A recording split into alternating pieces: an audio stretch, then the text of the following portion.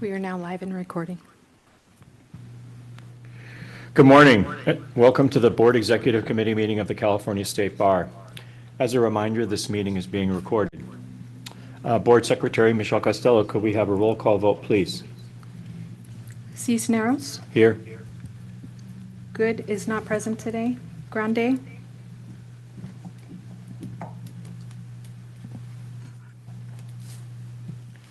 Grande?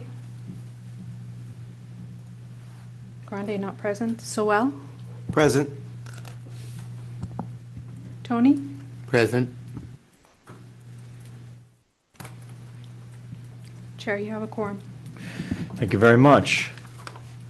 Next on the agenda is a call for public comment. Before we begin public comment, I would like to remind everyone of the ground rules for speaking during this meeting. Specifically, under the State Bar's policy regarding public comment, members of the public cannot cede their time to another speaker. Any attempts to deceive the board by disguising your voice, using different aliases or names to participate in public comment is, by extension, not allowed, as well as impermissible under State Bar's policy against disruptive and disorderly conduct that may result in removal from the meeting. We appreciate your cooperation in maintaining a respectful and orderly environment for all attendees. And I would like to remind everyone that under the Bagley-Keene Open Meeting Act, public comments must pertain to items that are on the agenda or be related to matters that are within the jurisdiction of this agency. Specifically, the Board Executive Committee is responsible for the effective functioning, maintenance, and development of the board, oversight of strategic and essential operational matters, including legislative relations, and appointments to volunteer entities. State Bar staff will attempt to call members of the public in the order that they appear in the attendee pool. For those who are participating by Zoom video, you should have a function for virtually raising your hand. It is a hand icon and should appear at the bottom center of your screen. If you wish to address the board, please click on the hand icon now, and State Bar staff will call on you in the order that hands are raised. For those who are participating by phone, you may virtually raise your hand by pressing *9. That is the star key, then number 9. Again, doing so will alert staff that you would like to make a comment, and State Bar staff will call on you and open your microphone so that you can address the board. For those who are participating from a noticed location, please alert the State Bar staff member present in the room that you would like to make a comment. Due to restrictions, we cannot allow more than 2 minutes for each speaker. Please note that staff will have an on-screen countdown timer visible to all attendees during the duration of your public comment. The 2-minute timer's countdown will begin as soon as you start your comment, and the on-screen timer will flash during the final 10 seconds. Michelle, do we have anybody asking to make public comment? We have 2 advance sign-ups and 1 hand raised. First up, I have phone number ending in 2150. I don't see in the room. If you're there, can you please raise your hand?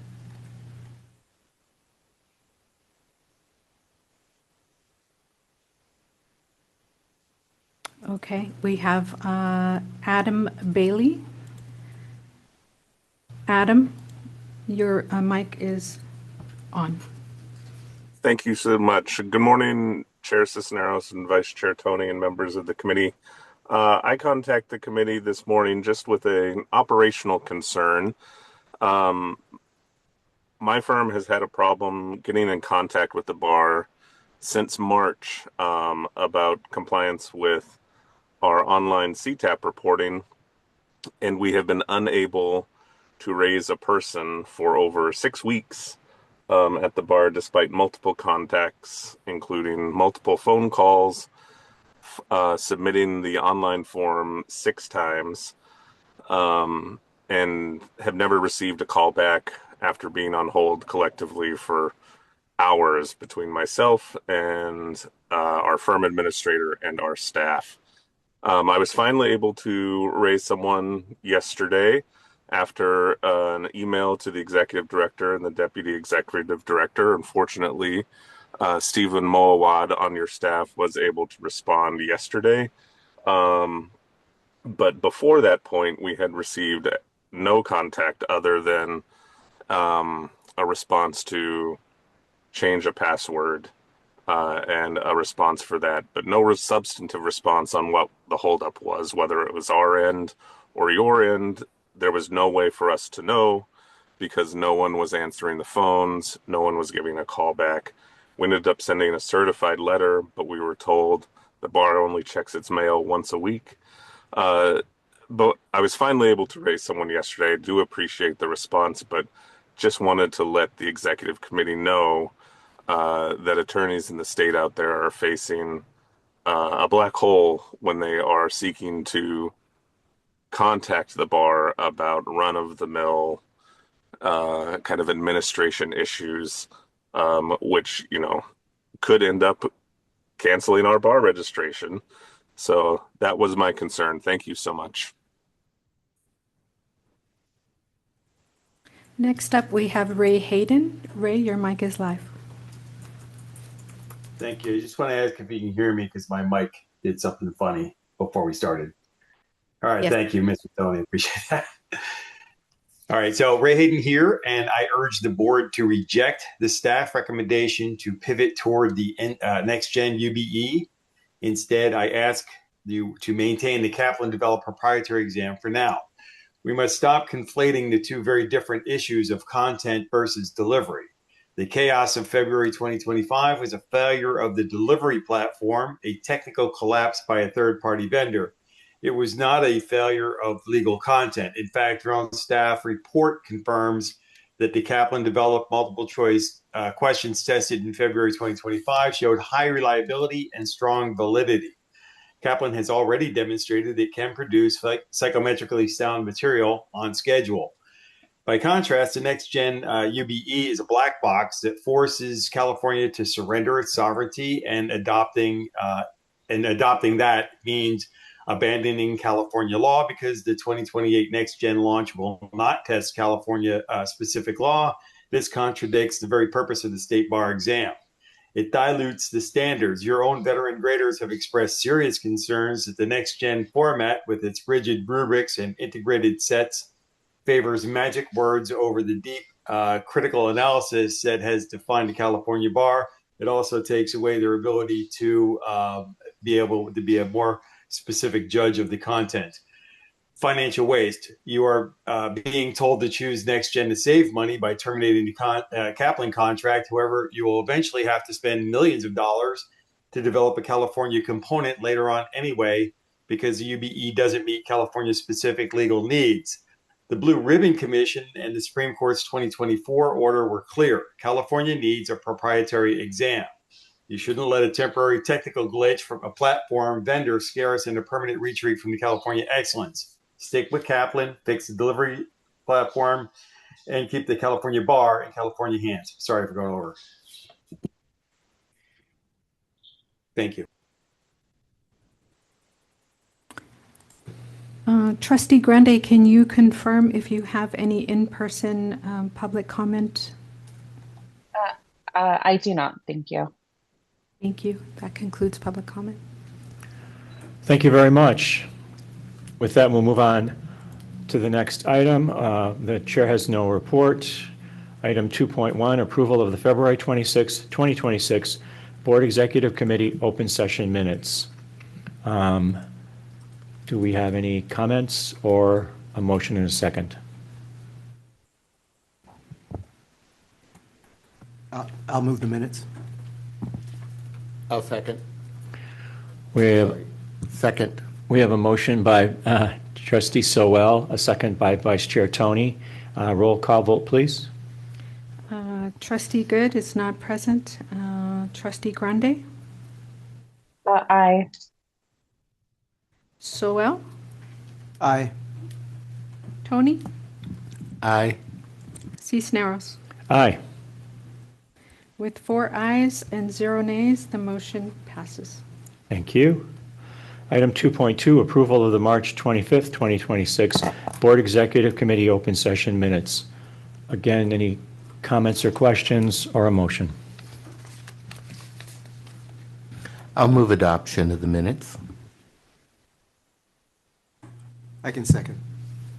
Motion by Vice Chair Tony, second by Trustee Soel. Roll call vote. Trustee Good not present. Trustee Grundy? Aye.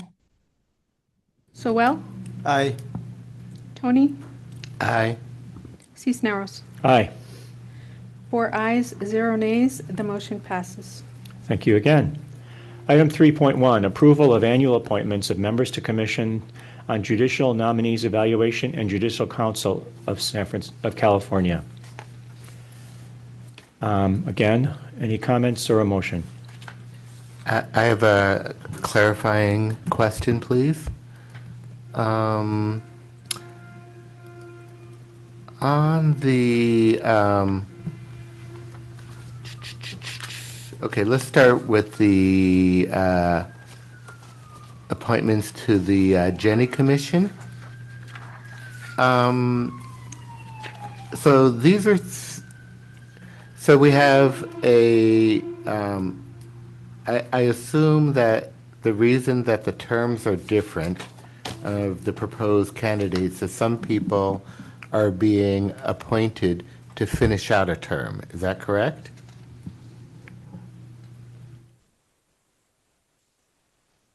That's correct. Okay.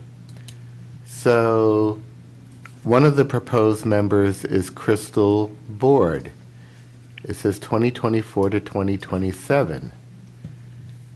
And when I go to the list,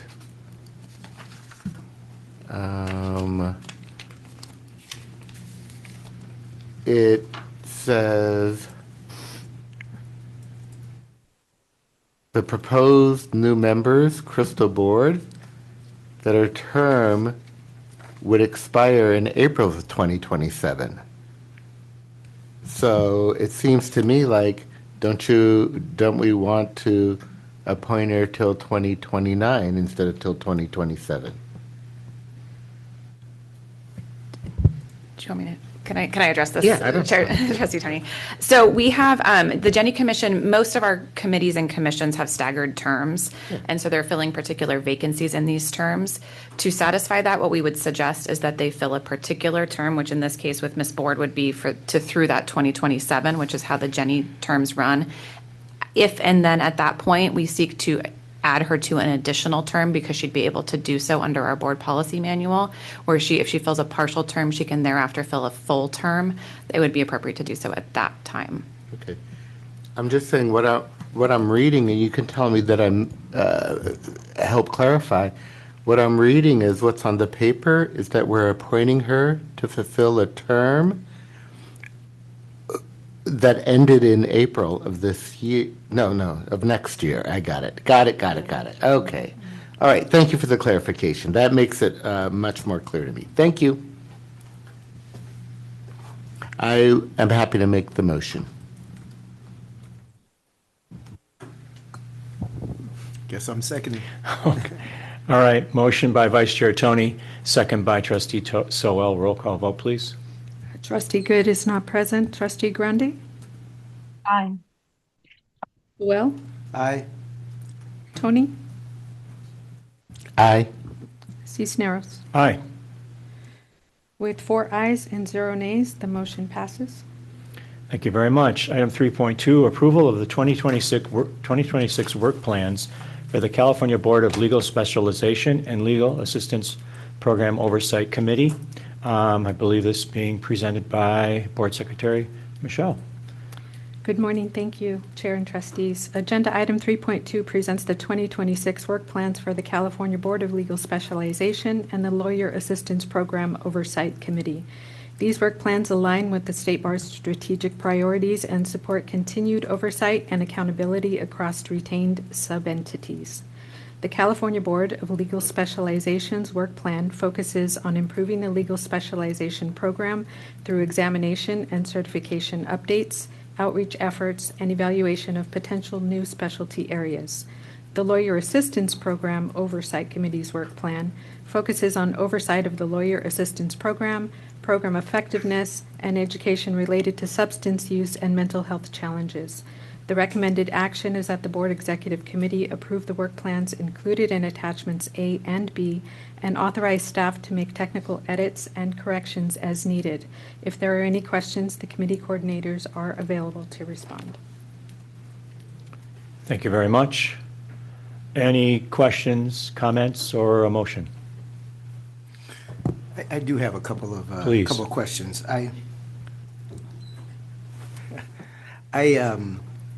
I don't necessarily have an issue with what's in either of the work plans, but I think I need a refresher on how we monitor and track how folks are making progress to their work plans. In particular, what I'm making note of is when we got the Justice Gap study and the Justice Gap presentation, some of the areas of law, particularly in immigration law, where we have great deficiencies. And so I think I just need a sort of refresher on, okay, here's their work plan. How do we get an assessment? Is it just through the Justice Gaps study, or how do we get an assessment towards progress made?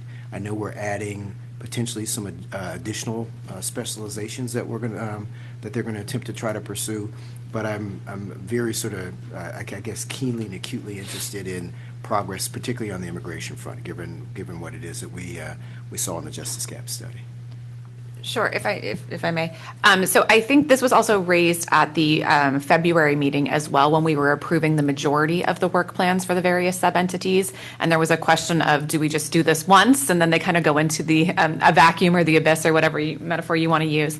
And the thought is that we will be bringing these back to show kind of a progress update on those items. I think the timing of which is something to discuss with the chair and vice chair as to whether that should happen kind of prior to the next round of work plans coming towards you all. So probably likely the end of this year. So perhaps the September or November meeting to show kind of that progress update.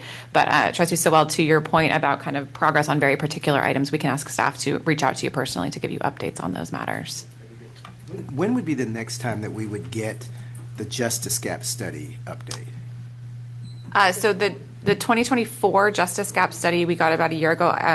Let me get back to you on when they happen. They're not annual, and so I want to say it's a 4-year study. It's every 4 years, but let me confirm that. Okay. It strikes me as a little long, but yes, please, if you would get back to me. Oh, it's even longer. It's 5 years.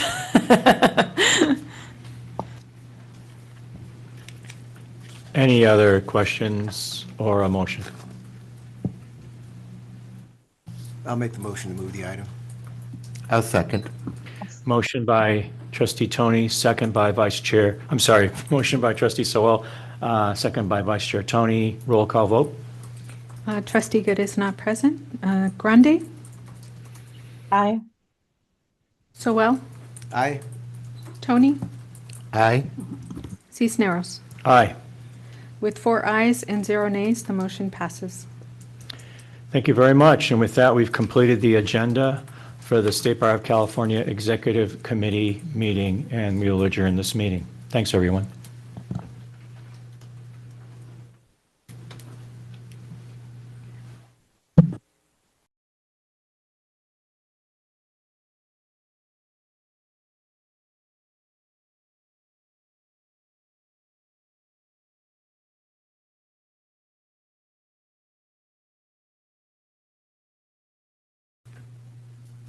We are now live and recording.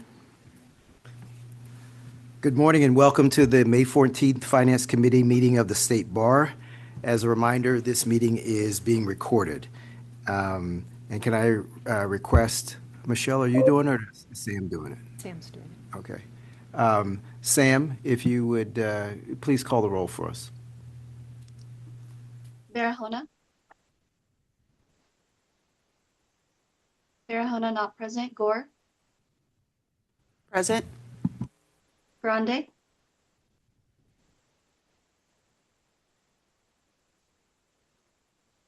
Grande not present. Giorgiello? Giorgiello also not present. Sowell? I am present. We don't So have, it looks like we do not have a quorum right now. we just give it a sec. We can give it a second and we can attempt to reach out to those missing members. Should we just recess for?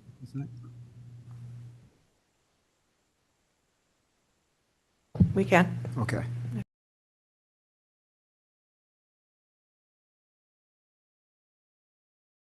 Run through this one more time. Welcome, everyone, to the May 14th Finance Committee of the State Bar. Our first order of business is to establish a quorum and to call roll. And so if I could get our staff coordinator, committee coordinator, Sam Tesoro, if she wouldn't mind call the roll again, please. Arjona, Present. Gore, Present? Grande. Grande not present. Giorgiello. Giorgiello also not present. Sewell. Present. We have a quorum, Chair. Okay. Before we begin public comment, I'd like to quickly sort of run through some of the ground rules for speaking during the public comment period.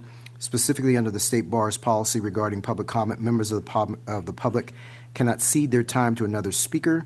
Any attempts to deceive the board by disguising your voice, using different aliases or names to participate in public comment is by extension not allowed, as well as impermissible under the State Bar's policy against disruptive and disorderly conduct.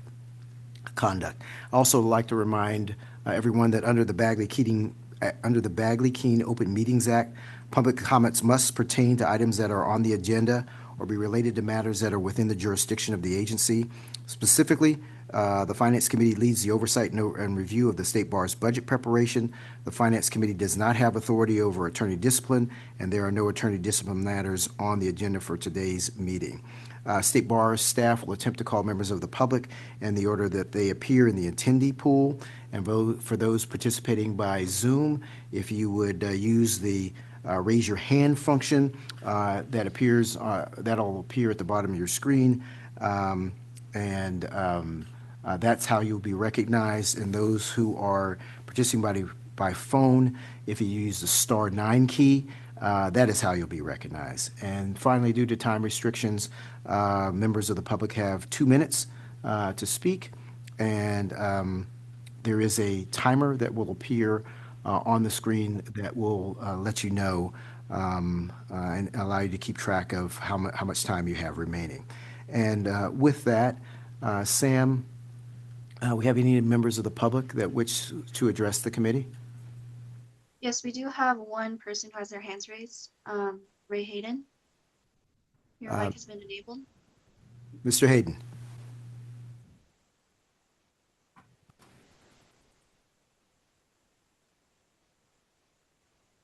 Ray, I think you're muted.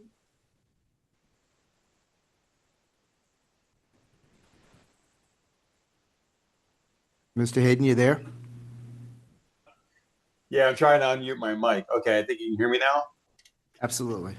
Okay, great. Okay, so it appears that the staff's cost projections on the next gen UBE are incorrect, and they leave out the mandatory $149 technology fee, which amounts to $7 million more than the Kaplan option. I want to keep that in mind for the next portion of the meeting. Thank you very much. Have a great meeting, and we'll see you then. I appreciate your comments, Mr. Hayden. Sam, anyone else that has? We have no more public commenters at this time. All right. Patty, anybody at your, or Trustee Barahona, anyone at your site wishing to make public comment? No, no, Chair. I think we're good to proceed. Next on the agenda is the chair's report. The chair does not have a report today, so we can move from that item. Next item on the agenda is item 2.1, approval of the February 26, 2026 Finance Committee open session minutes. Any members of the committee wish to discuss or make changes to the minutes from the February 26th meeting? If not, can I have a motion to move the minutes in a second, please? I'll move the minutes from the February 26th meeting. No second. All right, so moved by trustee Gore, seconded by trustee Barahona. Sam, would you call the roll for us, please? Barahona, Aye. Gore, Aye. Grande, not present, Jargiello, not present, Sewell. Aye. 3 ayes and 0 nays. The minutes are adopted. Very good. The next item on the Finance Committee's agenda is approval of licensee requests for adjustments of fees, penalties, and charges. And I think we're going to be promoting Special Counsel Steve Moed to make this presentation. I'm Welcome, here. Thank you. Good morning, trustees. This is a routine item where we present requests for waivers that have been vetted by the two of the members of the Board of Trustees, and their recommendations go to this committee and then to the board. I'm prepared to answer any questions if anyone has any.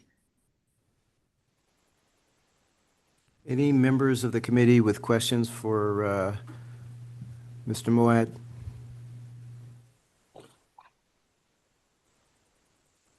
With that, can I get a motion to move the item in a second, please? I'll move the item. No second. Moved by trustee Gore, seconded by trustee Barahona. Sam, could I get you to call the roll for us, please? Barahona, Aye. Gore, Aye. Grande, not present, Jargiello, not present, Sewell. Aye. 3 ayes and 0 nays. The motion carries. Thank you. Mr. Moed? Thank you. The next item on the agenda is item 3.2, approval of 2026 Quarter 1 Financial Statements Report. And I think making this presentation will be our Chief Financial Officer, Araceli Montoya Chico. Yes. Hi, good morning. Let me make sure. Good morning. Good morning. Okay, I just wanted to make sure it's working, and it is. Okay. Good morning, Finance Committee. Today I'll be presenting the results of the first quarter financial statements. I will first go through the revenue highlights and then followed by the expense highlights. So first, overall, our operating revenue for the first quarter was just slightly under 178 million out of a budget of 172. So that's about 5.3 million above budget for the state bar-wide revenue. And the variance is composed of these funds that you see here. So first I'll start with the general fund, and overall our budget to actual results are pretty in line for most of the funds, as you can see. The first one I'll start with is the general fund, and as you can see, the general fund is really overall on target. It's just 100,000 above budget, so that's pretty good. However, I really do want to highlight, even though overall we are above budget, the mandatory fees themselves were actually below budget. We did have fewer attorneys that paid by the deadline. So on the flip side, what that means is that we did have to assess a higher late and non-compliance fees for all of those attorneys that did not pay by the deadline. So in the next quarter's report, that's when you will see the impact of late and assessed fees again. So how much exactly we'll find out, but a similar trend as to last year, we're going to have, it appears we're going to have more late and non-compliance fees than we've had in prior years, since attorneys were late in paying their fees. The next fund with a significant variance to discuss is just the Equal Access Fund. So just as a reminder, all of the funds are mostly pass-through. We only get to keep a small portion for our administrative cost reimbursements. But the Equal Access Fund is above budget by about about 100,000 also. It is really just due to these grant administrative cost reimbursements. There was more grant activity in Q1 than we had budgeted. So we just got a little bit more of that administrative cost reimbursements from the Equal Access Fund. The next fund, the grants fund, is also above budget, and this is particularly due to the Care Court grant. We had grantees signed agreements earlier than we expected, so we were able to disperse those funds. And you'll see on the next slide on the expense side, because it's when we get the revenue, we disperse it right away as much as possible. You'll see that there's also a variance in the grants fund on the expense side. And similar to prior trends, the Legal Services Trust Fund is also above budget. I think we've seen this just about every quarter, and it is mostly due to the IOLTA earnings, the interest on lawyer trust accounts. The budget for the Legal Service Trust, IOLTA specifically, is set by the Legal Services Trust Fund Commission. So they establish what they think the average daily rate is, and then an interest rate, and we basically take that and put it into the budget. The actuals, however, have always come above. And when we're talking about billions of dollars in trust accounts, a little bit of fluctuation really ends up in a significant variance. So you can expect to see this variance in the Legal Services Trust Fund where the actual revenue is exceeding the budget. It will continue throughout the year. Since we're already experiencing it in Q1, it will continue as the quarters move on. The admissions fund, moving on to the admissions fund is also above budget on the revenue side, and that's really because of the July and bar exams actually had higher applicant registrations than we had anticipated in the budget. So the combination of those two, it's almost $1 million above budget in the February and July bar exams. And then there was a small portion of the moral character application revenue that was also above budget. We think this is more of a timing difference. We just got more in Q1, but we don't expect this to be an ongoing variance in the subsequent quarter. So it should resolve by year end. Finally, the client security fund is pretty on target, as you see. And the last of these variances is in other funds. It is above budget by about $200,000, and that's just a trend that we've also seen. Is we received higher donations in the Greg Knoll Justice Gap Fund, and we continue to get some Cypress settlement donations. So that's good. I'm going to move on to the expense now. Expenses, total bar-wide expenses were pretty on budget as well. They were only $1.3 million above. So in total, it's 105.4 out of a budget of 104.1, and these are the variance.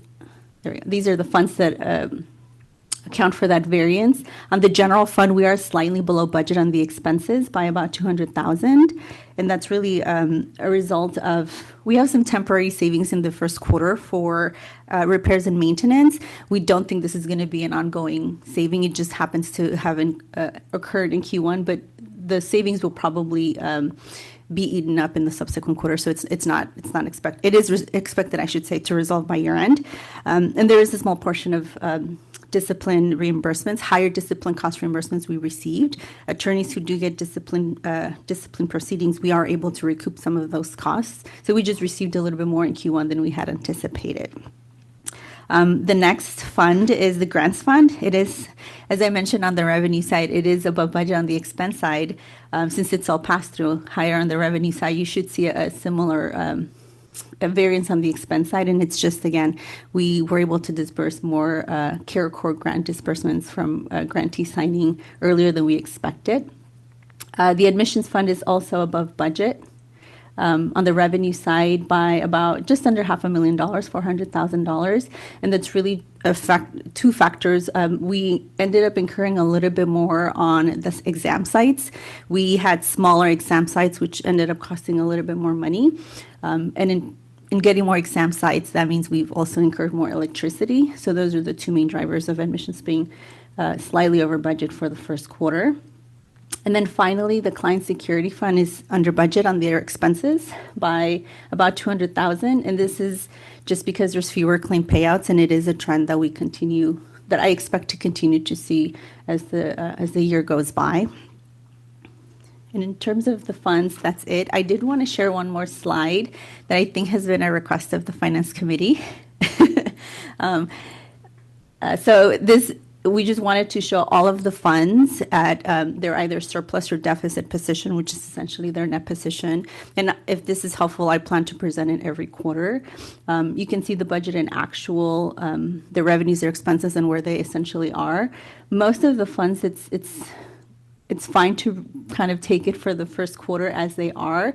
I want to call out specifically the general fund. That one's a little bit more unique because most of the revenue comes in the first quarter. So right now it looks great. Yeah, right. It looks like we have great 79 million almost in surplus. But that's just because the revenue, like I said, most of it, probably about 98% comes in Q1, whereas the expenses are more we spend them ratably over the 12 months. So there's a little bit of mismatch there. But as the year goes by, you should see that the expenses are going to keep increases and the revenue is going to be more or less pretty stable. But the other funds, as you can see, they're more or less on target. The legal services trust fund looks really weird. It looks like they have a huge deficit, but that's just because it is planned that we are going to have more grant disbursements than the revenue we're getting, but the reserves are there to do so. And I think that's all I wanted to highlight in terms of the funds. And that's the end of my presentation. If there's any questions. Questions from members of the committee on the Q1 financial statements report? Araceli, I do have a couple of questions. I don't know if you want to call it a trend or not a trend, but these late fees on the part of licensees not paying their fees on time. I mean, obviously we'll take the revenue, but I think it just would be helpful to just to get a better sense of is this all done electronically now? Are there other ways that we're notifying licensees about when the time frame by which they have to make payments, et cetera? Would you like me to take this? Yes. Eric oversees that side. So I'm happy to answer some of the questions. But so at a high level, I would think it's helpful to kind of explain a certain time and current time. So over the course of the past, I want to say like 8 or 9 years at this point, attorneys have become subject to many more regulatory obligations at the state bar. So it used to be MCLE, which is the continuing education requirements, and licensing fees. And that was it. Over time, we have added many things to their requirements. This board and the Supreme Court have added many things to these requirements.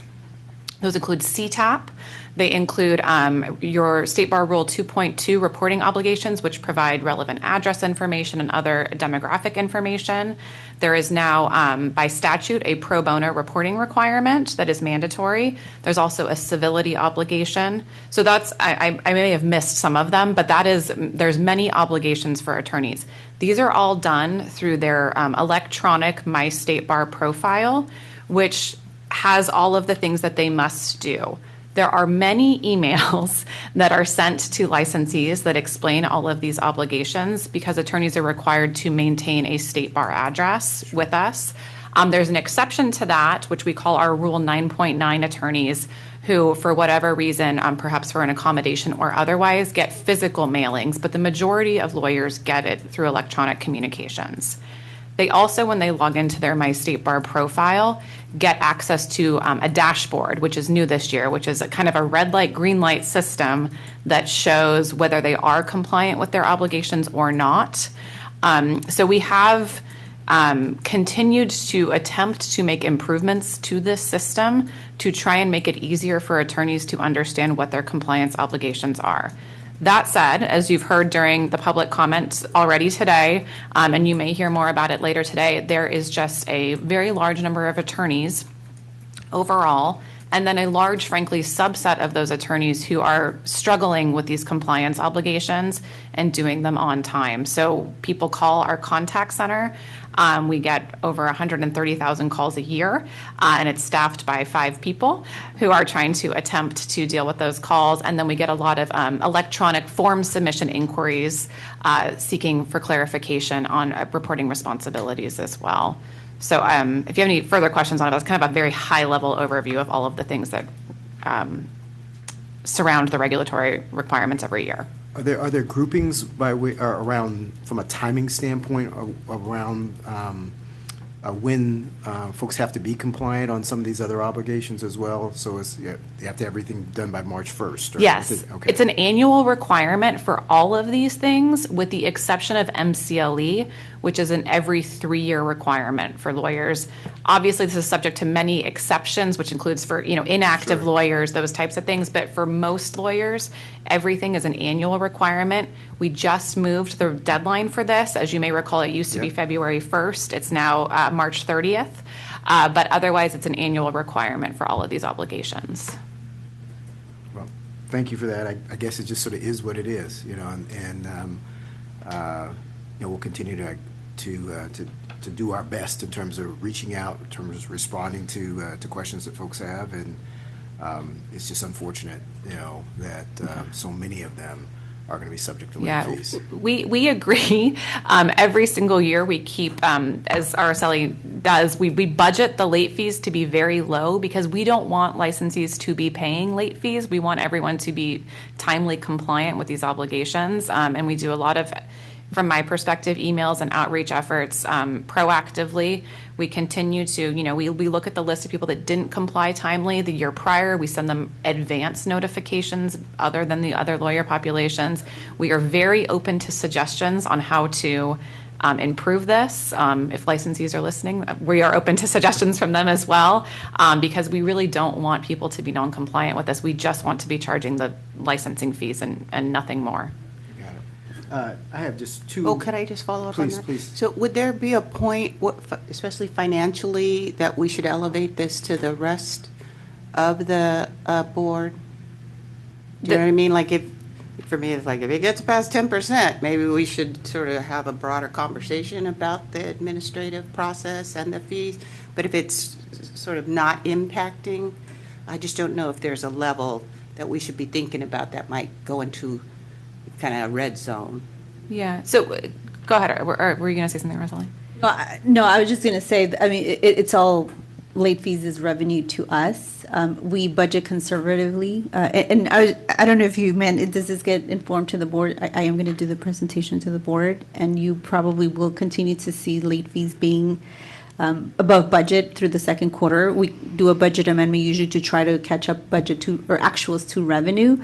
But I don't know if there is an administrative impact on. To Trustee Gore's question, the amount of late fees it equates to how much right now, Araceli, would you say, in terms of budget impact? And can I, while RSLE is pulling that, I can just say, so the late fees are something that is set by the board. It's part of our schedule of charges and deadlines. Those are currently, like most of our fees, set with a CPI increase on an annual basis. And they are per non-compliant item. So if you are non-compliant with all of these things, I want to say there's 6 things, but don't hold me to that. If you're non-compliant with 6 things, you get 6 separate late fees for each of those things. So it's not insignificant. So as part of the schedule of charges and deadlines will come before you at the November meeting, like it does on an annual basis. We can certainly talk about if you want to see something more that kind of breaks down all of these fees. And if the board wants to reconsider, having a fee for each of these items, I will say each item requires staff work to deal with. But if that's something that certainly the board could consider, if one violation equals instead of, a per violation thing, if it's just one higher fee, but it's not separately assessed for 6 items, things like that. There are definitely things that we could explore as different options. Yeah, and I'm not just thinking strictly, yes, of course, it's revenue to us, but it feels like it might be a burden to becoming or staying confirmed or verified. Active. So there's a burden aspect of it. And then to the point of grouping, there may be groups who are disparate impact, right? If you disaggregate it, say, oh, this population is struggling more than another. So I'm trying to make sure I'm back to the revenue is an indicator, an early indicator of some trends. I have a quick update, Arnie. Because the deadline is March 30th, that's really outside of the quarter. I do see some as of our March numbers. It's only a couple, like about 200,000, but we really won't see how many late fees until the second quarter. I can tell you we budgeted 1.8.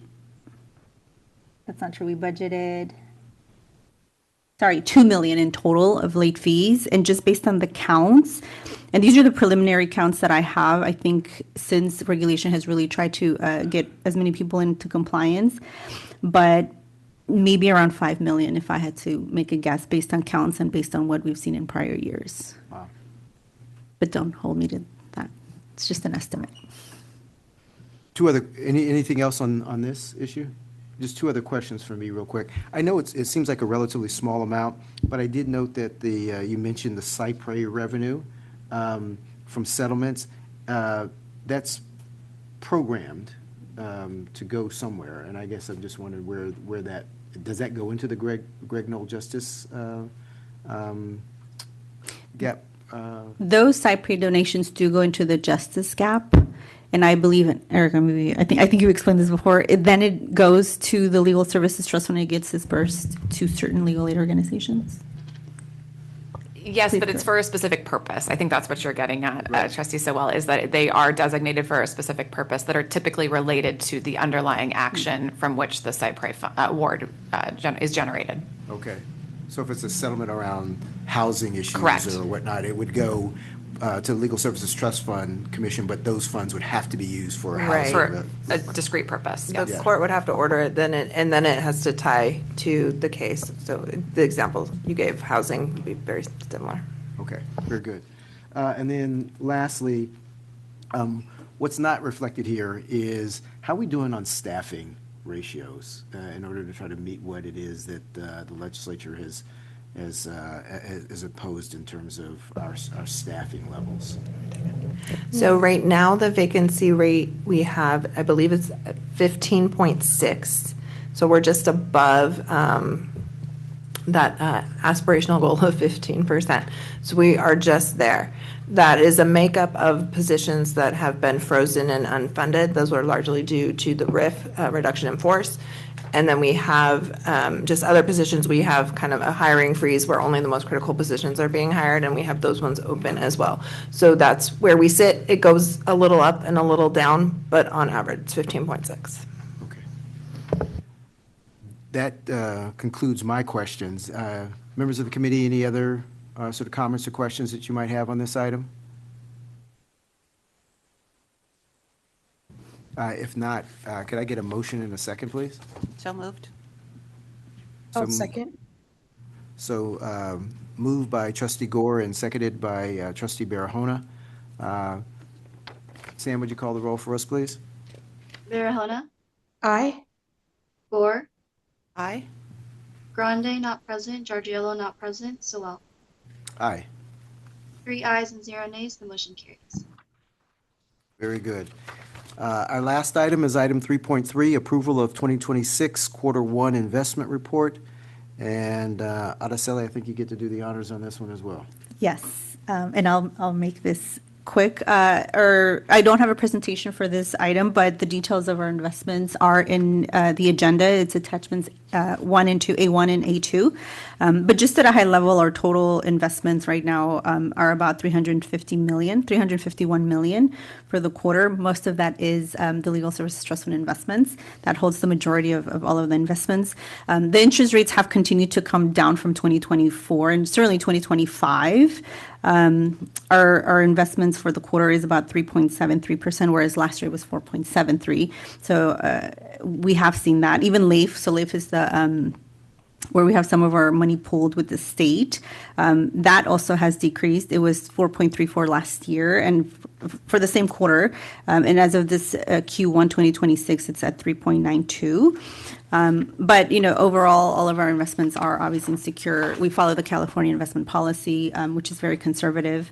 All of our investments are insecure, primarily commercial paper. Some of the large one is in the federal home loan discount note. So they're pretty secure investment. If you look at your attachment A2, you could see kind of when I purchased some of these investments, and you can see that the rates are starting to come down from 2025 to 2026. late 2025, we were still able to get a yield over 4%, but that's no longer the case. The Fed did not cut rates this last meeting, and I don't think they're expected to cut it in the next meeting. So the rates should at least hold at around 3. It's just what I've seen from. I think we're all guessing, but the interest rate should more or less stay the same, probably in the mid 3.5% yields, which is pretty consistent, at least with the last quarter of 2025, but certainly lower than 4%. I don't think we'll see that for a while. Otherwise, that's all I have on the investments. Questions from members of the committee about the Q1 investment report?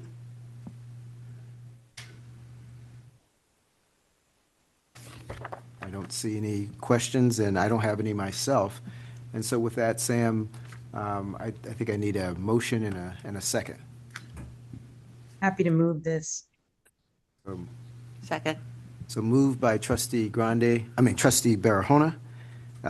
Trustee Grande's still not with us. And then seconded by Trustee Gore. Sam, could I get you to call the roll? Barahona, Aye. Gore, Aye.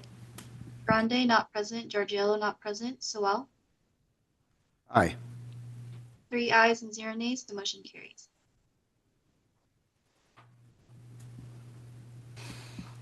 I think that's all we got. We probably just slightly over. So with that, I think we're going to adjourn. Thank you. All right. Thanks, everyone. Thank you.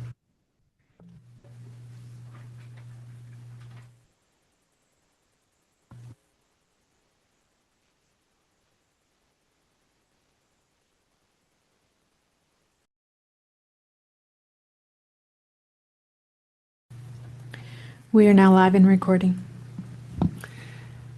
I'd like to welcome everybody to the meeting of the State Bar Audit Committee. My name is Mark Toney. I serve as chair of the Audit Committee. I'd like to remind you that this meeting is being recorded, and we're going to start off by asking for the committee coordinator to call the roll. Buenaventura, Present. Harrison, Present. Huser, Stevens, Present. Tony. Present. We have a quorum. Thank you very much. Our next item is the item for public comment. And the other two committees have explained the rules for public comment. I'll just summarize them by saying that we have each member of the public is entitled to 2 minutes of public comment. And I'm going to start by asking if we have anyone who has previously signed up for public comment. We have no advanced signups, Chair Tony. Okay. Trustee Harrison, anyone in your location who would like to speak? No, Mr. Chair, there is no one here at my location. Okay. And I do not see anybody in the meeting room that we are in who's here for public comment. So I will go ahead. And the first item on the agenda is the chair's report. I don't have a verbal report to give today. So the next item is the open session minutes from April 23, 2026. And I'd like to know if anyone has any questions, comments, and if not, I would entertain a motion to approve. Move to approve. Trustee Buenaventura Second. makes the motion. Trustee Stevens seconds. May we have the roll call? Buenaventura, Aye. Harrison, Aye. Huser is absent. Stevens, Aye. Tony. Aye. With 4 ayes and 0 nays, the motion carries. Thank you, everybody. The first item on the business agenda, item 3.1, is approval of the 2026 Quarter 1 Board and Management Travel Expense Report. We have Controller Coco Zen, who is making the presentation. Welcome. Hi. Yeah. Thank you, Chair. Hi, everyone. This is Coco Zhang from the Office of Finance. So for this agenda, I don't have the PowerPoint, and I will just be providing a short presentation. So we have prepared the quarterly travel expense report for the committee and the board's review. So the reports covers like the State Bonds Board of Trustees and the management's travel costs incurred for the period from January 1st to March 31st. It includes 3 sessions, cash reimbursement, the purchase car expenses, as well as the direct billing paid to the travel agency, mainly for airfares. The total costs incurred for quarter 1 were $20,981. So all the detail are provided in the attachment for your review. So this concludes my short presentation, and happy to take any questions. Thank you. Thank you very much. I'm going to open it up to my colleagues for any questions you may have.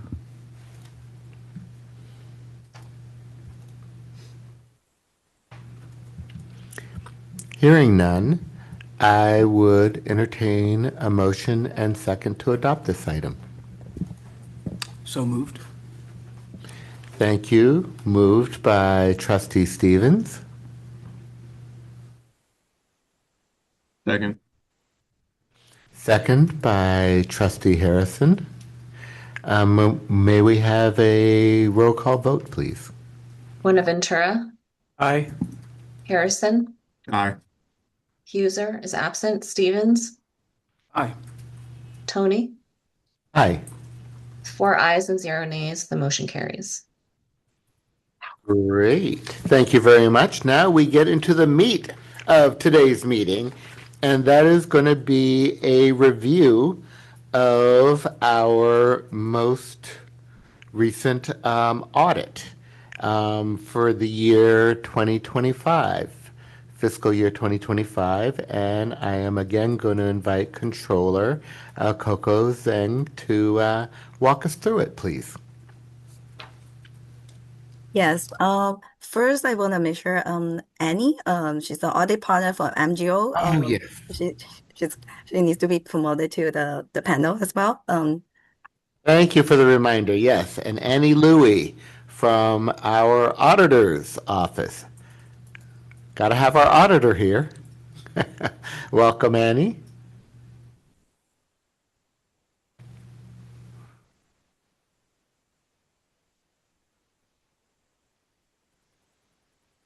And I'm sharing my screen. Can everyone Oh, see my yes. screen? We can see your screen, so thank you. Oh, yeah, great. Hi, Annie. So for today's presentation, Annie and I will be presenting together on this 2025 annual financial statement and the audit. And I will first go over some background information and provide the financial highlight for 2025. Then I will turn it over to Annie to provide the audit results. So for who are new to review this agenda report, just a little bit of background. So the audit committee has oversight responsibility on the financial reporting as well as the audit processes. So back in October 2025, MGO was invited to attend the audit committee meeting to go over the engagement for the 2025 audit. So the interim audit was performed from November 25 to February 26. And the actual financial audit started in March 2026. We are in the final stage of the audits, and so we have submitted the financial report for review and approval to issue and submit them to the state legislature by the deadline of like May 31st, 2026. So all 3 reports have the same reporting period from January 1st to December 31st, the calendar year. So we have submitted 4 reports for review. Finance prepared the annual financial statement, including the required no disclosures and supplementary schedules. We also prepared the statement of expenditures of mandatory fee to comply with CALA standard, making sure no mandatory fee are spent on any political or ideological activities. So we also coordinated with the Office of Assets and Inclusion to prepare the Legal Service Trust Fund report. It helps to ensure the IOTA fund or the trust fund revenue are distributed to the qualified legal service organizations, projects, and service center properly. And MGO prepared the 4th report in the agenda, and Annie will go over that in more detail later. So moving on to the 2025 financial highlights. At the end of 2025, total asset and deferred outflow decreased by 54 million. The main driver was related to the much larger IOTA or trust account revenue distribution in 2025. As you can see, the cash and investment balances significantly dropped by 42 million resulted from that. Additionally, like net capital asset decreased by 5 million was based on just for normal asset depreciation and amortization. The stable did not have many asset additions in 2025. So in the meantime, deferred outflows also decreased, especially for the pension item. They decreased by 5 million, were based on the actuarial valuations. On the liability side, total liabilities and deferred inflows decreased just by about 1 million overall. Both net pension and OPEB liabilities both decreased. These were also based on the actuaries' estimates and variations. However, we have some offset, like increase in liabilities, such as the unearned revenue. There was a new grant executed towards the end of 2025 from CalHFA, the California Housing Finance Agency grant. The state bar has received advanced grant payment, but still have some undistributed fund at the end of 2025. And moving on to the revenue and expenses side, operating revenue decreased by 7 million, as you can see in the table, mainly associated with the decrease in trust account revenue and grant revenue. For the trust account revenue, they decreased mainly due to the lower interest rate. So resulted from lower bank remittance to the state bar. Additionally, the state bar have recorded less grant revenue due to many of the state bar's multi-year grants have more distribution in 24 or were fully distributed in 24. However, we have an offset as we have the licensing fee increase in 2025 and the license fees and donation increased by 21 million, which helped to offset the decreases in other revenue categories.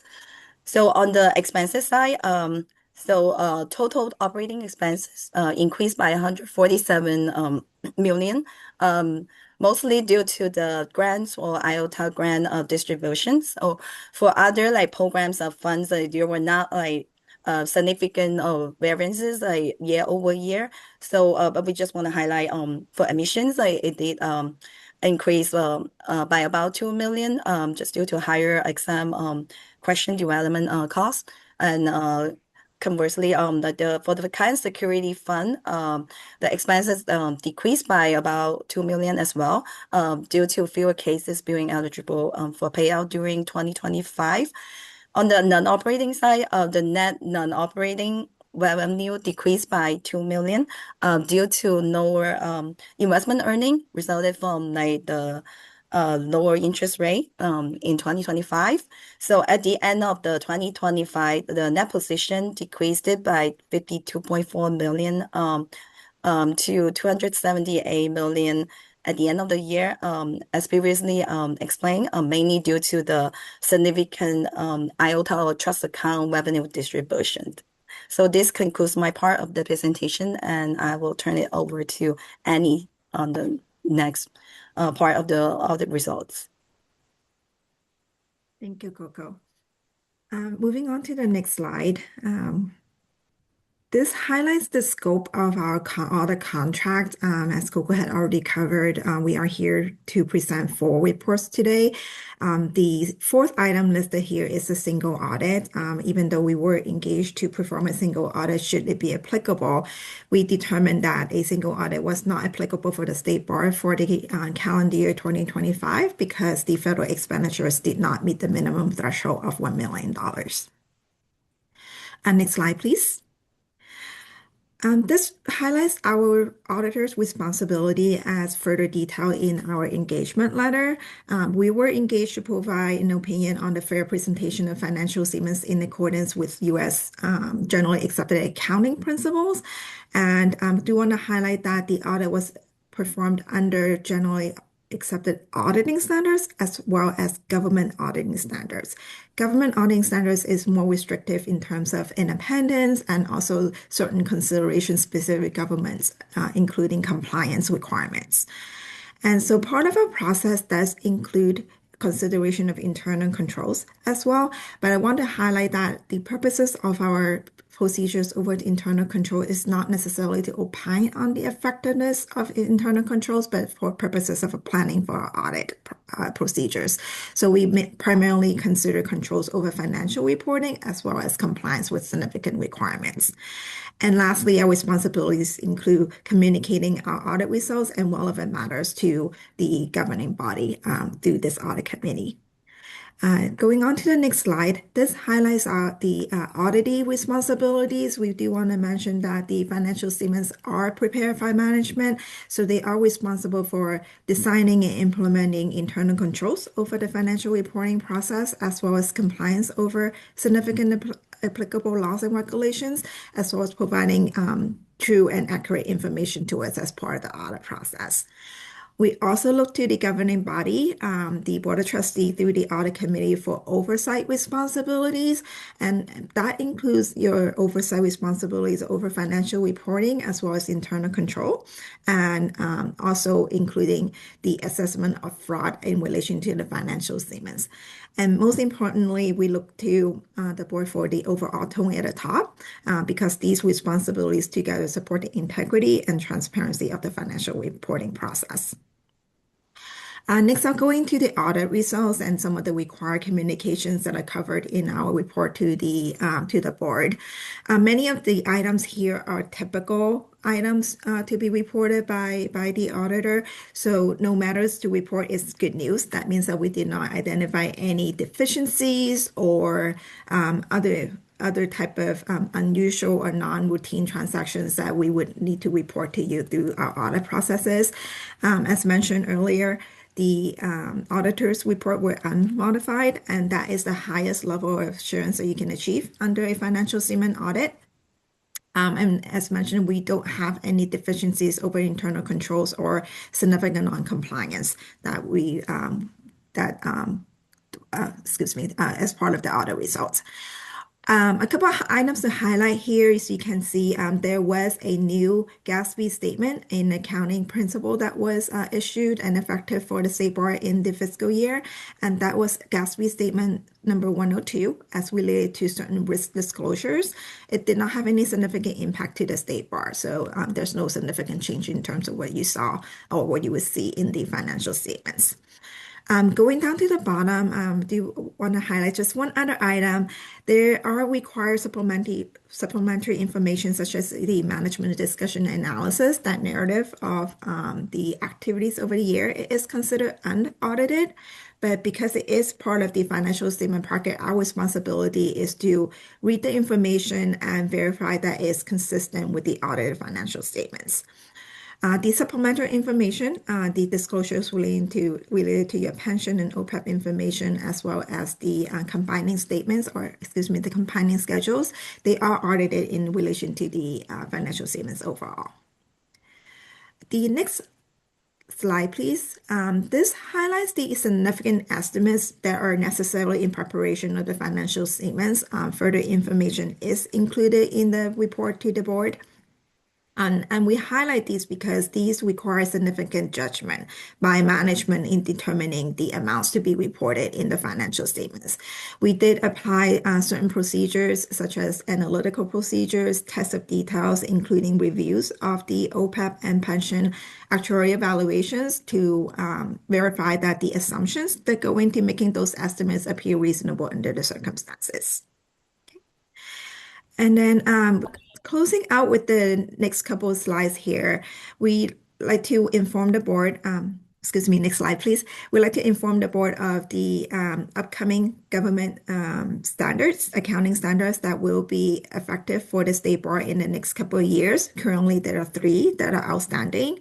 GASB Statement 103 and 104 will be effective for year 2026, and they relate to how certain items are being reported in the financial statements, as well as certain improvements for the MD&A. The next statement, GASB 104, is for classification and grouping of certain capital assets. So we'll be working with management closely for implementing these 2 statements in the next year. The last one here, as relating to subsequent event under GASB 105, is going to be effective for 2027. With that, I'd like to close out the presentation, and I'm happy to take any questions that you may have. Thank you very much, both Annie and Coco, for the presentation. I really appreciate the summary because it gives it to us in a nutshell, and I do appreciate it. And so I'm going to open this up to questions from my colleagues. Questions, comments?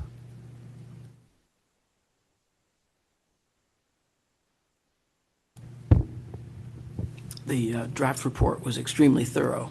I appreciated that work. Thank you, Trustee Stevens.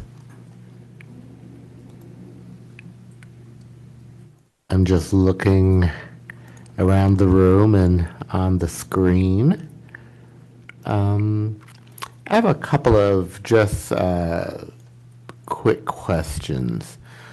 One is on the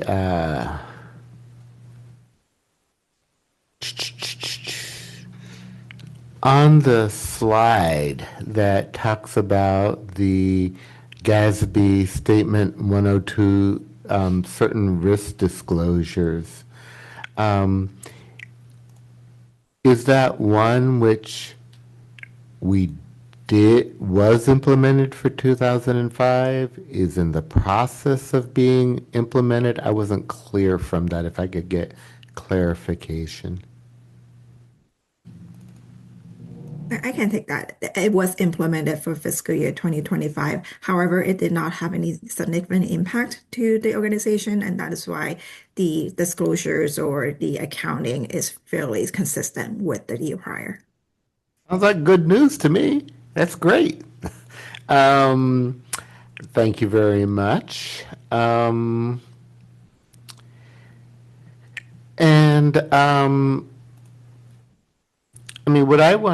Part of what I want to say is that this is clearly a clean audit, and that's very good news.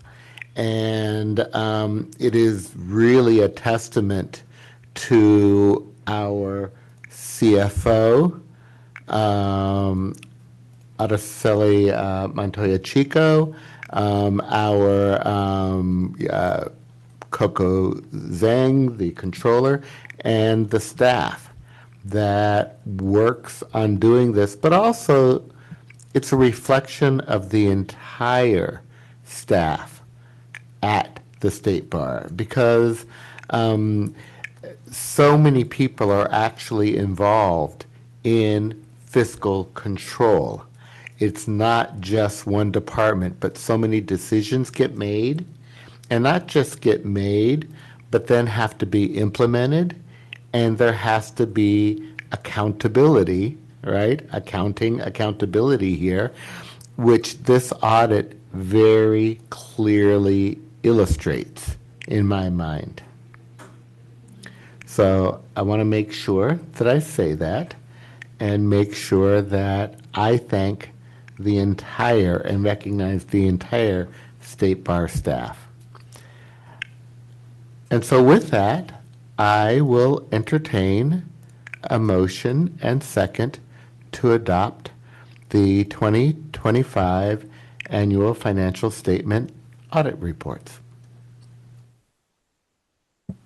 So moved. Trustee Stevens, thank you for making the motion. Second. Trustee Buenaventura, thank you for seconding. May we have a roll call, please? Buenaventura, Aye. Harrison, Aye. Buser is absent, Stevens, Aye. Tony. Aye. 4 ayes, 0 nays, the motion carries. Thank you very much. I am looking at the agenda, and I think we have reached the end. Is that correct? I just want to make sure. I'm sorry, what am I missing here? Yes, thank you very much. We do have one more item, which is 3.3, approval of the Legal Services Trust Fund Commission audit. And if we could have a presentation, I believe Program Director Doan Nguyen and Annie Louie from MGO are presenting this. Thank you. Thank you very much. Can we please re-elevate Annie? Annie will be presenting with me for this agenda item. Yes, of course.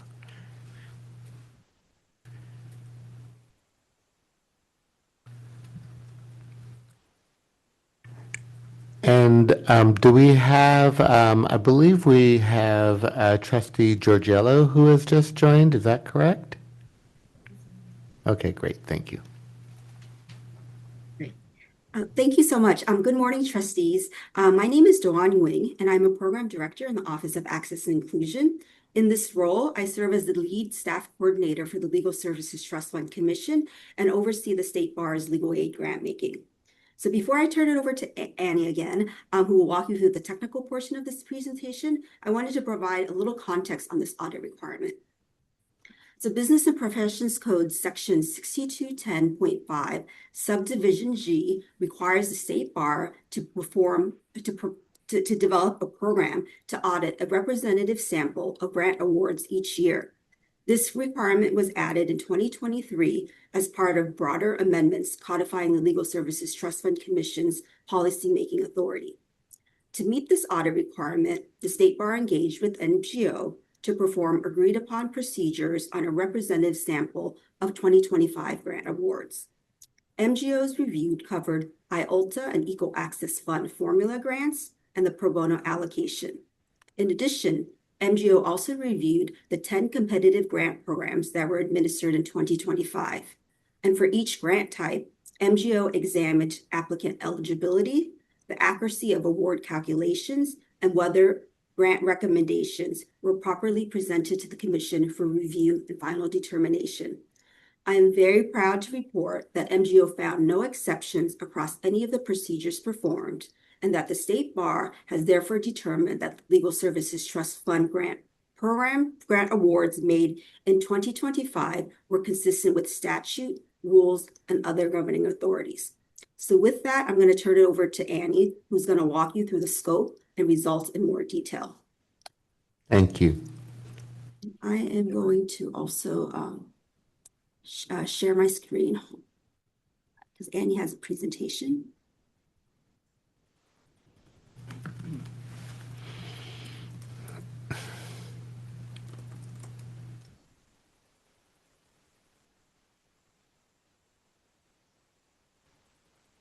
Perfect. Thank you so much. Hello again. So this item is for the agreed upon procedures related to the Legal Services Trust Fund. I have a very short agenda for you today. If we can actually move on to the slide on the what's and whys. As we get into slide number 3, please. While that is loading, I thought it would be good to talk about the purpose and what is covered under an agreed upon procedure, AUP for short, as opposed to an audit, because they do differ in nature and purpose. So I know you can't see that on the screen just yet, but I'll keep talking if that's okay. In terms of the agreed upon procedures, what it covers. Annie, I'm sorry. Do you mind holding for just 1 second so we can get the slides to where we need to be? Yes, of course. I'm sorry, are you not seeing the slide? I see. No, Dwan, we're seeing the not in presentation mode. We're just seeing the. Okay, I'm sorry. Hold on. Let me try it one more time.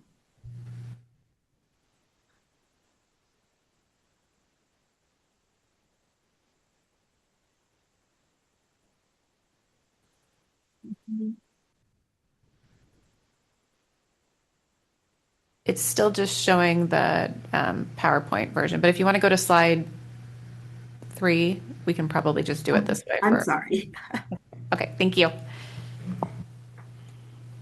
Okay, so that is the agenda. So as I was saying, so I will cover what the AUPs are, highlighting how that differs from an audit, go through the scope of the agreed upon procedures that was performed for the 2025 awards, and then our results. If we can move on to the next slide, please. So this is highlights the what's and whys in the AUP and agreed upon procedure.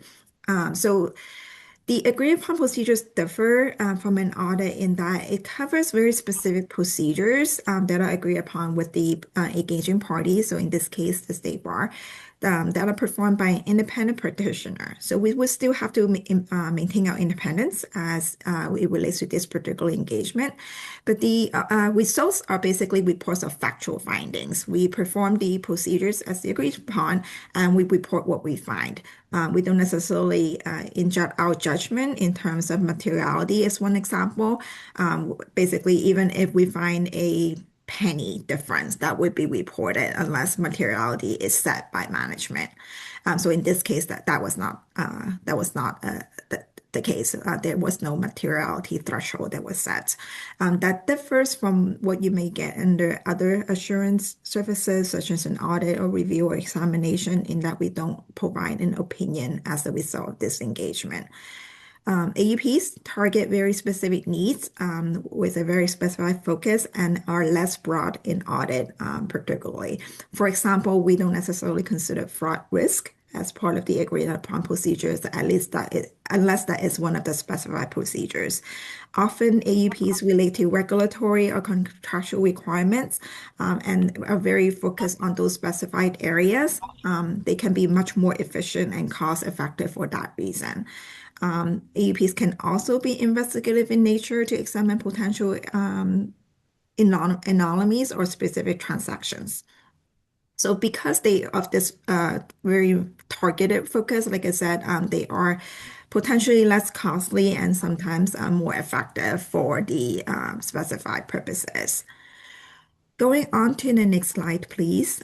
For the Legal Services Trust Fund scope, here you can see as Dwan had covered, we were engaged to perform specified procedures over certain awards that were provided by the Commission this past year. We performed the specified procedures as detailed out in our report, and we report what we find. On a high level, we were comparing the award decisions to the requirements for the IOTA as well as the Equal Access Fund. And then for the competitive grants, we compare the evaluation criteria to the criteria that were specified in the RFPs to verify that they were evaluated in accordance with the published standards. In terms of the results on the next slide, you can see in the detail report that we report the procedures as we were agreed upon to conduct, and there were no exceptions to any of the procedures that were specified. The report also covers how samples were selected in more details, but at this point, I'm happy to take any questions that you may have.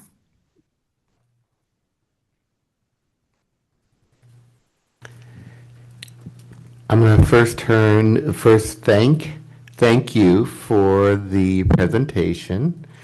and turn to my colleagues for any questions or comments.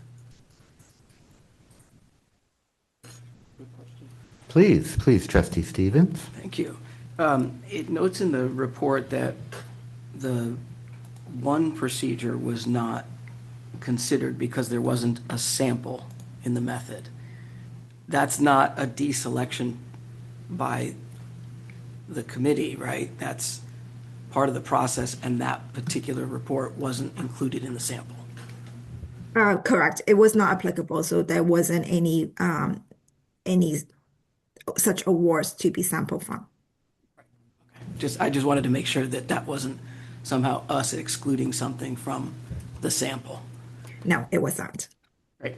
And the full report is available, except the link in the memo is not currently working. So just to make you aware. Thank you, Trustee Stevens, for the questions and the comment. Any other questions, comments from colleagues?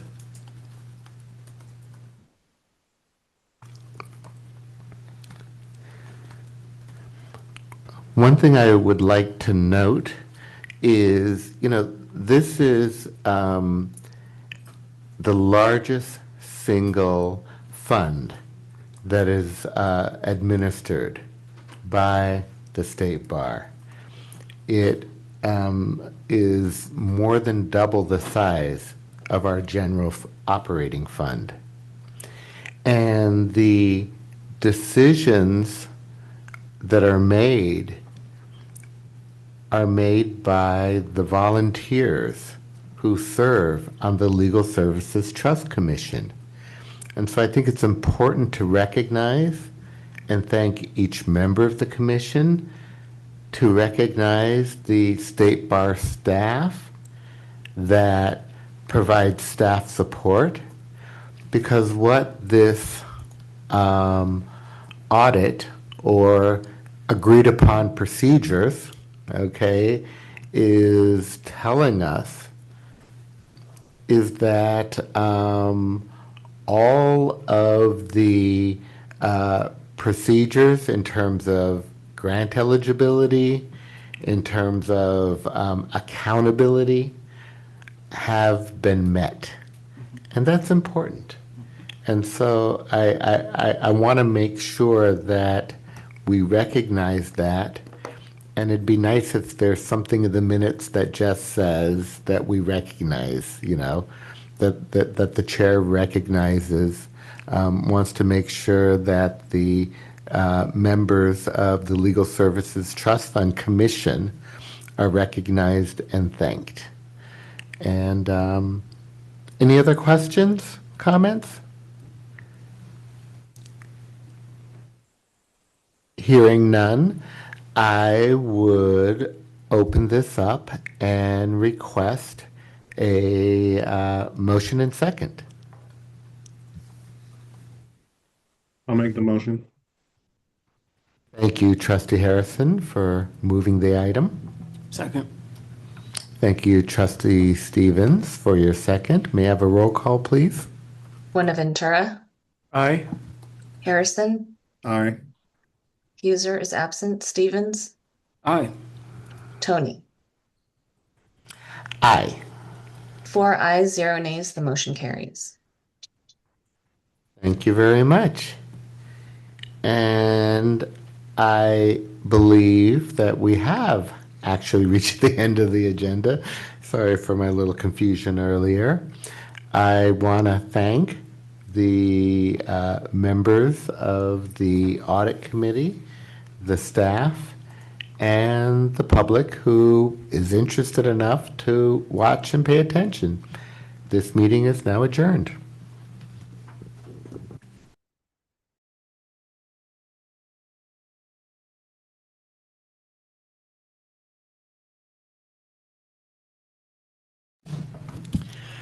Good morning, everyone, and welcome to the Board of Trustees meeting of the California State Bar. As a reminder, this meeting is being recorded. I'd like to request a roll call vote, please, Board Secretary. Barahona, Present. Buenaventura, Present. Cisneros. Here. Good is not present. Gore, Present? Grande. Present. Grande. Okay, there she is. Harrison, Present. User, Present. Torgello, Present. Sewell, Present. Stevens, Present. Tony. Present. Chair, you have a quorum. Thank you very much. Next on the agenda is the call for public comment. Before we begin public comment, I'd like to remind everyone of some of the ground rules for speaking during this meeting.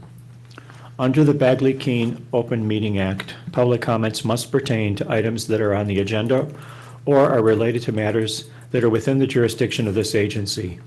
Specifically, the Board of the State Bar is governing body and is responsible for exercising oversight of the State Bar. The board, sitting as the Regulation and Discipline Committee, oversees the work of the attorney discipline system. Under the State Bar's policy regarding public comment, members of the public cannot cede their time to another speaker.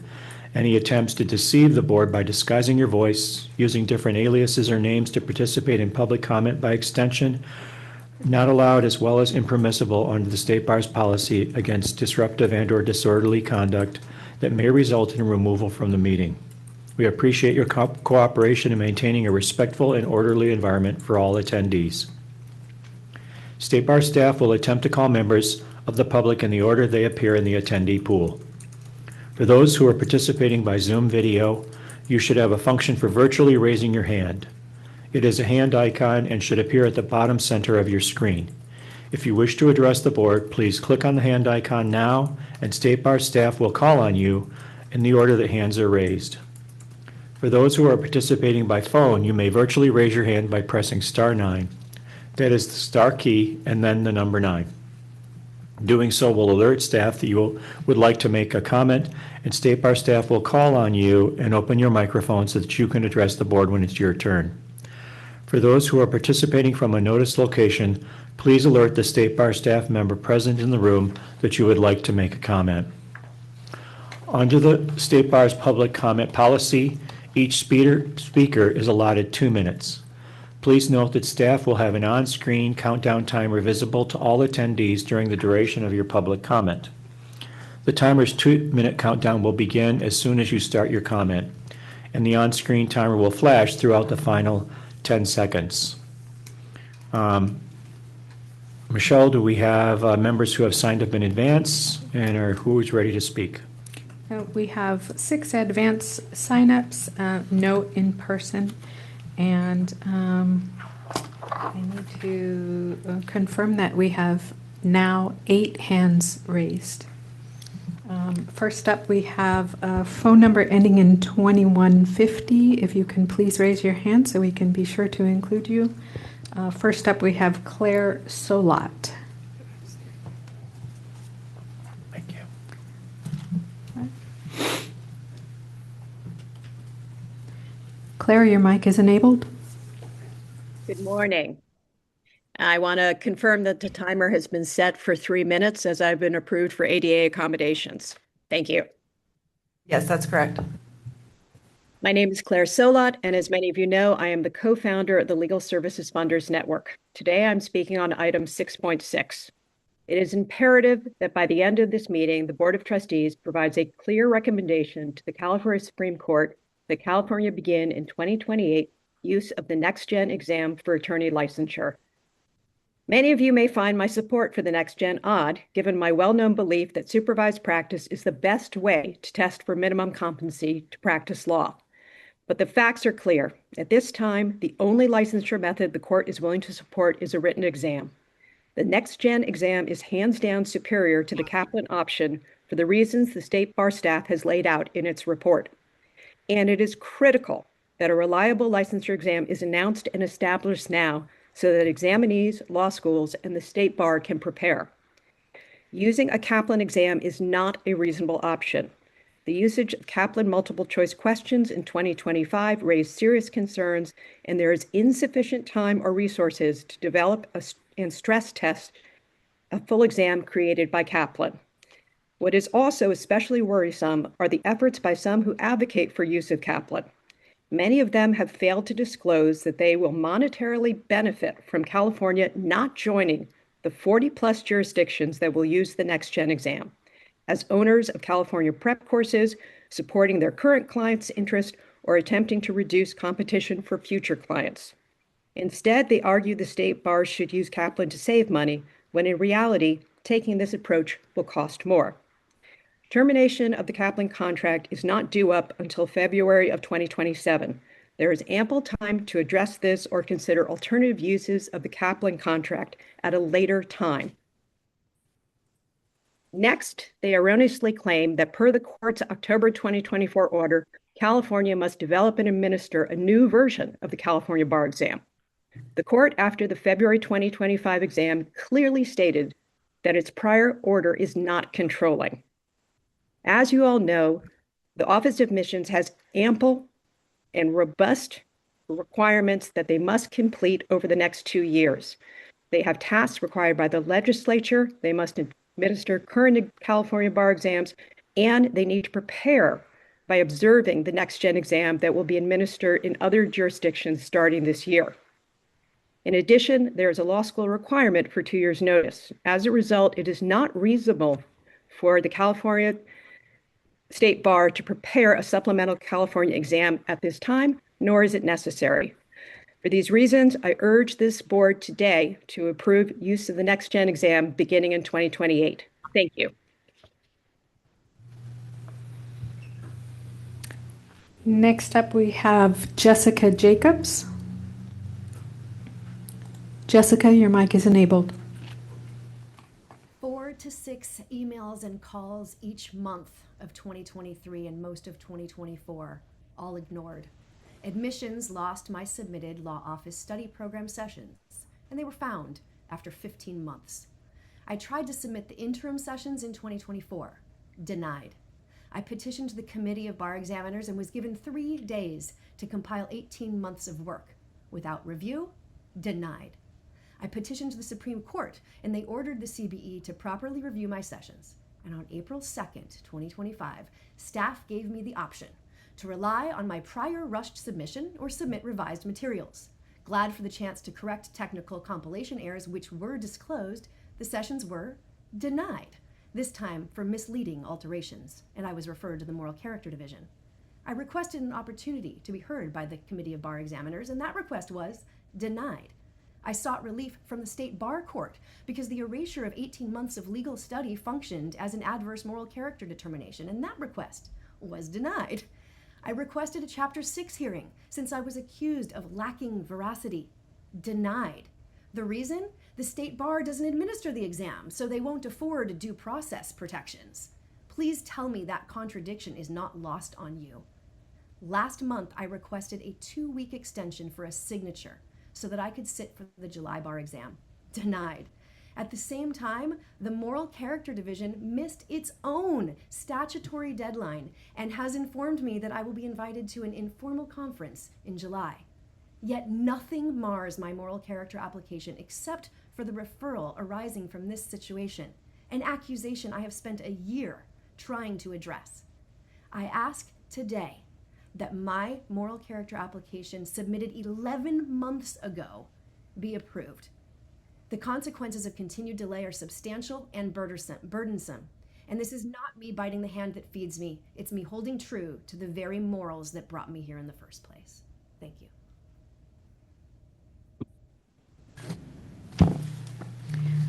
Next up, we have Gil Pellis. Gil, your mic is enabled. Hello, I'm calling in on behalf of the Los Angeles County Bar Association, where I am chair of the Future of Lawyering Committee. I'm speaking on behalf of item 6.6.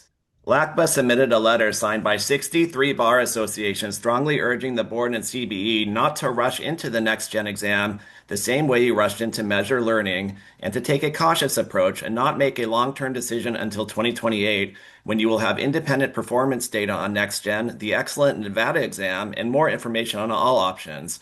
I will repeat that again. 63 bar associations united on this view, representing the vast majority of practicing attorneys in the state.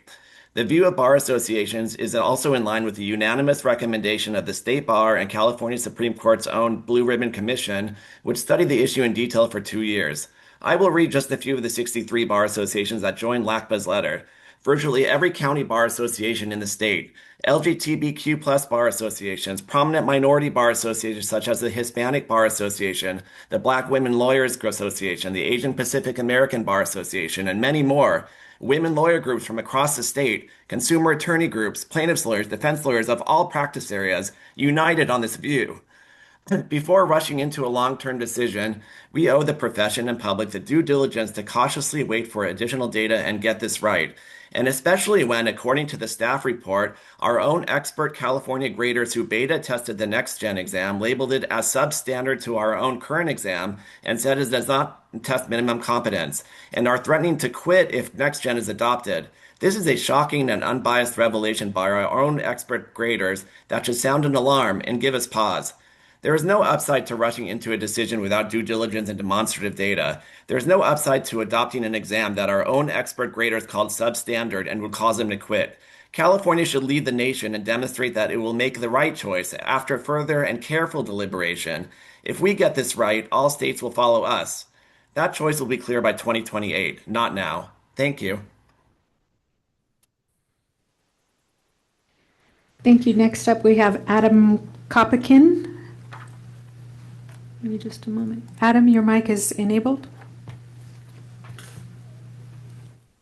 Thank you. Good morning. My name is Adam Kopikin. I'm a criminal defense attorney in Los Angeles. I'm a member of a 3-person firm. In my life, I have never called to public comment on any meeting. I'm doing so because we had run into an issue with registration of our LLP. There are 2 partners in our firm and 1 employee.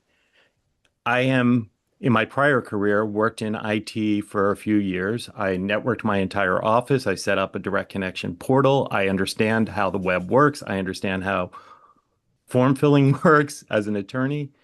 Getting through your LLP process and putting it in a computer was nearly impossible. It took last night, finally, I was able to reach a human being at the State Bar after being on hold for 5.5 hours the first day, leaving it in our office on hold music and kind of making a joke about it, but at the same time realizing that the 3 of us spend $1,800 a year in registration and we were unable to reach a human being. Finally, we were able to reach someone through your filling out forms, even though we were told repeatedly the inquiry was closed without any resolution.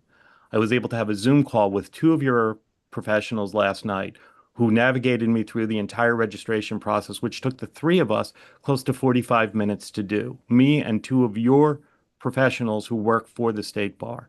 There has to be a better way. There has to be a way to streamline it. The emails we receive are not at all friendly. They're threatening, saying if you don't do this by such and such a date, you will be potentially suspended from the practice of law. I understand that it's not a simple or easy task to streamline these things, but things that have already been registered by paper by us are now on a computer, and we're being told, hey, wait a minute, now you have to redo everything you already did by paper in an electronic format, pay a fee on top of that, and pay a fine. I just think it's sort of insane. You know, we're here to service the community and the lawyers, and we're not being heard. Thank you.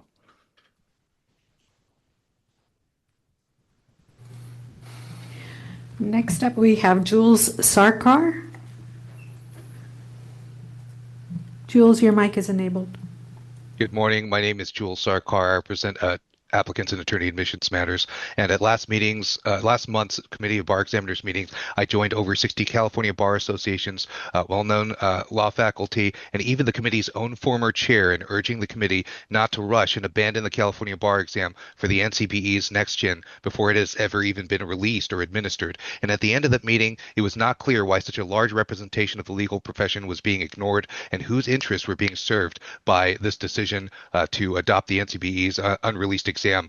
If the board today decides to abandon the California bar exam without even seeing the NCBE successfully administer the next gen in any jurisdiction, I ask that at a minimum, this board provide some explanation as to why such a large representation of our legal profession is being ignored to make this rush decisions, and who's primarily being served by that decision. There's no reason to pre-order software from a company that's repeatedly said over the years it lacks the ability to do just that. We know the NCBE can't do this after it spent years fighting a blind applicant against her request for reading assistive technology on the exam, only to be told by both the District Court and the Ninth Circuit Court of Appeals over several years of litigation to comply with that reasonable request. You've been warned. Our California bar graders have threatened to quit if the next gen bar exam is adopted. So again, I ask, if you rush to adopt this exam, whose interests are being served by that decision?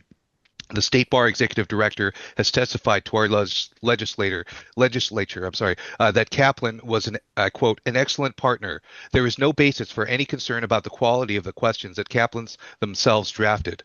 Those same admissions employees who secretly use a non-lawyer contractor using AI to draft exam questions seem to have given members of the committee and this board the false impression that Kaplan was somehow responsible for their decision to do that. It seems to be reflected in the committee's decision last month. The NCBE used that same non-lawyer psychometrician that used AI to draft those questions. How are we to know that the next gen exam will not have those same AI generated questions? The NCBE's unreleased exam will be available for adoption in a year or two Your time has concluded. Next up, we have Mr. Kai on. Kai, your mic is enabled.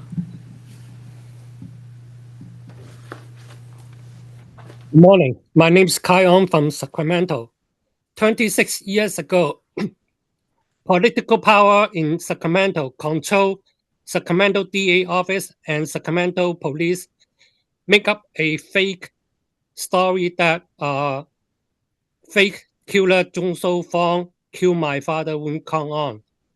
DA case number 99F08735. Right now, the political power once again brought controlling State Bar of California, Chief Justice, Attorney General, and UC Davis Law School to ignore my complaint. Even I went to Governor office, and Governor office does not take any action. All it did all Board of Trustees and other committee member in State Bar of California to inform state senator and state assembly to look into the issue. It is a very serious issue that the political power controlling the California justice system and the law enforcement system. Thank you. Thank you. Next up, we have Ray Hayden. Ray, your mic is enabled. Hi, Ray Hayden. Oh, let me see here. Okay, good. You can hear me, I think. All right, Ray Hayden here. I urge the board to reject a pivot toward the next gen UBE. Instead, I ask you to maintain the Kaplan developed proprietary exam for now. We must stop conflating two different issues of content and delivery. The chaos from February 2025 was a failure of the delivery platform, a technical collapse of a third-party vendor. It was not the failure of legal content. In fact, your own staff report confirms that the Kaplan developed multiple choice questions tested in February of 2025 showed high reliability and strong validity. Kaplan has already demonstrated that it can produce psychometrically sound material on schedule, plus you have a vetting process in place. By contrast, this next-gen UBE is a black box. It forces California to surrender its sovereignty, and adopting it means abandoning California law. The 2028 next-gen launch will not test California-specific law. This contradicts the very purpose of a state bar exam. Diluting standards. Your own veteran graders have expressed serious concerns that the next-gen format with its rigid rubrics and integrated sets favors magic words over the deep critical analysis that is defined a California bar exam. Financial waste. You are being told to choose next-gen to save money by terminating the Kaplan contract. However, you will eventually have to spend millions to develop a California component anyway, because the UBE doesn't meet California-specific legal needs. I also mentioned the $7 million shortfall because of the $149 fee, which has failed to be included. The Blue Ribbon Commission and the Supreme Court's 2024 order were clear. California needs a proprietary exam. You shouldn't let the temporary technological glitch from a platform vendor scare us into a permanent retreat from the California excellence. Stick with the CapLink content for now. Fix the delivery platform and keep the California bar in California's hands. Thank you.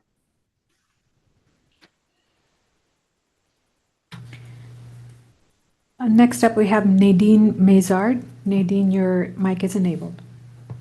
Hello, my name is Nadine Mazard. I'm an attorney admitted in various jurisdictions. First and foremost, I'd like to be the one that says the opposite. I do think that the state of California should adopt the next gen. They aren't rushing. They rushed to do the 2025 examination, and no one should have to go through that same process that all those candidates had to go through with regards to that bar exam. In addition, I'm going to take it back to the Blue Ribbon Commission.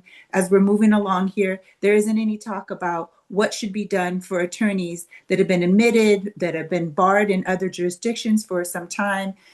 There needs to be also talk of reciprocity. There needs to be talk that even it is very clear that the California bar is about rote memorization. And it is very clear that that is what individuals need to do. So it's no different than having magic words or anything with regards to the UBE and to the next gen. This is something that at least 40 plus jurisdictions are getting involved in. I do think that there should be this option and continue to move forward and proceed forward with going forward with that. And at the same time, be looking at all candidates that are being put forth, attorneys that want to be on motion, reciprocity. Just don't focus in on just one aspect and know that there are alternatives. You can have programs, you can have special things that teach about California professional responsibilities, because that tends to be the only thing, if you look at over and over on each bar, that seems to be something that is California specific that one can test separately. You can also raise the fees that you charge for attorneys as it keeps going up higher and higher in order to be that and to be able to get the funds for the different things for admissions. Second, please work together with the administration and with the revisit the Blue Ribbon Commission and look to change the statutes. Thank you. Next up, we have Edmund Arufo. Edmund, your mic is enabled. Yes, good morning. I'm here to address business item 6.6. As a former Navy officer, retired Navy officer, and current practicing attorney with a thriving practice in Los Angeles and San Diego, I have a little bit of experience with large organizations. And plainly put, I know that when I put a rudder on, turning a big ship is a very slow process. For many of you that work in business and have experiences with large organizations, it baffles me that we're making such a quick jump without any at all measurable information about a sizable population taking the next gen. I'm not teaching the next gen. I have no intention to talk about the next gen until I take it myself. Again, it baffles me how many people have just firm foundation opinions about the next gen when they haven't taken it themselves.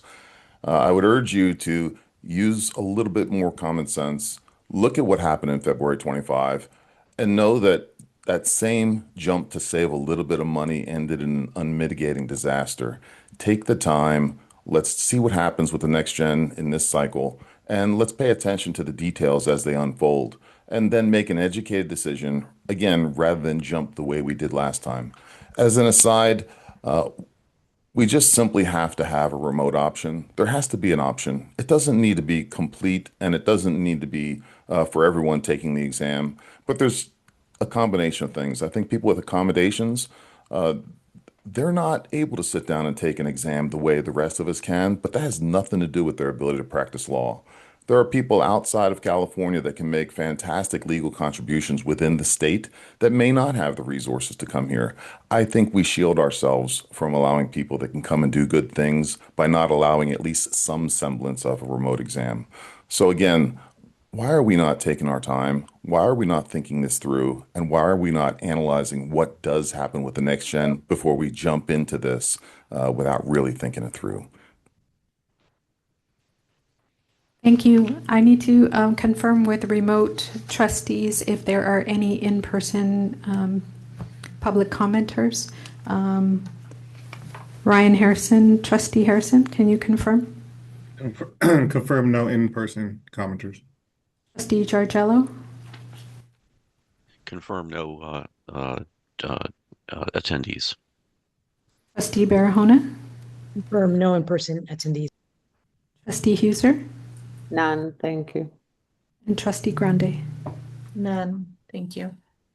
Chair, that concludes all of our public commenters. Thank you very much, Michelle. With that, we'll move on to the next item, the Chair's report. At its November 2025 meeting, this board approved proposed amendments to the Rules of Professional Conduct 8.2 and 8.4, which address lawyers' conduct regarding statements about judges and judicial officers. These proposed amendments were suggested by the State Bar's Committee on Professional Responsibility and Conduct in response to a request from the California Judges Association. Following the board's action, the State Bar filed a petition to the Supreme Court on December 17, 2025. On April 23, 2026, the court denied the proposed version of the rule amendments and issued its own alternative. The court's revised proposal added further definitions and contextual comments, clarified that statements violating Rules 8.2 and 8.4 may result in discipline, and cited additional case law not referenced in COPRAC's original version. The court further directed the State Bar to open a 45-day public comment period on its proposal. The court's proposal is currently out for public comment with a deadline of June 9th. Following the public comment period, COPRAC will consider the proposed rules, and ultimately these will be represented to the board at a future meeting. And with that, we'll move on to the Executive Director's report. Sorry. Good morning. Just a couple items as we continue through the process. Since our last meeting, quite a few things have happened. We completed the annual licensing renewal cycle. We also held the February 26th bar exam and released those reports on May 1. We have several admissions items on the agenda, as you know, and you'll hear more updates about that from Donna. In legislative affairs, on April 14th, I attended the Assembly Judiciary Committee hearing for the State Bar Annual License Fee Bill, AB 2784, which did make it out of that committee on a 12-0 vote. And we also have a legislative update later today. Relatedly, on April 29th, both myself and George Cardona met with the Senate Rules Committee for our initial confirmation hearings. I'm pleased to report my vote was taken up this morning on the Senate floor, and I have been confirmed by the Senate. The vote for Mr. Cardona is still pending and expected in the next couple weeks. And then April 17th, we held our 29th annual Ethics Symposium, covering recent developments in professional conduct, emerging ethical considerations around AI, artificial intelligence, and succession planning, and evolving approaches to billing models.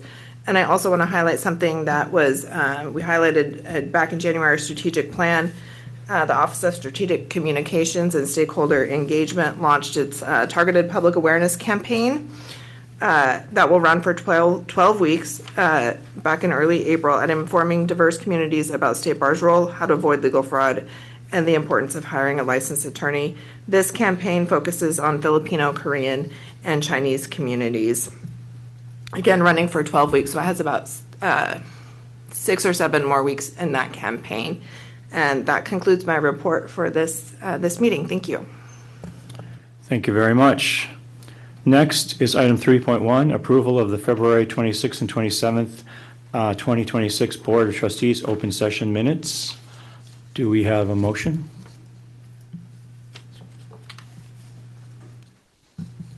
So moved.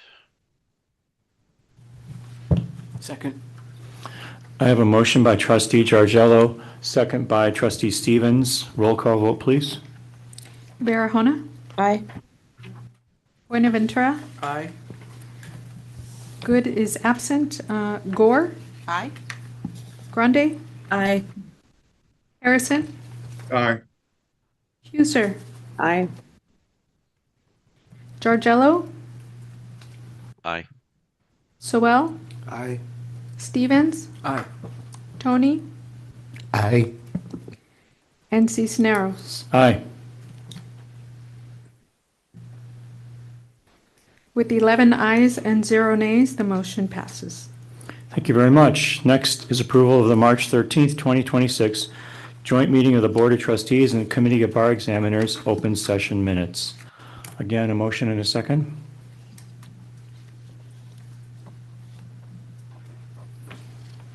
So moved. Second.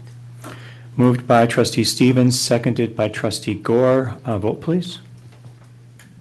Barahona. Aye. Buenaventura. Abstain, I wasn't here. Good is absent. Gore. Aye. Grande. Aye. Harrison. Aye. Huser. Aye. Giorgello. Aye. Sewell. I'm going to abstain as well. Stevens. Aye. Tony. Aye. Cisneros. Aye. With 9 ayes, 2 abstentions, and 0 nays, the motion passes. Thank you. Next is our consent calendar. I'd like to ask whether any member wishes to pull any items off of the consent calendar.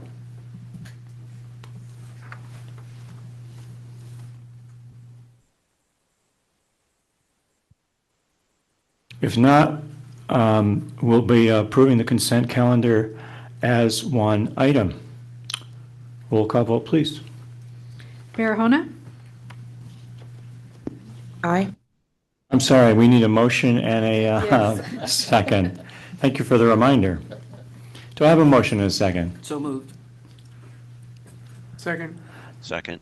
Motion by Trustee Stevens, second first by Trustee Buenaventura. Thank you, folks. Roll call vote, please. One more time, sorry. Barahona. Aye. Buenaventura. Aye. Good is absent. Gore. Aye. Grande. Aye. Harrison. Aye. Huser. Aye. Giorgello. Aye. Sewell. Aye. Stevens. Aye. Tony. Aye. Cisneros. Aye. With 11 ayes and 0 nays, the motion passes. Thank you very much. Next on the agenda is a discussion regarding the Office of Chief Trial, no, wait, Yeah. True Trial Counsel. Yep. Performance metrics. Yeah. Trial Counsel performance metrics for Q1 2026. We will be welcoming Chief Trial Counsel George Cardona to assist us. Thank you. Welcome, George.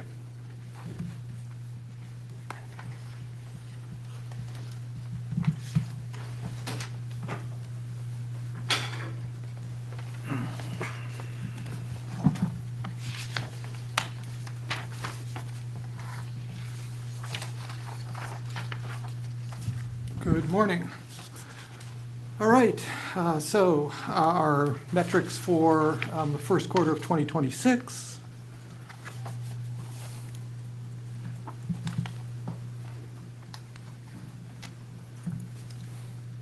So as you know, this is a standing item presenting on this quarter. There was one change to the dashboard this quarter relating how we determine when Walker petitions are put on our graphs, a change in timing to make clear so that we don't miss any.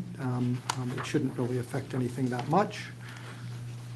Getting to the numbers themselves, in terms of case flow, processing time, and inventory. As you can see, the number of incoming cases on the bottom left continues to be at very high levels, with the result as circled on the right, that we've seen an increase in our inventory. Our intake section has been unable to keep up with the numbers of incoming cases. Despite that, you can see in the top right, the case age at closure, our average has remained essentially the same, even though our median has increased. That also reflects the increase in cases that are sitting longer in intake. We are making efforts to address that. So this week, for example, is what we have called our intake backlog reduction week. Everybody in the office, all the attorneys in the office have picked up approximately 20 cases each from intake to try and work through this week, to work down our intake inventory. We will see what that accomplishes and see if that's something that we do moving forward as well to try and keep our intake inventory done. In terms of our incoming cases, we did a straight line projection based on the first 3 quarters. If it holds true, and so far it is, our average weekly number of incoming cases is at a higher level than we've seen previously. If that remains the case, we're looking at somewhere around 24,000 incoming cases in fiscal year 2026, which would, as you can see here, be a significant increase over time. At the same time, as I showed at the last one, we are still down roughly 40 vacancies from our budgeted back in 2025, so we have seen that. In terms of the backlog, first, the good news, our closed cases closed in backlog, we've managed to meet our 10% target, which is our target for cases closed in backlog. However, on the flip side, the number of open cases in backlog did increase slightly from 32% to 33%, our projection 2025 as opposed to 2026. We'll continue to keep an eye on that as we move forward. In terms of the measures, the backlog standards under SB 211, I've circled here the 2 things that I think are the most interesting or concerning. Which are that the number of cases in backlog in intake has increased significantly. This is what I referenced before. We've seen an increase in cases building up in intake as we haven't been able to keep up with the cases coming in. That's what we're trying to address this week. We'll see if that accomplishes what we want. You can see a similar thing here in the graph on the top right. I've circled it. You can see that the duration of cases in intake has increased dramatically over the last year. Again, that's what we're trying to address through this week's efforts. In terms of quality, you can see that our measures remain in line with what they are supposed to be in terms of both complaint review unit reopenings, random audit reopenings. We did have 1 Walker petition granted, which we hope is a fairly rare occasion. We have looked at that case. We agree with the reopening. We're moving it forward for further investigation. In terms of our key performance indicators, not great. You can see that our inventory has gone up. Our caseload clearance rate did go up 1% from last quarter, but still remains well below target. Our quality measures are generally fine. The percent of cases closed in backlog under SB 211 increased again. I believe that's primarily the result of the increase in intake cases closing in backlog. The average days spent in investigation actually showed improvements, drops in time in both non-complex and complex cases from last quarter. The average days to close, there was a slight increase for non-complex cases, but our closure average days to close for complex cases again improved from last quarter. And on the right, you can see that the non-complex cases closed in less than 180 days, which is our statutory target. We actually improved from last quarter as we did with our complex cases, although our complex cases remain well below the target. In terms of diversion, we saw another decrease in the number of cases granting diversion. This is something we're going to look at over the next quarter, 2 quarters, to try and see if we can find a way to do more cases through diversion. We're in the midst of looking at what our guidelines are, and we may do additional changes to our guidelines to increase the number of diversion cases. At the Attorney-Client Bridge Program, their version of trying to deal with some types of cases, the numbers remain kind of stagnant at what we've seen previously. I will likely reach out to the new public trust liaison to discuss this. In terms of disciplinary filings, over on the right, the number of attorneys, you can see that there was a slight drop in the notices of disciplinary charges, but it still remains above what it was for the last few years. I expect that that number will remain higher as we're focusing on trying to close some of our cases that are in pretrial that have been sitting there for a while. In terms of respondents with multiple complaints, the percentages have remained essentially the same, a slight increase in the percentage of respondents with 15 or more complaints. We've generally seen that around 4 to 5%. It appears to be 6%. We'll continue to keep an eye on that. And finally, the survey of complaining witnesses in terms of fairness and access, essentially the same, slight improvements from last quarter, but not anything significant. And with that, I am happy to answer any questions. Any questions for George?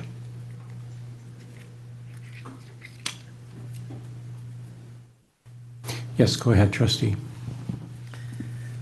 George, appreciate the report. Kind of sobering in the sense of where we are from an intake standpoint and a backlog standpoint. George, this may be a little bit unfair, but 40 attorneys. It's not attorneys, that's total staff. Total, well, still down total, that number of total staff. If you were able to hire, to be at full strength, so to speak, taking into account that these would be new folks that you'd have to train and those sorts of things like that, how would that affect, intake, processing, backlog? I know I'm asking you to sort of speculate here just a little bit or extrapolate a little bit, but can you just give me and the board a sense of what that would do? Yeah, I mean, it's hard to predict exactly because we've never seen this number of incoming cases before. But obviously, if we had additional attorneys, our intake review is done by attorneys initially.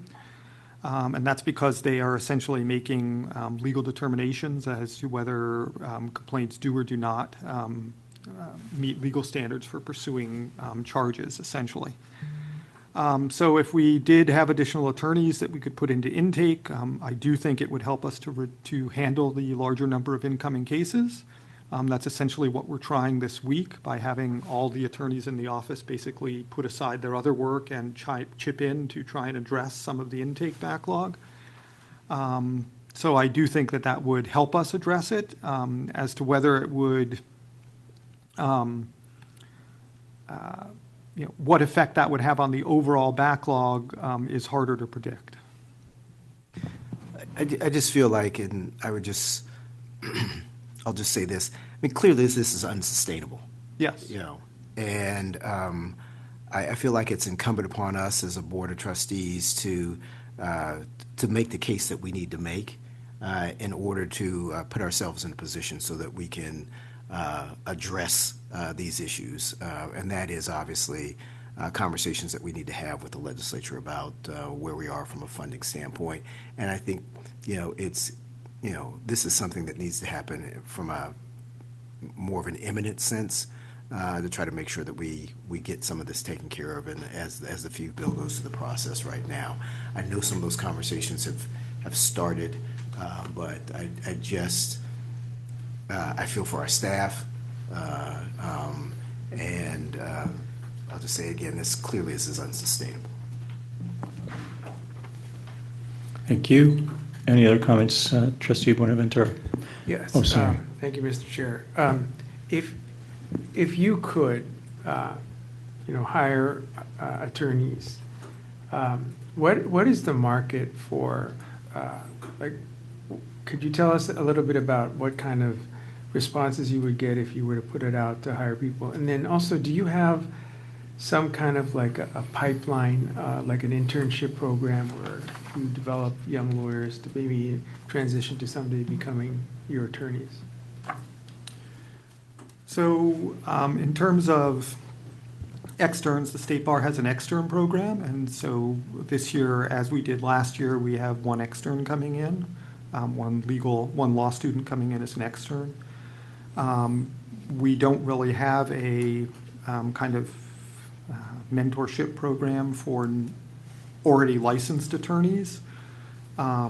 Yeah, there are a variety of reasons for that, but part of it has to do with confidentiality of the complaints and other things, and also just the learning curve for being able to do it. Even when we hire a new attorney, it typically takes a year before they actually are handling a close to full caseload, and 2 to 3 years before they're actually kind of fully capable of handling the full caseload. Just because most attorneys don't practice in this area. So those are some of the constraints on hiring and finding attorneys. In terms of the legal market right now, I don't know the answer to that. I don't know what we would see in response to queries for new attorneys. Trustee Barahona. Yeah, I just wanted to say thank you, George, and also echo Trustee Buenaventura's comment. So my thought is this, which is we will continue to see an increase in the intakes. That is just going to continue to happen. We've heard a very similar report, and it's not because our staff is not being efficient, because we've done operational efficiencies, we've restructured to tend to these cases. We're dropping, we have just a prime example this week is lawyers are pitching in to reduce this sort of intake backlog. So I think ultimately it is really incumbent upon us to invest in a program that allows us to build a pipeline for the future, so that 3 years from now, the reports are that we are up to date on our case log, because we have a program that's training new attorneys in this specialized area. And I know, George, you said it takes 1 to 2 years, but if we started to invest in that now, we would really start to see a difference in the years to come. And so I think that is something we should really consider to really arm this team with the capacity that it needs, both on the sort of pipeline training end, but also on the additional attorneys end, to Trustee Sowell's point earlier. So I think that we have to, I think ultimately we're not helping our team, and we're also not advancing the public's, to protect the mission of the public sort of call to us. So I think we have to take a multi-pronged approach, and we have to make the investments now that will, I hope, make a change in the future. So I just wanted to add that. Thank you. Trustee Harrison. Thank you, Mr. Chair. I just want to be a third echo to the comments of Trustee Sowell and Trustee Barahona. I really feel like you, George, and your department is put in an unfair and untenable situation, first by the legislature holding us back on hiring the employees that we need to assist with this work. And then with the efficiencies that we have successfully implemented, we also have this tool that's going to assist with the intake, the AI tool that recently the court put the kibosh on it, and we're still, undergoing review of that. But I think it's a great tool. And I think we need to start, we need to get the permission that we need to start using that too, to make us even more efficient with working on these intakes. But with that being said, thank you for your hard work. I know you've got a difficult job, and keep doing what you're doing. Thanks.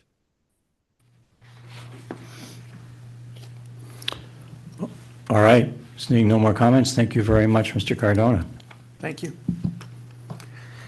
At this time, the board will move to closed session pursuant to Government Code Section 11126, Subdivision E2A. The board will reconvene in open session to announce any reportable action from closed session. We'll take a short break after completion of the closed session and return to open session in what looks to be approximately an hour and 20 minutes. So with that, thank you very much, folks. We'll see you after our closed session.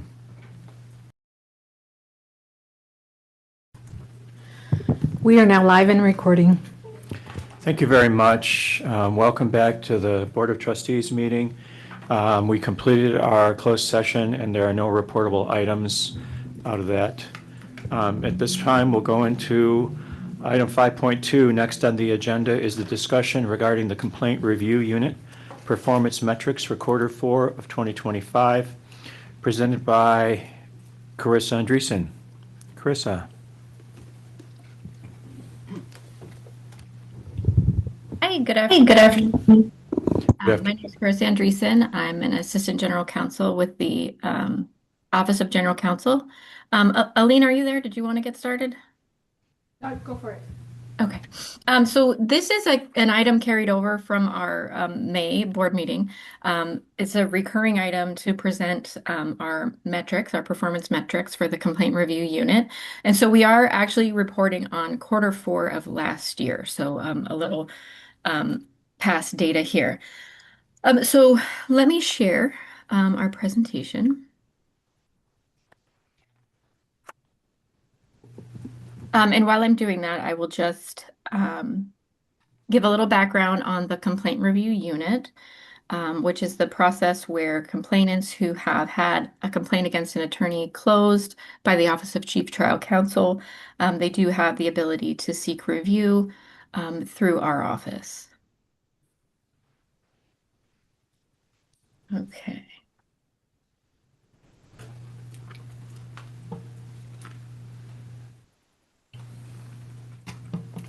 There we go. So as I mentioned, we're looking at the end of last year, quarter 4, 2025. And in that quarter, we did fairly well. We had increased our resolutions and our clearance rate to a 5-year high, 581 resolutions that quarter. And our clearance rate target is 100%, and we managed to hit 103. And those are increased significantly from our prior quarters.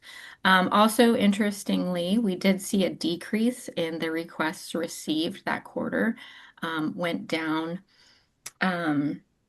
approximately 150 requests compared to the previous quarters. And I don't have really an explanation for that, but it did, both those two things together did factor into our inventory decrease, which, as you might be aware, Crew has experienced a significant backlog over the last few years that we are trying to clear. So we were able to see a little decrease to that inventory in quarter 4, down to 2,048 matters pending review at that time. So these are just the slides of our figures showing essentially the same thing. You can see kind of an upward trend of requests resolved over the last couple years as we've been trying to implement various efficiency changes. And then also you can see we're working on a little upward trend in our clearance rate as well. Our disposition time, we are trying to decrease, so there is a little bit of improvement in the disposition time. So we're trying to process cases faster. And then this is our inventory over the last approximately 5 years. And you can just see that there's a general upward trend, and we are now, in a backlog that we're trying to clear. These are qualitative metrics that are similar to what OCTC presents in terms of when our reopening recommendations are adopted by OCTC. So to the extent there were any in quarter 4 of last year, they were all accepted. And then also in terms of the Walker petitions denied, in that quarter, it was 100%. All those petitions were denied from that quarter. And then just in terms of some updates on the Complaint Review Unit, we did implement our first Crew externship program. So we welcomed a law student extern for the spring quarter. And so that extern has come and gone since our last report to you. But it was, I think, a good experience for the Complaint Review Unit, kind of get some exposure to law students of the state bar and the work that we do.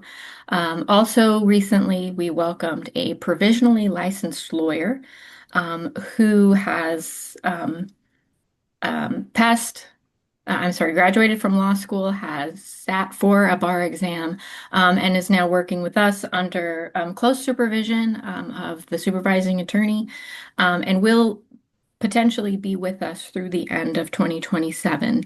And right now, our provisionally licensed lawyer is working exclusively on crew, and we are hopeful that that's going to assist with our case processing. And then in terms of staffing, we used to utilize some temp resources to help with our crew backlog. We had a retired annuitant, and have recently determined that we won't be using retired annuitants to fill this role. And so we are recruiting for a temporary attorney to hopefully work with the complaint review unit for about 6 months at the end of this year. And considering if and when we're going to repost to get maybe another law student extern for the fall semester. So those are our updates, and I'm open to any questions if there are any. Thank you very much. Any questions?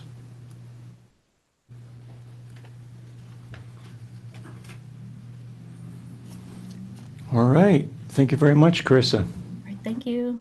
Take care. Next on the agenda is a discussion regarding a report on random audit of the Special Deputy Trial Counsel files closed between May 1st, 2024 and April 30th, 2025, and Special Deputy Trial Counsel Administrator response, presented by Stacia Laguna. Hi, Stacia. Hi, good afternoon. Good afternoon. My name is Stacia Laguna. I'm the administrator for the Special Deputy Trial Counsel program. As a reminder, this is the program where Special Deputy Trial Counsel handle disciplinary complaints where OCTC has declared a conflict of interest or made a discretionary recusal. Today's item relates to the results of our random audit. Our random audit is very similar to those that are done for OCTC. The process that the auditors follow is essentially the same. The differences for us, though, are that our sample size is much smaller. That's because our inventory is much smaller than OCTC's. Also, our audits are only done annually, and that's due to the smaller caseload as well. So today I'll go over the high points and then the recommendations of the auditors and where we're at with implementation of those recommendations. So for this audit, the auditors reviewed 30 randomly selected files. The cases were closed between May of 2024 and April of 2025. As a general matter, the auditors concluded that the vast majority of the files were handled appropriately. They noted improved timeliness compared to prior audits and case handling, and they recommended reopening only one file for further investigations. They made various recommendations, and I'll go through those recommendations individually. So first, as to the case closing dispositions, they found that the fact that the auditors recommended only one case to be reopened reflected positively on the overall quality of work provided by the SDTCs. The single file that they flagged was recommended for additional investigative steps. So that case was reopened, and it's with a new special deputy for further investigation as recommended. The next point was consideration of complaint history. This has been flagged in the past. For context, consideration of complaint history is something that is routinely done, but what hasn't been done historically is documenting and kind of showing our work on that point. So in response to the last audit, I implemented a policy directive that gives guidance on when and how that should be documented in the file. That policy directive went into effect in February of last year, which was toward the end of this audit period. So the auditors noted that they did see that that was implemented and they expect to see improvement for the next audit. Another recommendation was regarding form letters, standardized letters for assignment and reassignment of cases. Typically, what we would do is have the individual special deputy make the introduction themselves to the complaining witness. when they were assigned the case or reassigned the case. But I do agree that a uniform procedure would be helpful. And I think in the materials you have today, it says that I will work with the program secretary to develop the standard letter. And just so you're aware, that has been done and we have begun using that. Another point from the auditors was for approval of workflows and specific case milestones. The auditors recommended that the administrator clarify whether investigative reports and charging memoranda are required before moving matters into pre-filing, and then also whether administrator approval is required for certain milestones like draft notice of disciplinary charges and disciplinary stipulations prior to submitting to them to the court, as is the case for OCTC. In general, we follow the same process as OCTC for those approvals, but I do agree it's important that we document the approval in the file. So it's my plan to implement a policy directive on this point that covers where approval is required and how we'll be documenting that in the file. Another recommendation from the auditors was that the SDTCs adopt or adapt OCTC's major case policies. This is the only recommendation from the auditors that I'm declining to implement at this time. The reason being, in OCTC, major cases are those cases that are likely to get significant media attention. OCTC has those policies because there are many attorneys in OCTC and multiple levels of management. By contrast, for us, we have a single administrator. I personally make all of the case assignments. We are in close contact, myself and the SDTCs, as cases progress and as we're hitting different milestones, particularly where things are headed toward litigation. So I am cost conscious for the bar. The SDTCs are by contract and hourly. For me to require a major case memo at different milestones would be largely duplicative of the work that's already being done or the conferences that we're having. So at this time, I don't think it's necessary. And that's the only recommendation that I'm declining to adopt at this time. Another recommendation related to an update to our existing policy directive regarding conflicts checks. We have a conflicts checks directive that tells SDTCs when conflicts checks are required, generally at assignment, if they're going to close the case without discipline, if they're filing an NDC, or if they're seeking a disciplinary stipulation. The auditors noted that it may be helpful to renew the conflicts checks after a stay closed determination.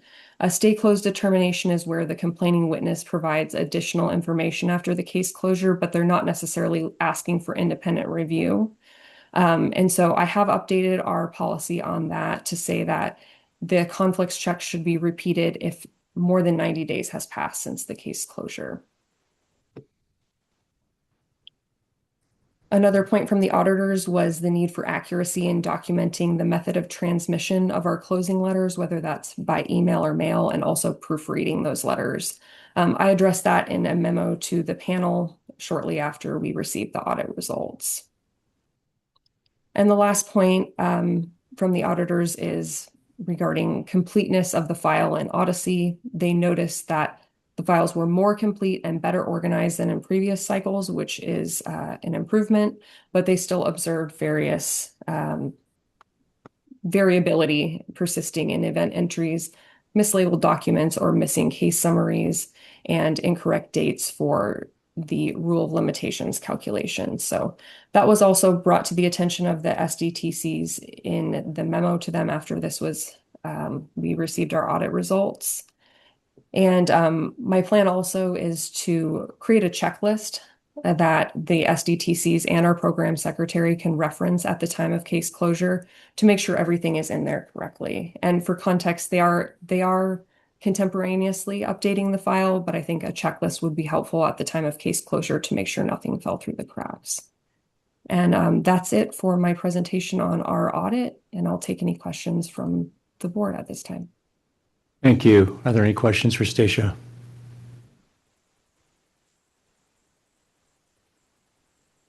Seeing none, thank you very much, Stacia.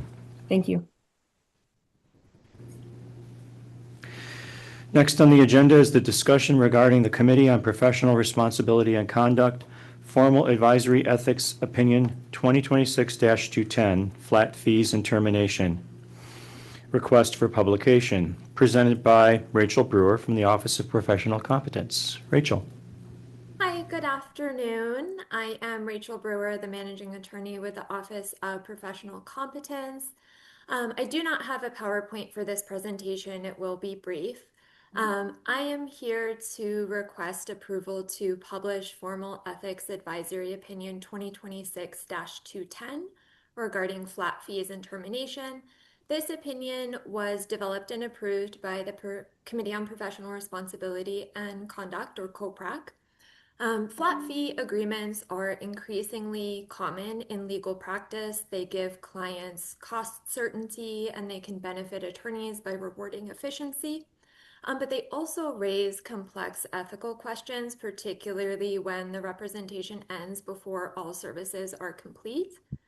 So this opinion addresses these ethical considerations, including scope of services, advanced flat fees in compliance with Rule 1.15, options for when representation terminates before the flat fee provided for is complete, and it also covers midstream modifications to flat fee agreements. This opinion also includes a practical guidance section that offers guidance to attorneys to help them draft cleaner fee agreements, including suggestions surrounding milestone-based fee structures, tracking time as a record of value provided, and setting clear communication expectations with clients. This opinion has undergone extensive development process with 3 separate rounds of public comment. The history of the public comments is detailed in the board memo. I just wanted to highlight the most recent comment period, which ended in December of last year. We received 6 public comments, all of which either agreed with the opinion as written or agreed with it if it was modified. Some commenters did request minor clarifying edits, and COPRAC did incorporate the large majority of those. And then following the non-substantive edits, COPRAC approved the final opinion in March of this year and voted to submit it to the board for publication approval. So I am asking that the board approve the resolution to publish Formal Ethics Advisory Opinion 2026-210 as provided for in Attachment A, and I'm happy to answer any questions that the board has.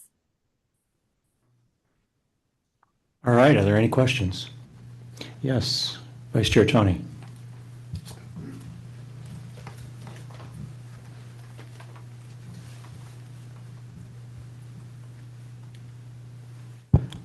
Thank you for the presentation. My question is, what is the weight of an advisory?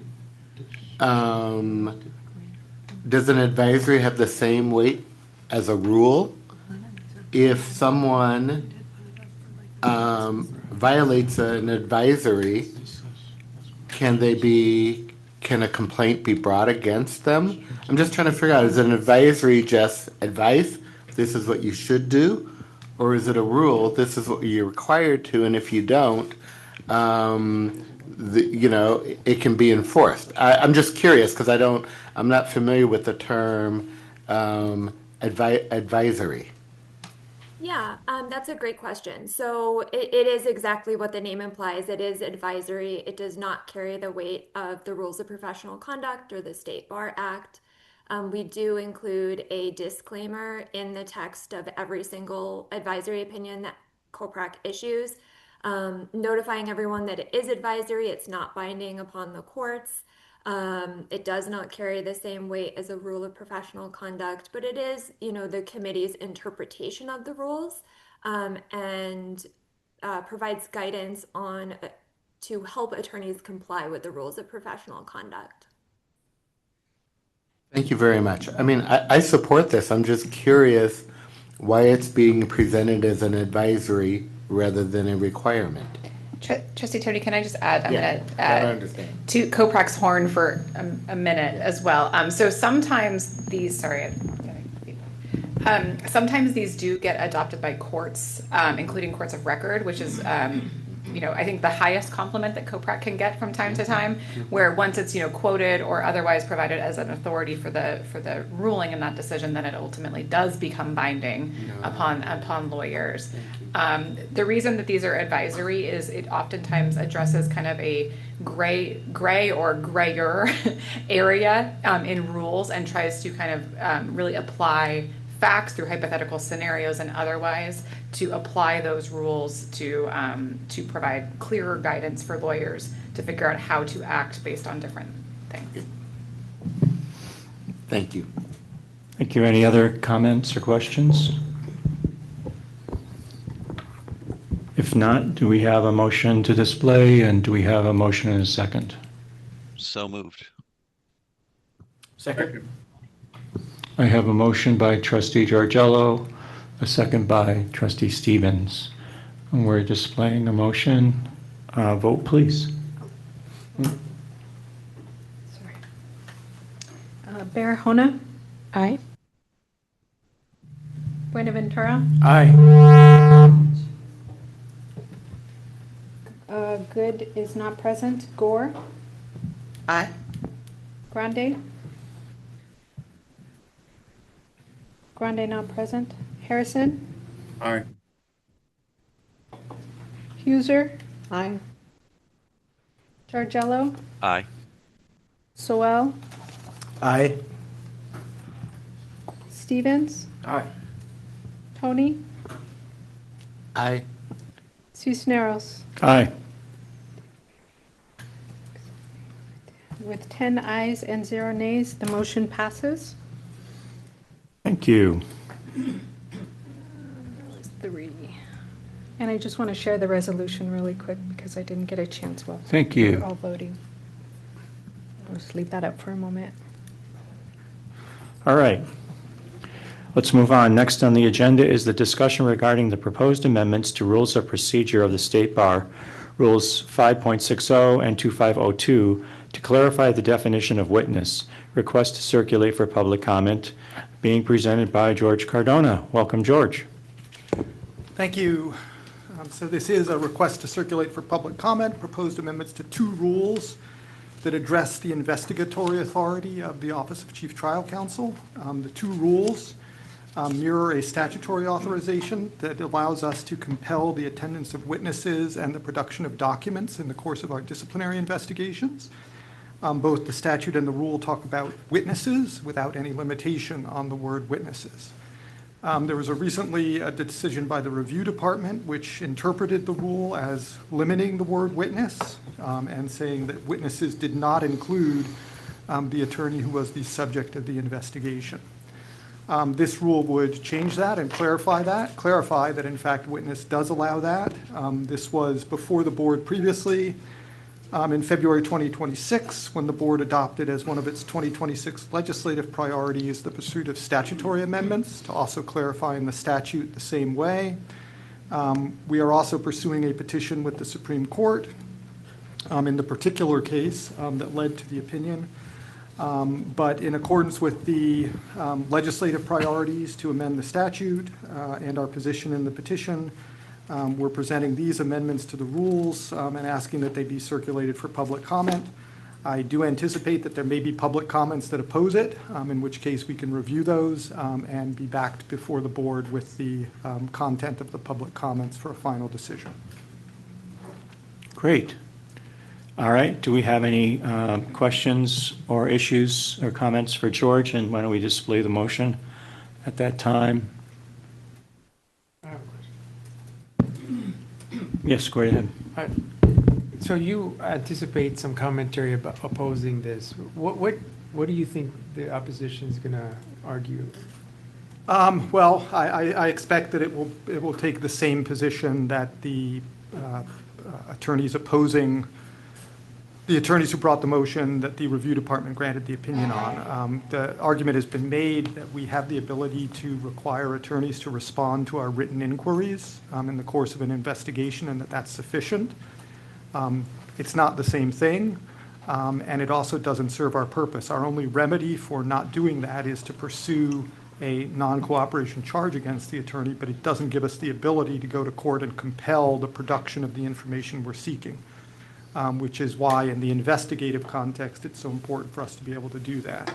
But I do expect that that argument will be made. I expect the other argument that will be made is just that it's unfair to allow us to basically subpoena the attorney who's the subject of the investigation. Could they still try to quash your subpoena? Yes, this doesn't affect their ability to move to quash the subpoena on any of a number of grounds. And in fact, the rules we're seeking to amend specifically lay out grounds for quashing. And in addition to that, we frequently see motions to quash based either on a claim that we are seeking information that is privileged, or, and the statutes allow this, if the attorney chooses to assert their Fifth Amendment right, they have the ability to do that. Yeah. Okay, thank you.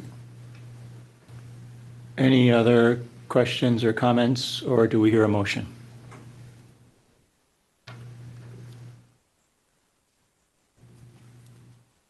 I'll make the motion. Second. I have a motion by Trustee Buenaventura, I believe a second by, was it Trustee Harrison? Yes. Thank you. Vote, please. Barahona? Aye.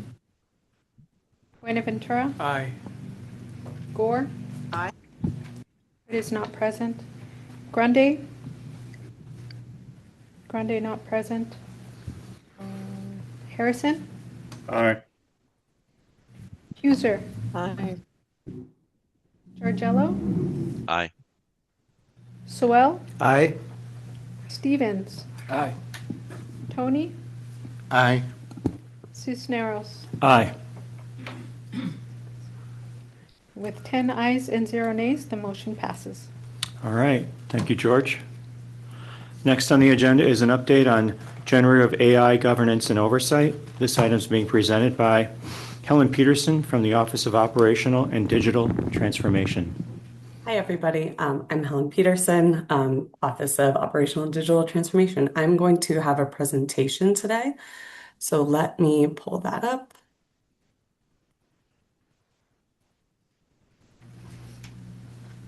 Okay, can you all see that? Okay, so I am presenting today on generative artificial intelligence governance and oversight update. We are going to be covering 3 items today. The first is really how we got here, so the background on our AI governance framework. Then we're going to go into kind of all the things that we've been building since the approval of that framework in November, the infrastructure and operationalization of that framework. And then one of the things that the framework requires us to do is to provide a generative AI usage inventory. So outlining all of the ways that we're using AI. So we will be presenting that to you all today. I will get started with how we got here. So some background on our governance framework that was approved in November 2025 by the board trustees. So a little bit of background. In 2025, the Audit Committee directed staff to develop a governance framework for the State Bar's use of generative AI. My office, the Office of Digital Transformation, presented this framework to the Audit Committee in September and October, doing some iterations and fine-tuning. And eventually that framework was brought to the Board of Trustees, and it was unanimously approved in November 2025. A really high-level overview of this framework. There are 3 pillars. The first is really how we evaluate and implement AI. So this is how do we identify what use cases might be something we want to pursue and use generative AI for? How do we evaluate the options for tools, systems, all those kind of things? How do we select those systems? And really importantly, how do we implement them? And this stage is really where we're putting regulations and restrictions on how AI tools can be used. So what kind of data can go into these tools, what use cases are approved within these tools, and really communicating the restrictions around each tool to the users of that system. The second pillar is really kind of after something is launched, how do we monitor it? And we are monitoring it for things like compliance, but also performance. Like, is this, is the ROI there? So are we getting the bang for our buck? Is the investment worth it? And we're also checking for things like cybersecurity, legal terms, and really just monitoring those systems. Underlying all of this is our third pillar, which is really how do we report out to the audit committee as well as the board of trustees about our AI usage and the performance of it. So this graphic really captures the three pillars of our framework. Within that framework, there are two staff governing bodies, which are now operationalized. The first is the Generative AI Review Staff Committee. This is really approval focused. So this is before an AI tool is used or goes through the procurement process. There is now an AI review staff committee that reviews the use case, looks at what we're trying to do, and either gives a go or no go on whether we want to pursue that use case. This is staffed by members of the Office of General Counsel that provide insight into kind of how this aligns with our procurement and legal expectations. It also has our IT and cybersecurity subject matter experts. And just as a note, even outside of this process, every single technology system that we look at, whether it's AI or not, goes through an OGC and IT review. So just so everyone knows that is happening, but they also staff this committee. And then I am on this committee. And then what you'll see on the right is we've really tried to include offices from across the state bar to be representatives on these committees. So OCTC is on the AI review committee, so is strategic comms, regulations, and admissions. The other committee is our AI oversight panel. So this is really the second pillar, monitoring focused. So after we have launched a tool, how are we reviewing it for performance and compliance? So you'll see the same committee staff, OGC, Cyber, and myself. And then some of the offices that are represented there are OCTC, but we've also brought in our Office of Research and Statistics, our Office of Compliance, OANI, and our State Bar Court. So this is just to show you all of the people involved in the decision-making and oversight of our AI usage. This is a reminder of what was approved in November. Our AI use and governance is not one size fits all. We have applied a risk framework to our AI tools. So low, medium, and high so 3 categories. Low risk use cases are things that are just internal. They don't go external or to the public in any way, and they don't impact state bar decisions or operations. So for those, really all we require is knowledge that they are being used.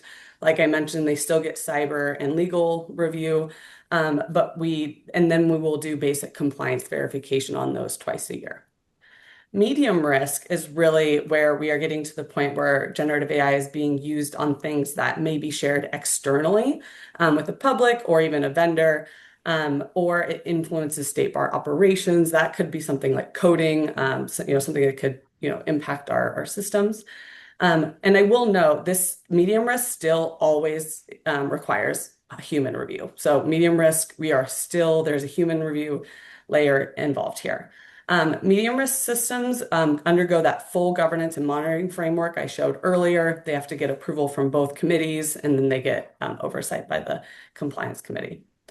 Really common examples of this is our tools that we use for public-facing content, things like websites, newsletters, social media. There's a lot of generative AI tools out there that really help us in this space. And then high risk, and I will say we do not currently have any high risk use cases, but I will still go over this. There are 2 ways we define high risk. The first is really anything where AI is doing something that automatically implements a process. So we often think of the word agentic in this space, where we really have more limited organizational control over the final output of what the AI is doing. The second is really a broad category for anything that the Board of Trustees would like to designate as high risk. So some of the examples of that are the development or drafting of bar exam questions. The requirements around this, the big difference here is that these items require board approval. So we would come to you before we even take it to the next, our internal staff committees, and then it would receive full governance and monitoring. A very quick clarification about how we are approaching AI here at the State Bar. We are evaluating the use case, not the tool, when we assign a risk classification. So you will see this in the inventory that's attached to the agenda here. The same tool can fall into two different risk levels. If we are using, for example, Copilot Chat, we are using it for both some low risk use cases as well as medium risk. So on the bottom here, you can see a low risk would be we're just using Copilot Chat to make a team agenda. That's internal, that's low risk. But we can also use Copilot Chat for helping write content for the State Bar website, which would be external, and push it into medium. So that is just to really delineate. You may see the same system in both areas if we're using it for both low and medium risk. So I'll talk a little bit about what we have done since November to really create an infrastructure for operationalizing the governance framework. The first things that we did, we developed all of the documents, templates, processes necessary to understand what people are using AI for. So that includes our business case summary, our solution selection report, and our project policy documents. Those project policy documents are where we document the restrictions on that tool's use. So what kind of data can go in there, who is allowed to use that system, is there training required for that system? The other thing we've done is set up our two committees that I outlined earlier. And then really importantly, in this third line, we have developed the generative AI usage inventory. What we did here, as you all know, we were using some AI pre-AI governance. So what we were doing is really bringing that AI usage into compliance with the new governance framework going back to 2023. So developing that was kind of an effort to bring all our uses into compliance. We've also been doing a lot more communication to staff about the policies related to AI usage and getting them familiar with the governance framework as well.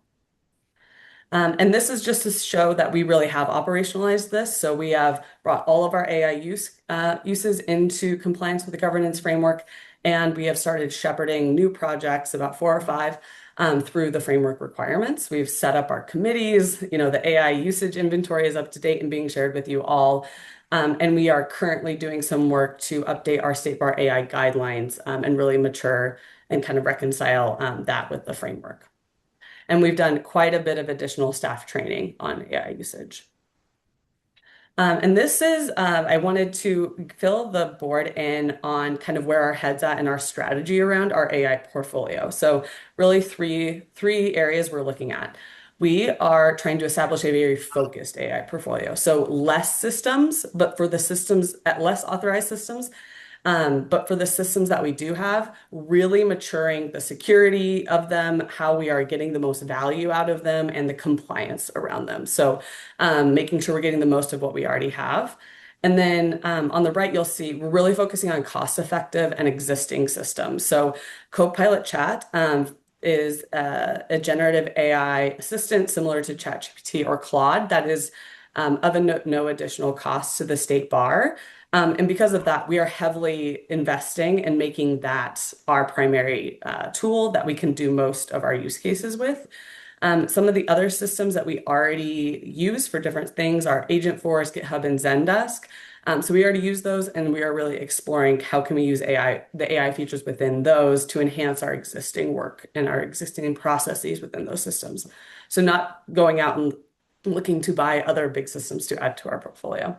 And then at the bottom, just building staff capacity, include more training, more communication out.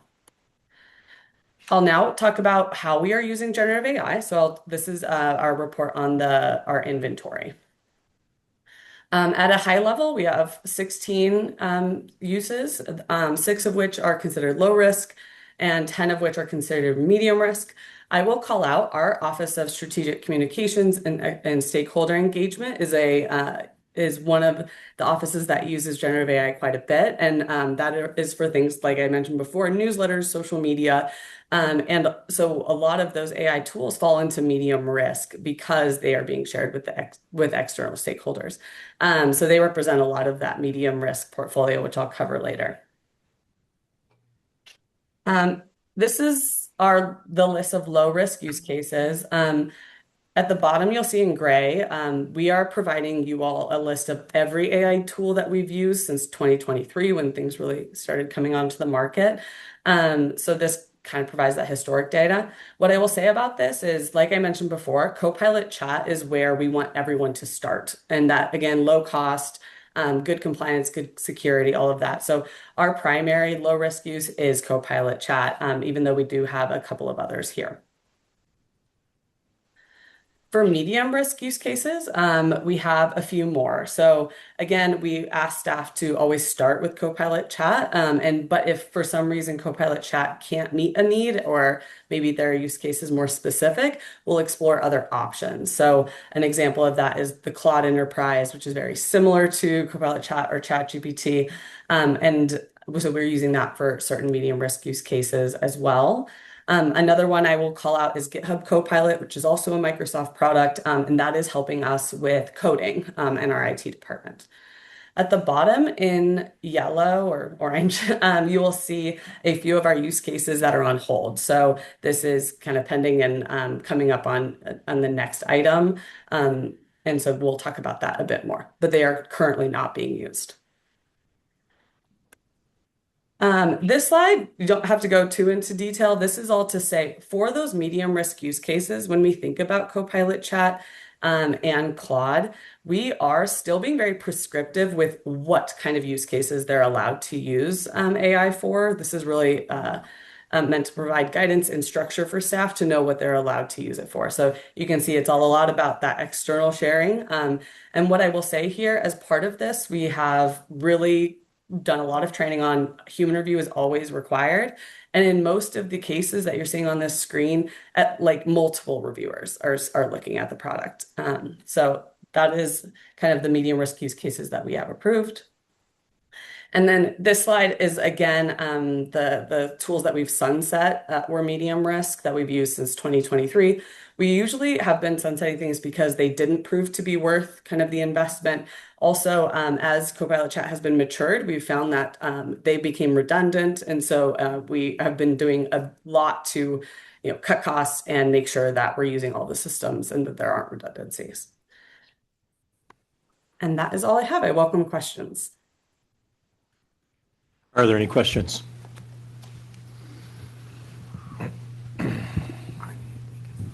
Arnie, go ahead. Yeah, thank you, Helen, for the presentation. You may have mentioned this and I just missed it, but if I am a a staff member of the bar, am I assigned, to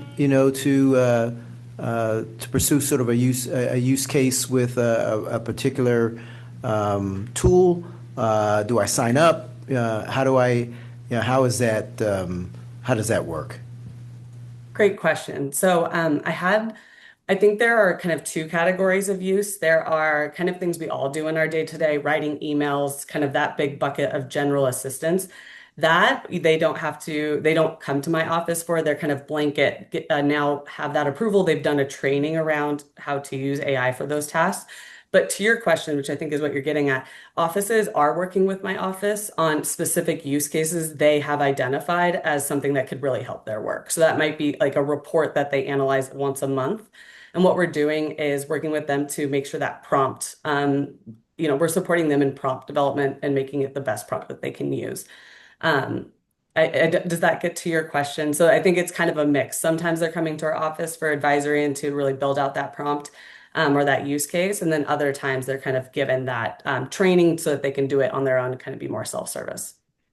That definitely is responsive to my question. As a follow-up, is there sort of a time frame that we've designated as, okay, we're going to use this tool for X, 3 months or whatnot, and then, it's either gets a thumbs up or a thumbs down? Yeah, great question. As part of that kind of first pillar where we're evaluating and implementing a system, what we do identify in there are our piloting procedures, because I think they're different for each system. It might be something we know within 2 weeks whether the system's any good or not, or to your point, it might be something we need 3 months for. And as a part, once a system goes live, we do require a 30-day, 60-day, and 90-day performance memo that tells us how it is performing. So that's kind of how we are monitoring it. And then we can make some go and no-go decisions once we have launched a system. Thank you. Any other questions? I do if no one else does. Please. Thank you, Helen, for the presentation. I have a question on the slide of medium risk use cases. Now, the 3 in the orange, 2 of them I can tell have to do with the Supreme Court hold on using AI for the OCTC intake process. And that's also, our staff has, I think, wisely applied that to the complaint review unit. Can you tell me how the AI-assisted translation materials got also put on hold? Yeah, Trustee Tony, that was part of the same kind of decision. It was, okay. Yeah. Maybe I just missed that piece. So I guess part of what I'm going to suggest is that the fact that these got put on hold by the Supreme Court would indicate that they should, that they're high-risk cases, okay? And that they don't belong in the medium risk, but they should be in high risk. And I think it would be good to figure out what elements of this that the Supreme Court in their memo to us concern them the most, and to then use that to help a categorization for high risk. I do appreciate very much this risk assessment, but I'm surprised that there are 0 that have made the high-risk category as categorized by the staff. I think what we see here is that there are 3 use cases that need to, going forward, be in the high-risk category, and we should try to figure out how to, how some of what may have been medium risk actually belongs in high risk.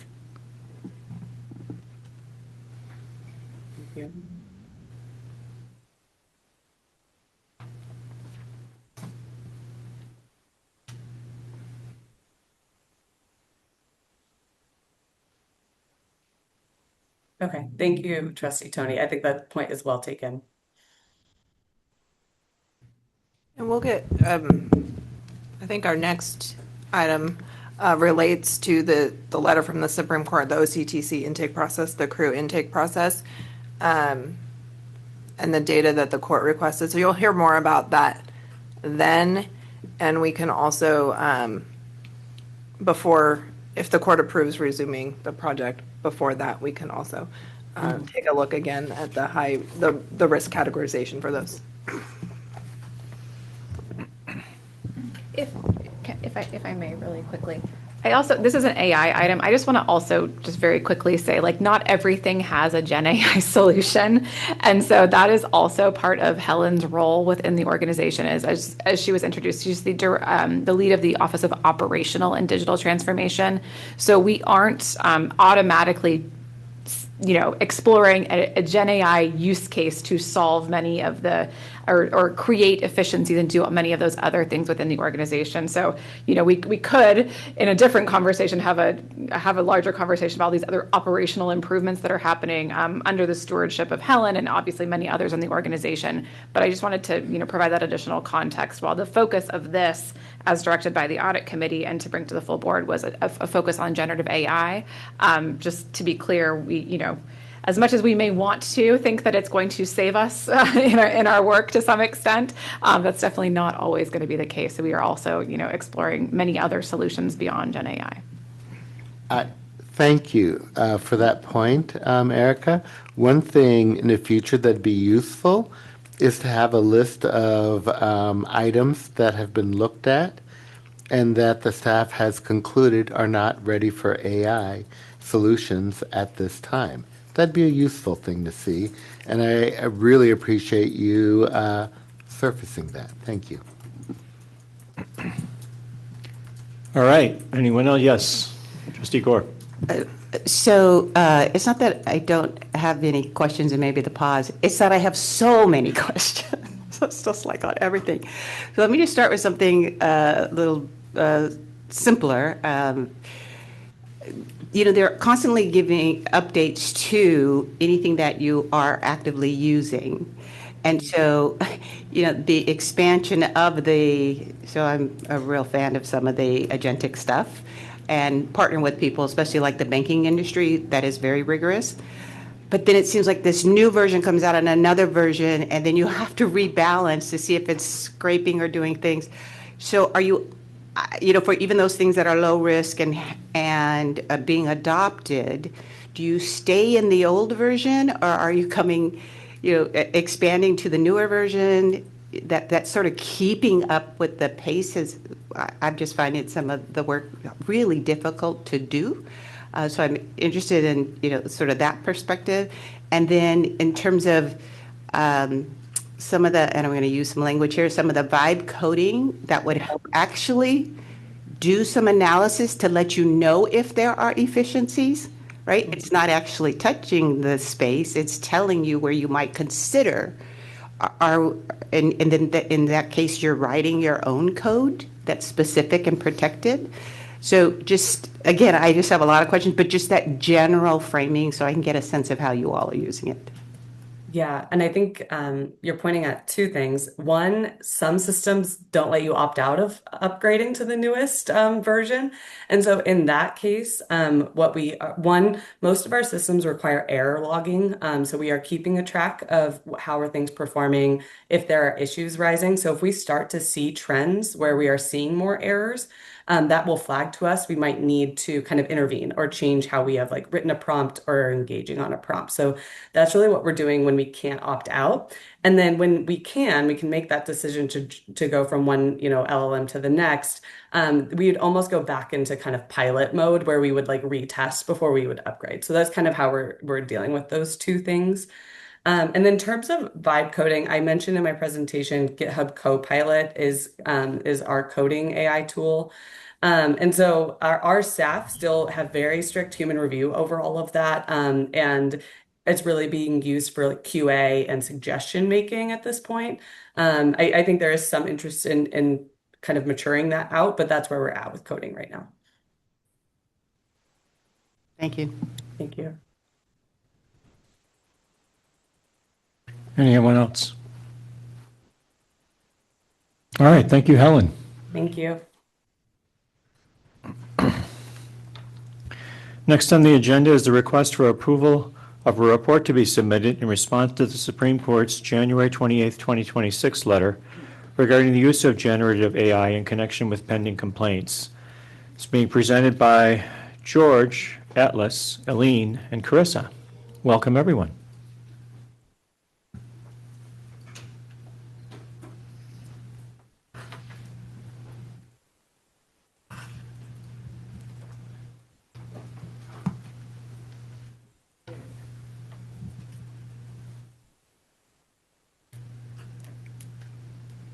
As part of this, you have Mike. All right. So as an attachment to the staff report in this, you have the draft of the report, which is fairly long with a bunch of appendices to try and respond to the Supreme Court's letter. Before I get started, I just wanted to I have Atlas DeMarco from our office here, who's been here before. I wanted to thank him and Kevin Lindardo from our office, who did a huge amount of the work on the report and a bunch of the testing that you'll see the results of. In addition, our intake supervisors, in addition to handling the huge number of incoming cases, also took time to do the audit required by the Supreme Court of all the cases on which we used the intake prompt over the short period of time in which it was in place, which turned out to be, I think, roughly 139 cases. So with that, let's get started, and I think we'll actually answer some of the questions from the last item as we go through this. So some background. As you heard in the last one, in November, the board approved the generative AI governance framework. In the course of that being approved, in accordance with that framework, OCTC developed its prompt for initial review of incoming disciplinary complaints. In December, a letter memo was sent to the California Supreme Court advising them of the adoption of the Generative AI framework and of our planned initiation in January of use of our intake prompt for initial review of those. On January 5th, we started using the intake prompt for initial review. That was consistent with the governance framework and with our own internal OCTC policy, which actually imposes some requirements that are stricter than the general requirements that apply across the state bar. Then, I think, as you know, on January 28th, we got a letter from the Supreme Court basically telling us to put on hold use of generative AI to process, analyze, summarize, evaluate, or create materials drafted to address pending complaints against attorneys. That's rather broad language, and so, Mr. Tony, it was in response to that we eliminated not only the use of the intake prompt, but also the ongoing pilot for translation.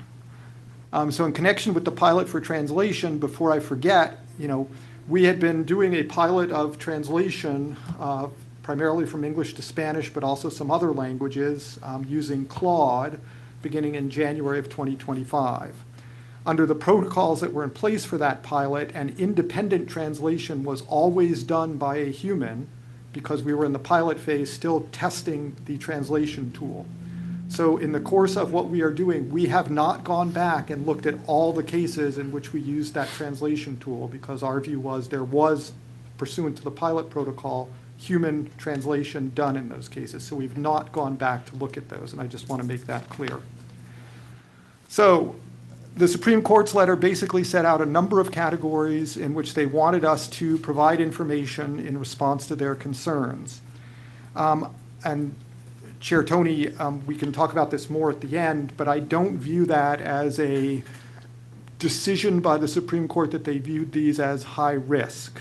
It was, I believe, their belief that there had not been any development done because they had not been provided with the information that in fact was in place to develop these tools.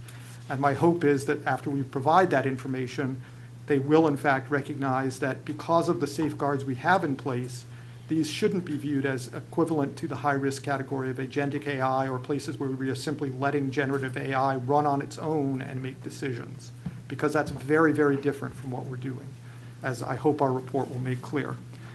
So with that, we'll go through some of the things that the Supreme Court letter requested and what we have. So the first is security. They wanted us to advise them on the efforts to protect the confidentiality of closed complaints and investigations as required by the statute. So as you heard in the last item, we use an enterprise version of Copilot Chat, which has been checked by both General Counsel's office and by our cybersecurity staff to ensure that it is a closed enterprise environment. That is, that is an environment that does not share content that is uploaded to it or is included as part of a prompt with anybody outside, nor is it used for training of the Gen AI engine. And so it is a closed system in which that confidential information that is uploaded remains confidential. Essentially, our transfers back and forth are subject to the same enterprise data protection as our emails that we exchange using Outlook or the files that we store on our Microsoft file storage system, SharePoint. So just as we put confidential information on those, we are putting confidential information onto Copilot subject to the same security protections. The web search is off for users. As was mentioned, there's logging of prompts and responses so that we can always go back and observe those and audit those. And data is stored within our existing Microsoft 365 boundaries. So for security, that's what our report will tell the Supreme Court, which we believe it does comply with any security requirements. Methodology. They asked for the scope and methodology of the initial testing phase and later implementation, and whether there will be any effort to verify that intake staff have in fact conducted the required safeguard human reviews. So first, in terms of the methodology, the initial testing and design occurred between September of 2025, when we got access to Copilot Chat on a pilot basis to certain people, one of whom was Atlas, who worked with it and basically did the design, the initial design and testing of our intake prompt. The initial testing was done on a set of 20 closed cases, 10 of which had been closed in intake, 10 of which were forwarded for investigation, so that we had both types of cases. And each major revision of the intake prompt, this was an iterative process. In other words, we were building the prompt, seeing how it did, then making improvements as we went to go. So all of that was done. Then there was some validation testing done between November, when the prompt was in a state where we thought it worked, up through January of 2026. Again, Atlas did most of this, independently analyzing active cases and reaching conclusions, and then running the intake prompt to generate a comparative result.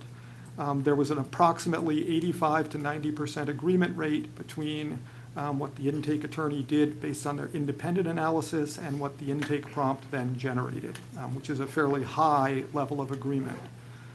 Importantly, so you understand, we have not gone back to re-audit these cases either, because the way they were done was the intake attorney on their own, without any use of AI, reached their own conclusion, and then it was a retroactive testing against that. So the initial use of the prompt then began in January, when we began using what we're going to refer to as intake prompt version 1, because to get to a question that was posed by Trustee Gore, there was in fact a change in the underlying AI tool that led to the development of a modified prompt to ensure and to tweak it a little bit, and that's what we're going to refer to as intake prompt V2, which we have also tested, and which is what we're going to be asking the Supreme Court to approve us to begin using again. This was made available beginning January 5th for use by all of our intake attorneys. They had had training. They were provided with step-by-step instructions. Our policies and other things made clear that human review was required. Approximately 50% of our intake attorneys voluntarily began using it. The other 50% made a voluntary choice not to. We then had a meeting with the Supreme Court's liaison, and after that meeting in January 26th, we formalized this as a pilot of intake prompt version 1. We told the 50% who were already using it, keep using it. We told the other 50%, don't use it. We're going to use you as a control set. And we planned to then do 3 months as a pilot, so we would have 2 sets to check it against. 2 days later, we got the letter and we stopped. So that's where we were. In terms of that's kind of the initial testing and validation phase. In terms of safeguards, there were a number of safeguards put in place to ensure human review. Some of these came from the design of the prompt. And so the way the prompt was designed is it generated basically a narrative form of a summary with some analysis as well. It required source anchoring so that it would quote and include verbatim quotes with specific page sites, making it easy for the reviewing attorney to check and see if there were any errors. It characterized what it was doing as a preliminary assessment and suggestions rather than using more definitive language. As I said, it used prose so that there was a prose explanation of connections between facts and analysis, again, something that would be easy to check. It was required to provide alternative analyses, so if it was recommending to close, it was also required to include the analysis that would support forwarding to investigation and cite the facts in support of that. So in essence, it provided both options with support from the AI tool. It had disclaimers at the start of its output saying that this was draft work product, making clear that the reviewing attorney remained responsible, and it had that same disclaimer at the end of its output. In addition, we had policies in place within the office, policy directives, posted and available to everybody, on which everybody had been trained, making clear that human review remained required. That was both a state bar policy and an OCTC policy, and also emphasizing that the attorney themselves remained responsible. That is, they were the ones who would be held accountable for the decision as a means of enforcing that they had to engage in this type of review. All of this was the subject of training that emphasized that. Finally, we also had ongoing plans for audit and for disclosure requirements. So under the State Bar Generative's AI framework, there would have been ongoing semi-annual reviews that would have checked human review to see if it was ongoing. Our policy required that if the intake prompt was used to generate substantive analysis or to generate language, there had to be a disclosure. The disclosure that was required on the outgoing letters stated specifically that the attorney who was signing the letter retained responsibility for the decision. Again, a means of enforcing that type of responsibility. We also planned and will implement regular supervisor review of pending cases, and this will now be included as part of our random audit of closed cases. Moving forward, we'll modify our policy to ensure that some sample of cases is taken. All of this is consistent with the current professional standards that are set out in COPRAC's practical guidance. I believe you got that on the agenda later today for some modifications. It will be consistent with that. It's consistent with the ABA's formal opinion on use of generative AI tools for law. It's consistent with the framework set out in the California Rules of Court, which govern court use of AI. And it's consistent with the requirements in pending Senate Bill 574, which is the pending legislation in the Senate to impose requirements on use of AI. So with that as background, the next thing that the Supreme Court required was that we go back and audit active cases on which it had been used. Now, I've put aside the translation cases. I've put aside the ones in which it was an initial human decision and then back-checked. What we did was we went back and we identified all the cases between January 5th, when intake began using this, and January 28th, when we stopped use. We identified all the cases in which it had been used and went back and did an audit of those cases. The intake supervisors went back and independently reviewed the results in those cases to see two things. One, was the outcome that was reached correct? Which is basically a check on the human who was acting with the assistance of AI. And two, they actually looked at the AI prompts, the return on the prompts, to see if there were any errors in those prompts, which was a check on the AI engine itself to see if the prompt was working and generating accurate information. So two different kinds of approaches. There were 139 total complaints in which they used generative AI. 106 were closed, 33 were forwarded. Of those 139, 119 were ones in which intake attorneys used intake prompt version 1, which was the full prompt. 91 of those closed, 28 forwarded. The other 20 were cases in which an intake attorney either used an outdated prompt or used Copilot Chat for something else, i.e. to summarize documents or to analyze particular documents independently of the use of intake prompt version 1. We looked at all 139 of those cases to see if the disposition was correct, were the charges correctly set out, did the closing letter accurately relate the charges. So these were the checks on the human action assisted by AI. And then for the 119 cases where they used intake prompt version 1, were there any hallucinations? Were there any errors, biases, or inaccuracies? And was the draft intake summary in the output correct? So results. For the 139 cases, the intake supervisor who reviewed it, in the column on the right, the agreement rate between the intake supervisor and the intake attorney was roughly 90%. We'll talk about what those disagreements were. You can see that the agreement rate was slightly higher for cases that were closed than it was for cases that were forwarded. Turning to the next slide, corrective actions. Where the original action was the intake attorney forwarding it for investigation, there were 33 cases. Of those, in 29 cases, the intake supervisor agreed. In the other 4 cases, they disagreed. There wasn't any corrective action needed. It's gone to investigation, and it will be dealt with in investigation. If it should correctly close, it will correctly close. If the intake attorney had closed, there were 106 cases total. After audit, the intake supervisors agreed on 97 of those cases. Interestingly, of those, of the 9 cases in which there was a disagreement, that is, the intake supervisor thought it should have been forwarded for investigation when in fact it was closed. Of those, there were actually 3 cases in which the intake prompt recommended forwarding, i.e. consistent with what the auditors believed, but the intake attorney had disagreed and had closed it. There were another 5 in which the intake prompt had recommended closing and the intake attorney agreed and the intake supervisor disagreed. So the point there is that it's not just the intake prompt. There are differences here because in essence, this is a judgment call that's being made. It's a judgment call being made by the intake attorney using the intake prompt information as one of the inputs to that judgment call. And significantly, on the 9 cases in which the intake supervisors disagreed, they concluded that the intake attorney had correctly identified the relevant facts and issues. There was simply a judgment call based on that, which the intake supervisor disagreed with. So not anything that appeared to be driven by over-reliance on AI.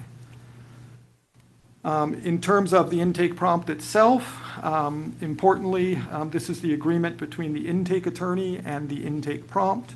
Importantly, you can see on the right that there were approximately 22 to 23% of cases in which the intake attorney disagreed with the results of the intake prompt.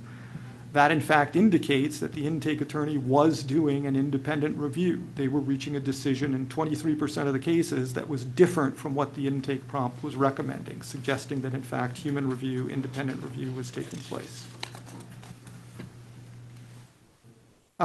This is the other results of other questions that the intake supervisors looked at. Were there hallucinations? Was the draft intake summary correct? And you can see that in a high majority, in 96% of the cases, no hallucinations in the source anchor citations, 94%, no other identified errors, biases, inaccuracies, or hallucinations in the information generated by the intake prompt. And in more than 96% of the cases, the draft intake summary was correct. So we check on the quality of the intake prompt's outputs. On the right, 3 questions evaluating the information generated by the intake attorney using AI, which also showed very high rates of quality. So that was the audit. We then did additional historical testing because the court had asked us to do that as well. Again, looking at these same 3 questions. And in this case, we tested both versions of the intake prompt version 1 and intake prompt version 2, against samples of 100 randomly selected cases. We selected those cases randomly historically to be 60% that had closed an intake and 40% that had been forwarded. That meshed with our historical average. They were all originally reviewed and resolved without AI, and so what we did was we now ran the intake prompt on them to see what the results were, and then we could compare the running of the intake prompt against what had been decided previously independently without the use of AI. The results are here. I won't go through them in detail, but what you can see is, very high rates of quality in terms of the information generated by the intake prompt as compared to the historical results. In other words, there was a high degree of quality in what was generated. And in addition, on the far right, you'll see that in a number of cases, the intake prompt correctly identified issues or information that the intake attorney had not. In other words, the intake prompt, and in part this is because the intake prompt doesn't lose attention, doesn't get distracted, it goes through and it picks out everything. And so there were a number of occasions where it picked out things that the attorney had not. In terms of agreement rates, agreements between the intake prompt, version 1 and version 2, with the historical cases, the totals are over on the right. You can see between an 82% and an 87.5% agreement rate. If recommending forwarding or closing. So again, fairly high agreement rates. The version 2 is the one in orange, and that was after revisions were made. We tweaked intake version 2 to favor forwarding more than closing, because forwarding doesn't bring the case to a close. In other words, if the intake prompt recommends forwarding, that's in favor of the complainant. It would move the case forward. And if the attorney then disagrees with that, that's fine, they close it. So it's basically skewed in favor of the complainant, slightly, but you still see fairly high agreement rates. Brings us to our next thing that the court asked about, which was efficiency and assessment of the staff hours saved by using generative AI. We simply don't have the data on this because we were forced to stop our pilot short. What we are proposing is if we move forward, we would resume our pilot and over 3 months try and gather this information to assess whether in fact it improved efficiency. Anecdotally, reports from the people who use the intake prompt suggest strongly that it will improve efficiency, but we do not have the quantitative data on that yet.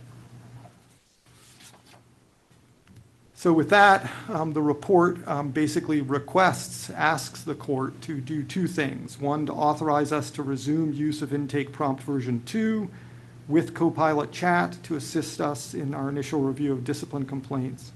And two, to authorize both OCTC and CREW to use additional tools that we develop in accordance with the generative AI framework and in accordance with what we've laid out in the report as our approaches to development in the future.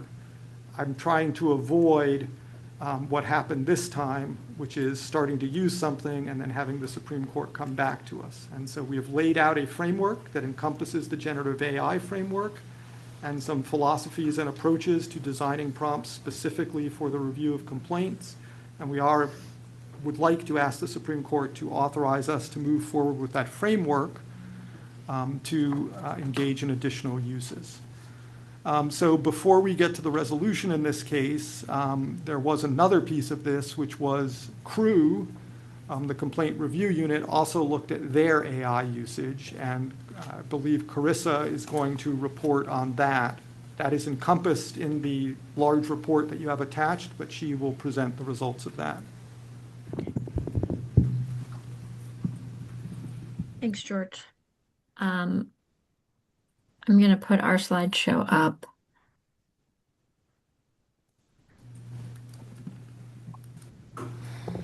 Give me just one moment.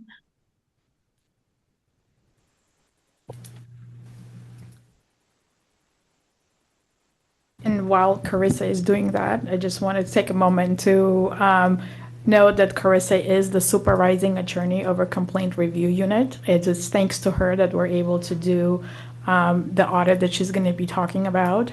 And she added that in addition to her supervisory responsibilities, which are added when you actually have a PLO that we just talked about. We had an extern. We've always had our interns also kind of participate and get a flavor of CREW, but it was mainly done, and we're able to do all of that because of Carissa's sort of focus and work in that space. Thanks, Aline. So our presentation here looks quite different from OCTC's, just given the nature of the way that CREW was using the Copilot Chat tool and the timing. So ours kind of looks a little bit more just like an update of how we were using it, what our audit entailed, and sort of what the results of those were. So just a brief refresher, the Complaint Review Unit handles second look reviews of complaints that were closed by OCTC. So when those come to us, we're sort of reviewing the closing and determining whether we think it was appropriately closed or whether there might be a recommendation that it be reopened and OCTC conduct further work.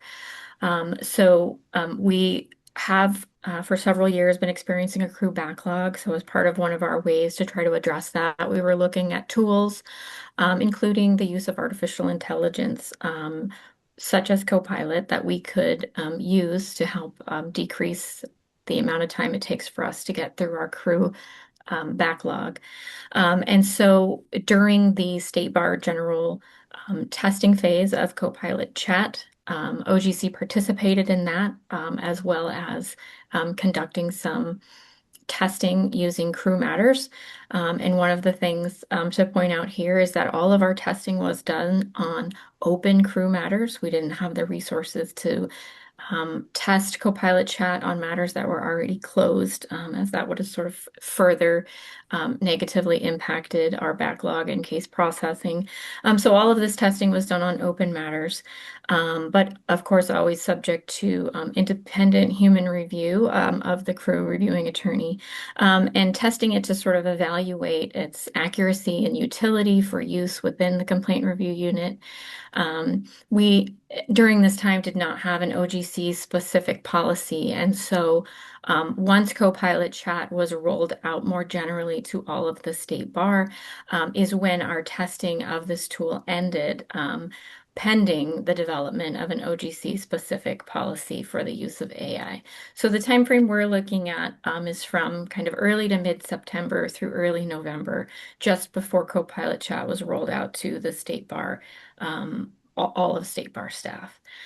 So then thereafter, when we received the January letter from the Supreme Court, we took a closer look at how crew had been using Copilot Chat to determine if we thought that that was encompassed within the request for an audit of those cases, and identified that there were 56 matters where Copilot Chat was used in connection with the crew review.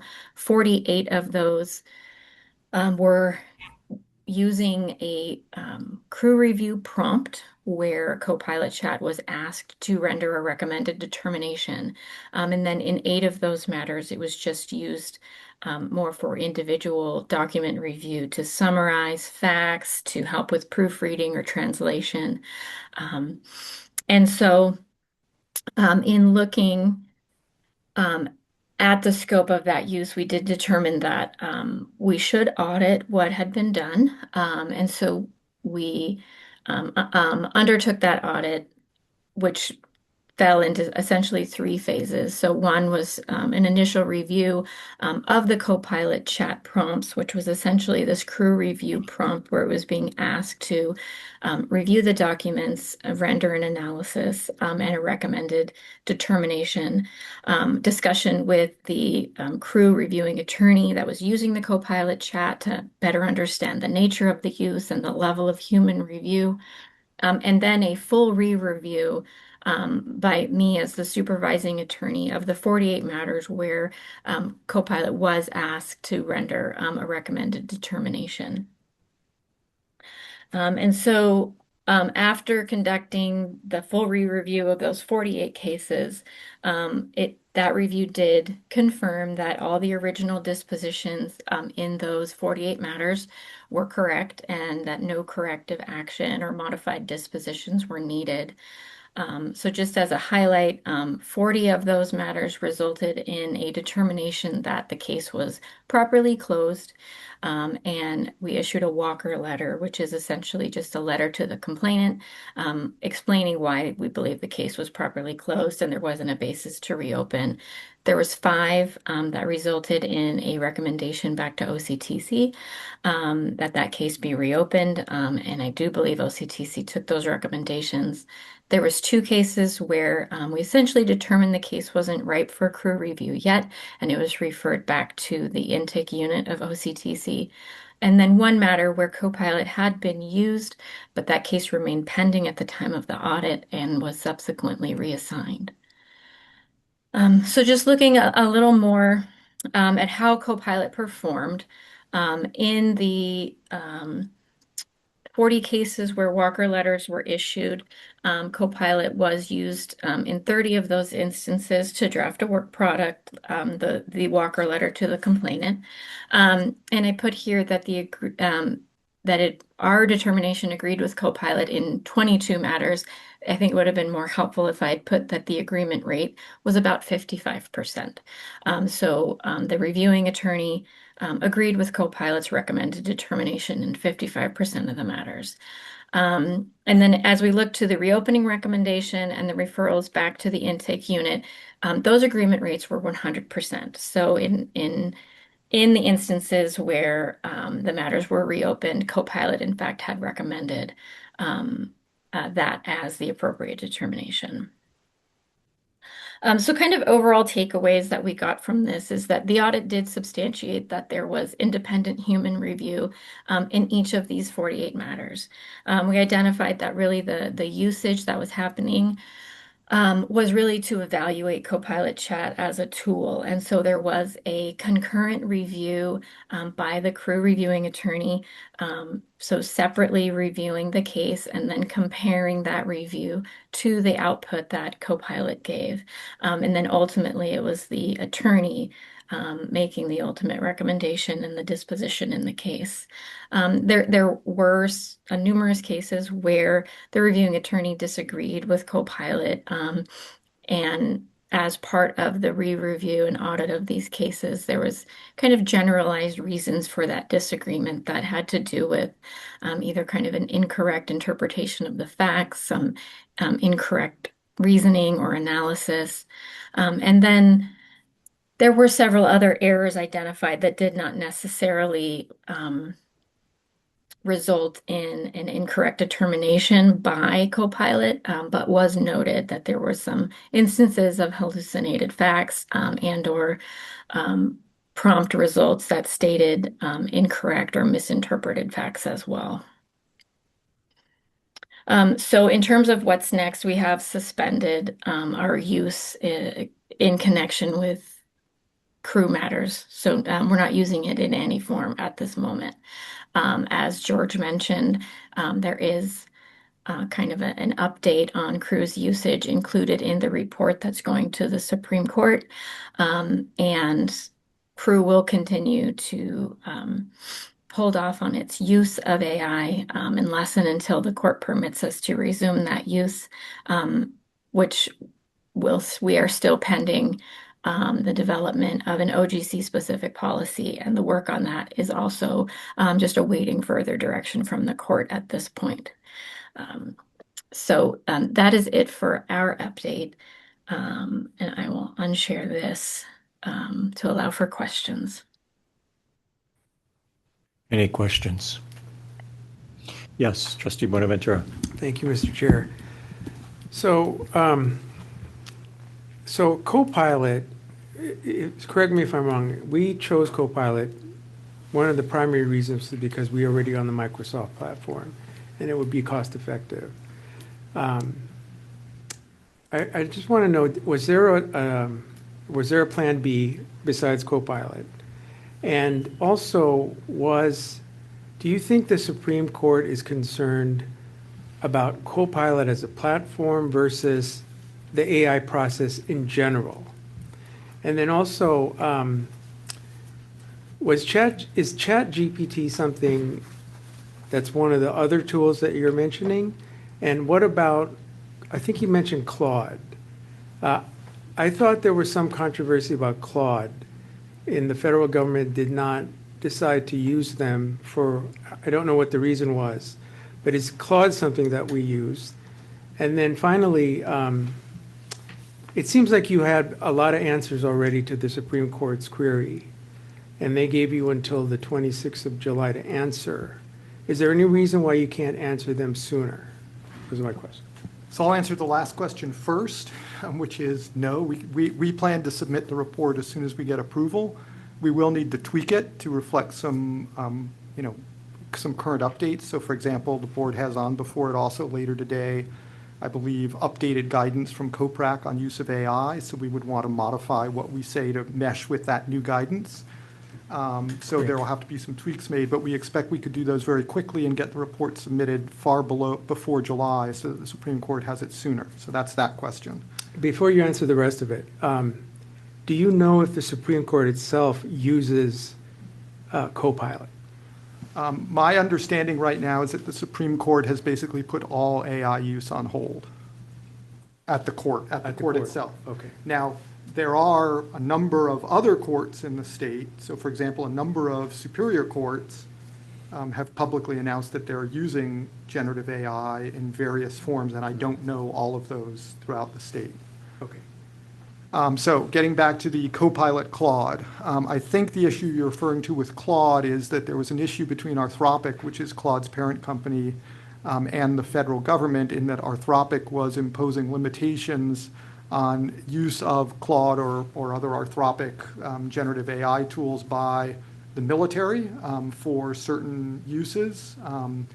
That wouldn't affect us in terms of our use of Claude. We're not using it for anything that would fit within those types of constraints. We were using Claude primarily for translation. That was after a series of tests were done on a number of different platforms, a number of the different generative AI platforms, and the conclusion after that pilot that in fact Claude was the best at translating the languages that we use the most. So that was the decision on that. With respect to Copilot, yes, the decision was essentially made based in large part because it's part of our Microsoft environment, which makes its use much easier. It's all integrated into our Microsoft environment. And correct me if I'm wrong, is Copilot running on ChatGPT? Yeah, I believe that the underlying Gen AI engine under Copilot is in fact ChatGPT. Okay. George, just do you want to talk about the other pilots you did in this, or Atlas, in this space too, with Paxton and with other, prior to getting to using Copilot?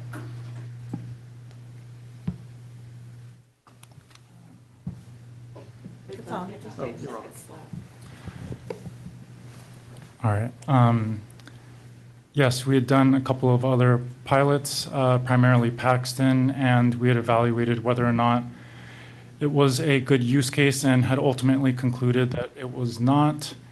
There are a number of other pilots that have gone on in OCTC, the most successful of which was Copilot Chat. We've been using Copilot Chat in large because of the additional security that comes underneath the Microsoft umbrella. Okay. Yeah, I was going to say the Microsoft is sealed better. So if you're, just using your own content, it can't get penetrated. So it's a good environment to be in. Anything surprise you, either of you, good, bad, and different about the results?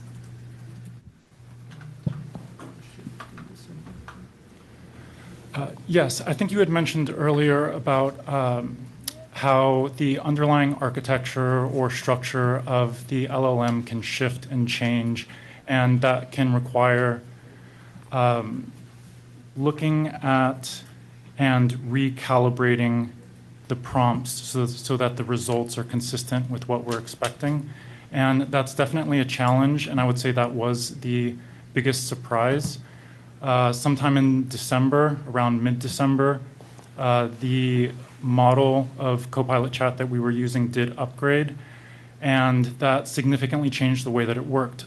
Previously, there was only one option for it to do its analysis, and then after the update, it introduced auto, answer quickly, think deeper. So then you have to ask, well, what kind of results are you going to get when you're using auto versus thinking deeper, and that requires extensive testing. And that's something that we did and is represented in the graphs that we showed to recalibrate so that the agreement rate was, one, higher, and more importantly, that the information that was presented to the intake attorney was accurate.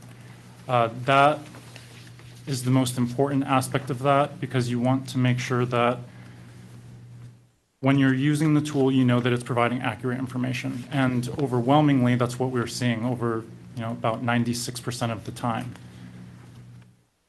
So I would say that was the most surprising,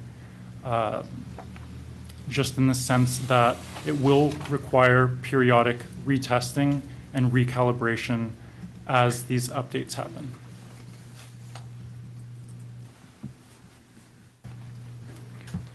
Anyone else? Yes, Trustee Sowell. I appreciate the presentation. I think the component that's missing that we haven't had unable to sort of put forward is this efficiency evaluation, and I just sort of interested in maybe walking us through what that would look like, because as I was listening to the presentation, there appears to be a lot of redundancy in the system, in the sense of like you definitely want the human interaction and the human oversight, but I didn't know if that human oversight was on the results of what the tool had put forward, or would the attorney have to go back and essentially just I'll say, use the word relitigate the case itself, to the intake case itself. So I was just get a sense of how that evaluation would take place. So the benefit of the tool, and this is one thing we would want to look at. Our hope was that in running the pilot, we would have two then sets of data. We would have attorneys who, for some significant period of time, had been using the generative AI tool, so that we could compare their productivity while using the generative AI tool to their own productivity prior to the time they started using the generative AI tool, using a similar time period. That would be one measure we'd look at. The second measure would be looking at attorneys who were using the generative AI tool versus attorneys who were not using the generative AI tool over the same time period. So we get measures on both of those. And that's what we would hope to generate in terms of the efficiency data if we get permission to move forward. In terms of the efficiencies, that's obviously the question. You know, are we getting enough benefit from having the generative AI tool generate an initial summary, which the attorney can then check, as opposed to having to do that summarization themselves? In other words, the AI prompt is basically generating a set of information from a set of documents. The human still has to check that, but it can often be very much quicker to check as opposed to creating it yourself. And so that's where probably the efficiency would come from. But again, anecdotally, that's what people are telling us, but we would want to look at the quantitative data to make sure that that was the case.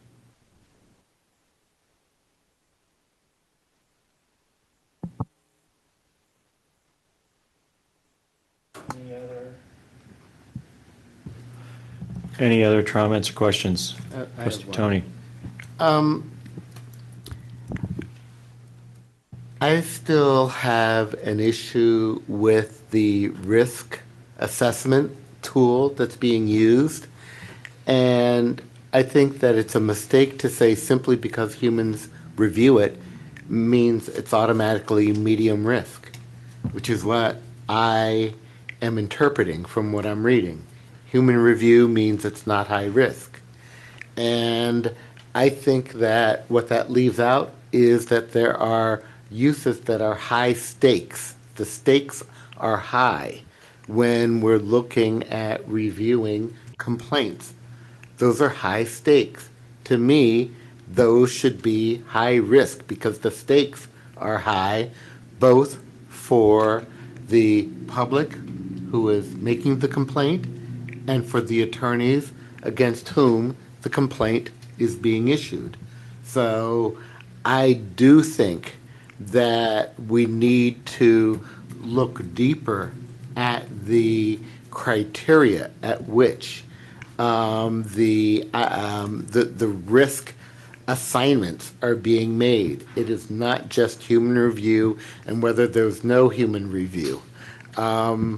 You know, I'm glad that no human review is coming to the board automatically is what I read, because I'm going to question whether we should ever allow any AI that doesn't have human review. So when it does come, but I'm just saying human review should not be the criteria. We need to add in a criteria that is high stakes. And I think that's what I read from the Supreme Court letter is that my interpretation is that they consider the use of AI in determining which complaints go forward and which ones do not go forward as a high stakes decision point. And I would either like an assurance from staff that even if the Supreme Court gives a go-ahead, that it comes back to the board for discussion and approval before it is adopted, or and I just want to see if the staff is willing to do that, and if not, I'm going to want to modify this resolution in front of us. We can bring it back once we hear from the court. Okay, thank you. I will just note that there are other uses that we would like to make of AI that are fit within our framework for investigation and other things that perhaps would have to be the discussion down the road. But for example, we are developing another prompt to assist attorneys in drafting letters that they send to the attorney who is being complained about to request information. That's an investigative step, but we believe that we can gain efficiencies. And so I think it's important to think about, where is that line going to be drawn in terms of what's high risk, what's medium risk. And obviously that's something, but I think that might be something that we would want to have further discussion on. I think no matter how this use case is categorized, whether it's high risk or medium risk, I believe the information we have provided in the report would support moving forward with this use. I actually agree with that. Okay. We have a motion. Would you have another comment? I'm prepared to make the motion. Okay, why don't we display the motion? I have a motion. Do we have a second? Second. Okay, there's the motion. Motion by Trustee Sowell, second by Trustee Giorgello. Vote, please. Barahona? Aye. Buenaventura? Aye. Good is absent. Gore? Aye. Grande? Grande is not present. Harrison? Aye. Huser? Aye. Giorgello? Aye. Sowell? Aye. Stevens? Aye. Tony? Aye. Cisneros? Aye. With 10 ayes and 0 nays, the motion passes. Great. Moving on and perhaps wrapping up this topic. Next on the agenda is the request for approval and publication of updated 2026 practical guidance for the use of generative AI in the practice of law, an update regarding incorporation of artificial intelligence into the California Rules of Professional Conduct. It's being presented by Rachel Brewer from the Office of Professional Competence and Nima Mohebi, member of COPRAC. And we're promoting them.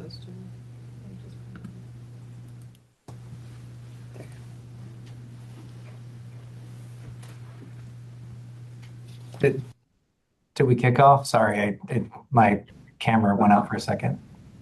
Yeah, I can hear you. All right, great. Thanks. Thank you, everyone. Good morning, I guess afternoon, members of the board. My name is Nima Mohebi. I'm the lead of the Artificial Intelligence Working Group for the Committee on Professional Responsibility and Conduct, aka COPRAC. And I'm pleased to be joined here today by Rachel Brewer, who's the managing attorney in the Office of Professional Competence. As the chair noted, we are here today to request the board's approval to publish the 2026 practical guidance for the use of generative artificial intelligence in the practice of law, and the very hard work that came along with it, and to depublish the 2023 version that it replaces. So what we're going to do here, hopefully at a detailed but also high level, walk you through the background that sort of prompted the update and changes that we made, and also what comes next. We go to slide 2. There we go. So I think before we dive in, I probably a little redundant at this point, given the prior presentations, but I just wanted to kind of make sure that we were operating off of the same terminology, basic terminology, just because it is important in the guidance that we've put forward, and important based on what the Supreme Court has requested. So artificial intelligence, there's a definition here, but generally speaking, it's computer systems designed to perform tasks that would ordinarily require human intelligence. That's things like analyzing information, identifying patterns, generating thoughtful responses, or what are perceived to be thoughtful responses. Generative AI is essentially a subset of artificial intelligence, and the idea is designed to create new content such as text, images, videos, audios, computer code, analytical outputs in response to user prompts, and that's the kind of core artificial intelligence that we've been it's been very prevalent in the public space in the last few years. Agentic AI, and this one is important, we'll come back to it, is purportedly to go one step further, which is a branch of generative AI where the idea is that it sort of enables systems to use initial prompts and inputs by a user to then sort of go on and then autonomously perform tasks or even entire workflows without further human prompting. the idea is that the system doesn't just answer a question. It's planning, and I put this in air quotes, planning, making decisions, and acting. And that distinction matters, I think, enormously from a professional responsibility standpoint. And that's what we are here to talk about. So the next slide, whoever was controlling it. So what prompted this update now? On August 22nd, 2025, the Supreme Court sent a directive to the State Bar that announced at a high level really three interconnected goals.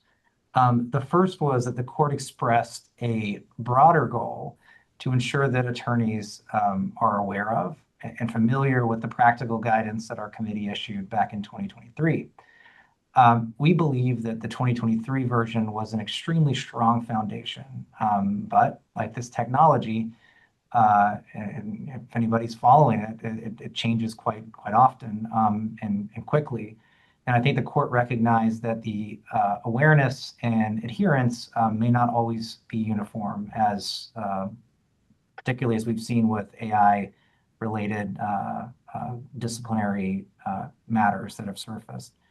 The other point the court wanted us to address was to consider, in light of this, whether or not the 2023 practical guidance should be incorporated into the rules of professional conduct. In other words, to use layman's terms, does the guidance carry the formal weight of the rules themselves, or should it?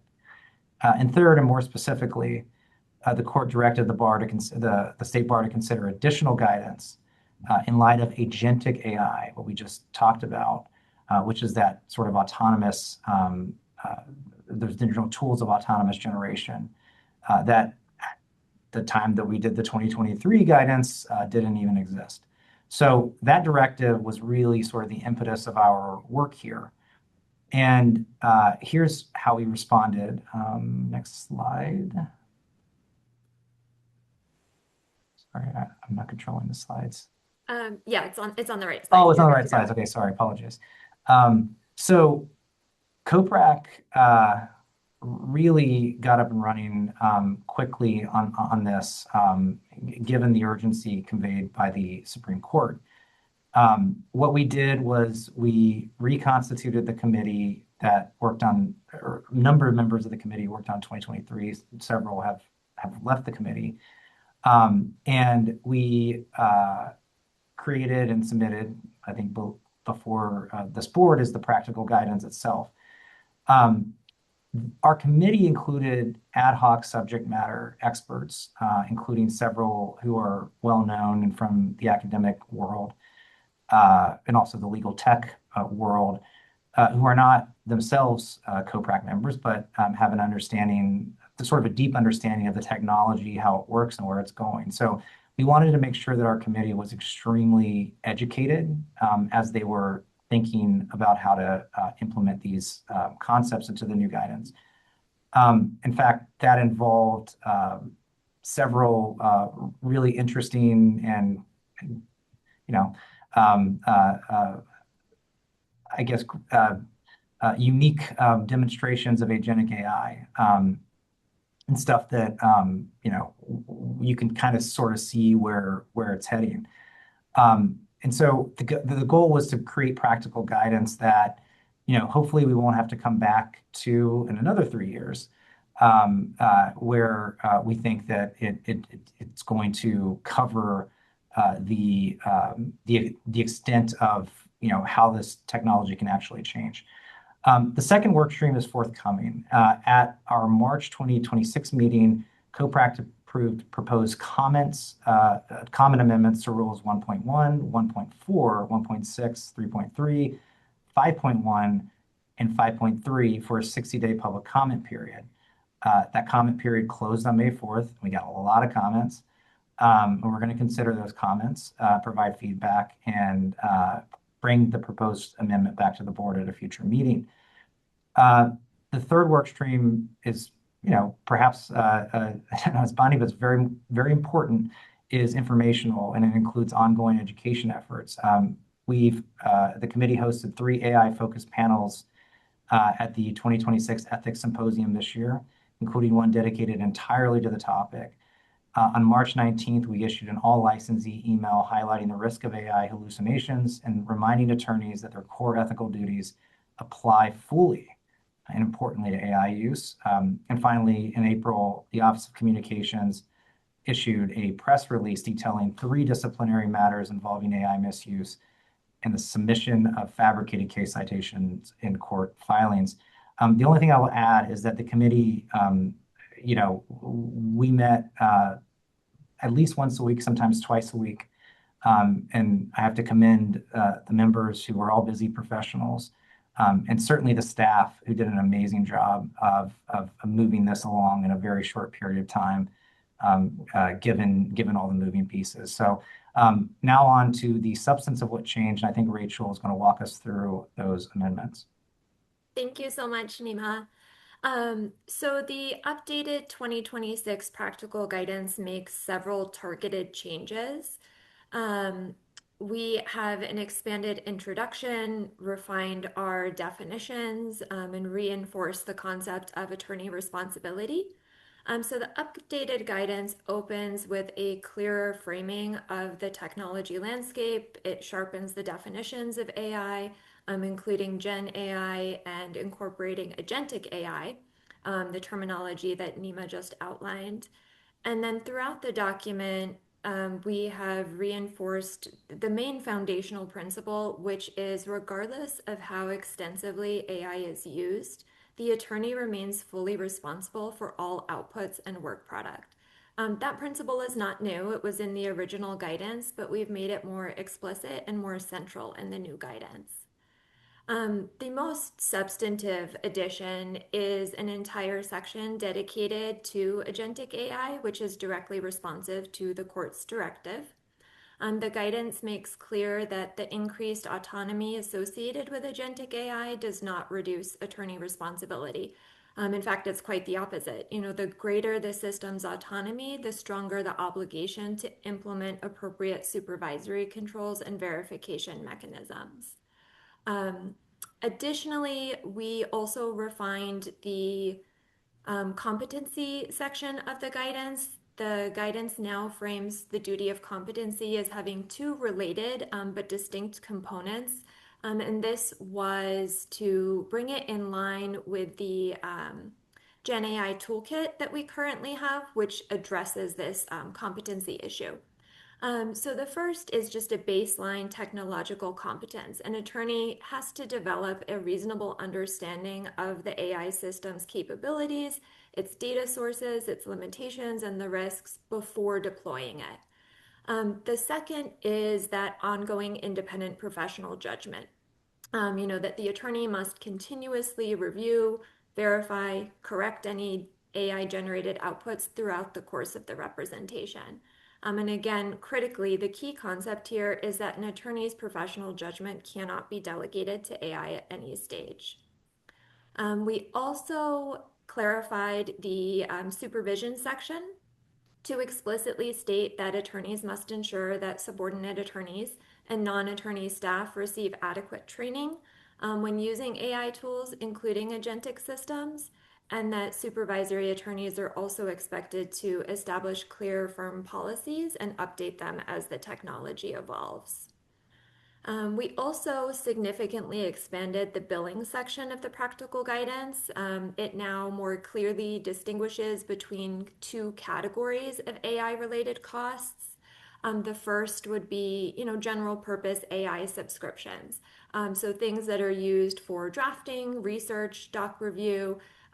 Those types of fees would constitute overhead and need to be absorbed into the attorney's fee, just like library maintenance or general computer system costs are absorbed. However, we also talk about per-use fees, so things like specialized tools or custom AI implementations that were made specifically for a particular client matter. And the guidance recognizes that those may be passed through to the client, provided that the fee agreement clearly discloses this, that the charges reflect actual cost, and that no markup is added without the client's informed written consent. I see there's a question. I'm happy to take that now, if you would like. Trustee Giorgio? I think you're on mute. You need to turn on your mic. Sorry about that. I'll ask my question at the end. Okay, no problem. The next update is in regards to the duty of candor section. This section now explicitly and expressly states that this duty cannot be delegated to AI. Attorneys have to review and approve of all AI-generated outputs before submission to a tribunal. With agentic AI in particular, attorneys must ensure that no document is transmitted to a tribunal without attorney review. And attorneys cannot permit AI systems to autonomously file documents or communicate with the court on their behalf. This is a direct response both to the hallucination problem as well as the emerging risks associated with autonomous agentic filing. So that is kind of an overview of what has been changed and updated and expanded on in this new guidance, and I will turn it back over to Nima to wrap us up. Thanks, Rachel. The next step is really what are we asking for in the action before this committee today? We're asking the board to take two steps. The first is to approve a publication of the 2026 practical guidance for the use of generative artificial intelligence in the practice of law, and to authorize staff to finalize and make non-substantive edits before publication. Second, approve depublication of the 2023 version, which this guidance replaces. So we certainly recognize that as technology continues to develop, further regulation, including even potential amendments to the rules beyond even those that are pending, may ultimately be necessary. But the practical guidance that we updated together with the forthcoming comment amendments, we believe will ensure that California attorneys have clear, current, and actionable guidance as they navigate this rapidly evolving landscape. And with that, happy to take any questions. Great, thank you very much. Trustee Giorgello. I was on CoPrac, so I understand the many years ago, I guess I should say. So I understand the significance of opinions and such. Why is this practical guidance and not a formal opinion? Is that just because you wanted to get to move faster? Yeah, so this was originally, I believe, back in 2023, a directive that came from the board asking CoPrac to develop this guidance, and that's why it came before the board for approval. And so now that we are updating it this second time around, we are again coming before the board for approval. And yes, with the practical guidance versus an ethics opinion, we are able to get it out a lot faster. Got it. The second question is I thought it was exceptionally well written, by the way. And some of your comments, for example, on the various duties, I trust from your presentation, these are eventually going to work their way into the comments to the rules of professional conduct in some form, or you're thinking about that. Is that correct? Yeah, so that's exactly what just went out for public comment is we took some of the language from the practical guidance and incorporated it specifically into the comments of some of the rules of professional conduct that Nima mentioned. And I know we actually are very excited to start reviewing all the comments. We got a lot of really good feedback that's really going to help inform our process of refining those and moving those forward. Yeah. Okay. Thank you. Let me say again that I thought this was exceptionally well written. So. Thank you. Great. Any other comments?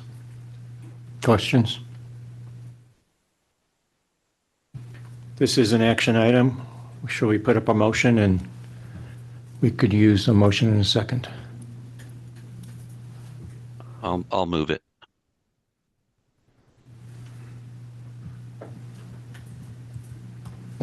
I'll second. Motion by Trustee Giorgello, second by Trustee Sowell. Vote, please. Barahona? Aye. Buenaventura? Aye. Good is absent. Gore? Aye.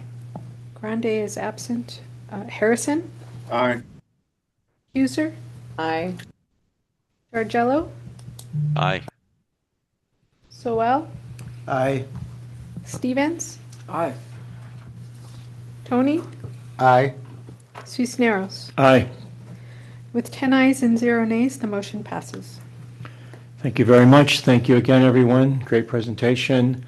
With that, why don't we take a 10-minute break and re-adjourn, or a little thereabouts, at 3:30. Thanks, everyone.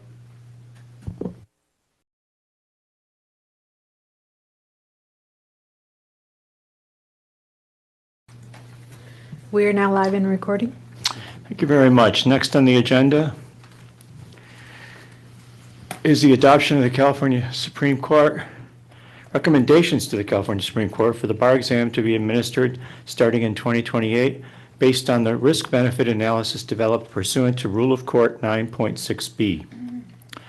Item is being presented by Donna Hershkowitz and Cody Hunanian. Thank you. Thank you, Mr. Chair and trustees. So I've got with me here Cody Hunanian, who's a project director for the Office of Admissions, who is on the exam development side. Cody has been doing the heavy lifting with me on developing the analyses for presentation to the Committee of Bar Examiners and to the board on the future bar exam.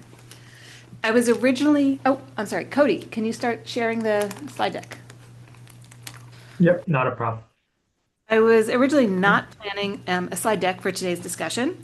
Between the board and the CBE since May of 2025, a year ago, we've had discussions at 10 separate meetings leading up to today, with more and different information presented at each meeting as our research into different bar exam options has progressed and more information has been learned.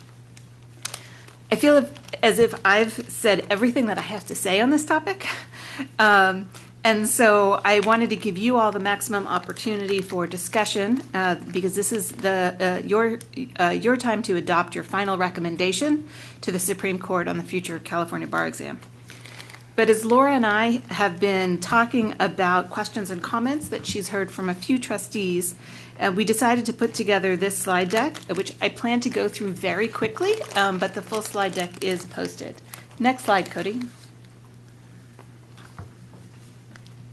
So at a very high level, what we'll talk about in this deck is how we got here today, guiding principles that you all adopted in May of 2025, the 8 options ultimately that were presented to you in January of 2026, the board's action to narrow those 8 options down to 2 options for further research, the draft risk-benefit analysis that you discussed with the Committee of Bar Examiners at the joint meeting in March of 2026, and the CBE action and recommendation that happened at their April 2026 meeting. We'll also talk a little bit about the 2 options that are presented in the risk-benefit analysis, looking at the key elements of those 2 options, the knowledge areas and the skills that are tested in those options, the information that we have on supporters of the different options, as well as information about jurisdictions. And this is really about the next-gen UBE, which jurisdictions have adopted and have not. And finally, the primary focus of today, which is why I'm speaking in my New York speed, is for you to discuss your final recommendation to the Supreme Court. Next slide.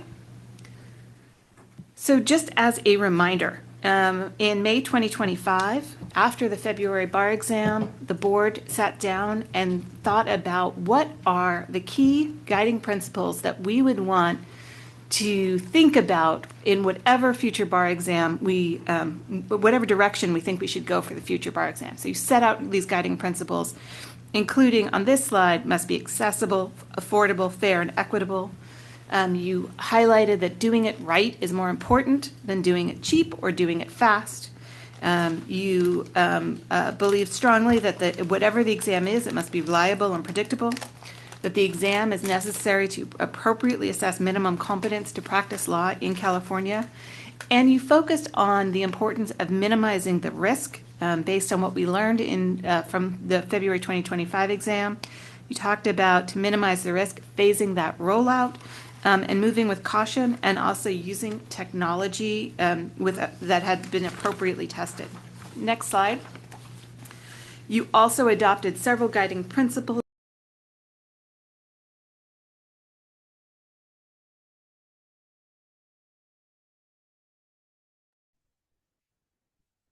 I don't hear anything. I think you're muted.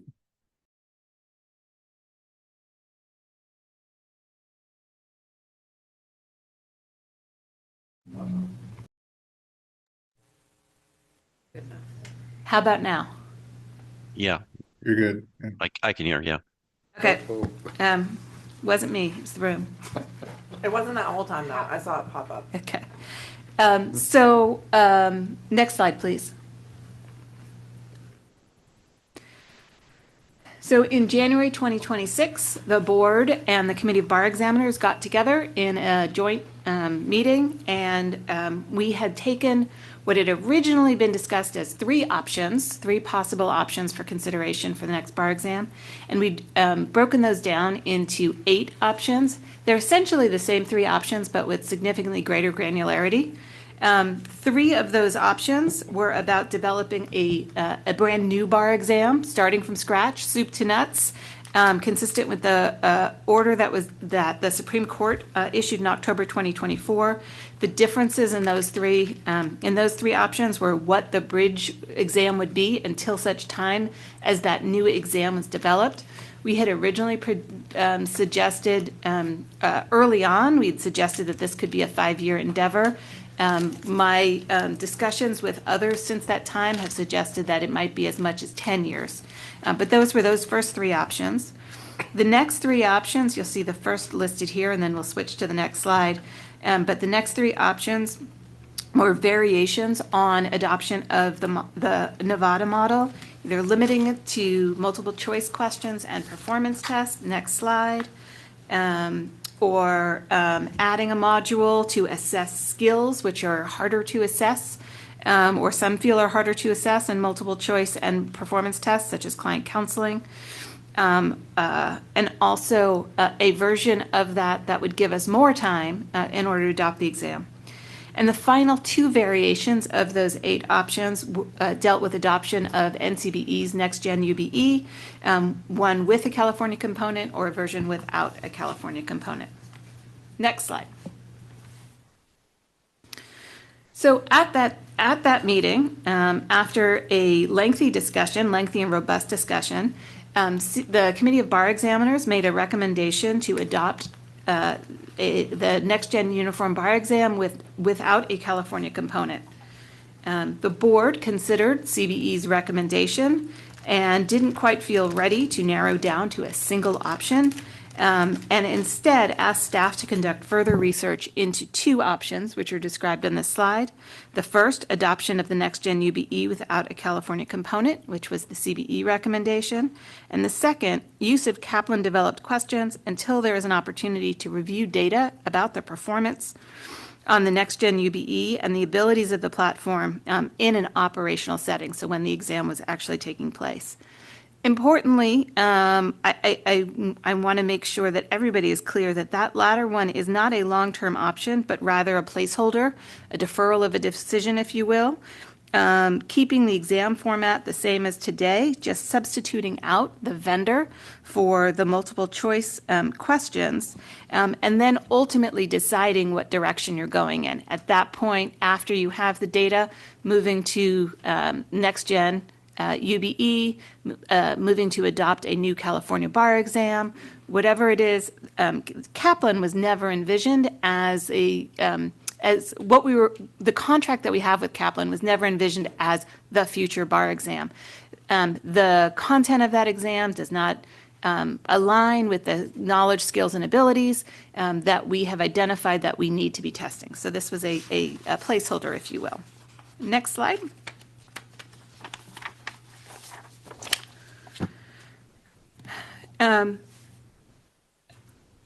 So then at your March 2026 meeting, joint meeting with the Committee of Bar Examiners, staff came back with a draft risk-benefit analysis providing that further research on those two options that the board had directed at the January meeting. We got input from the board and from the Committee of Bar Examiners at that March meeting. And after that, as a result of that input, we updated either the staff report or 98% of these, the risk-benefit analysis itself, to respond to the comments that you all had made. Briefly, we added to the risk-benefit analysis a discussion of the capability for remote administration under NextGen, the NextGen UBE, or the use of Kaplan model.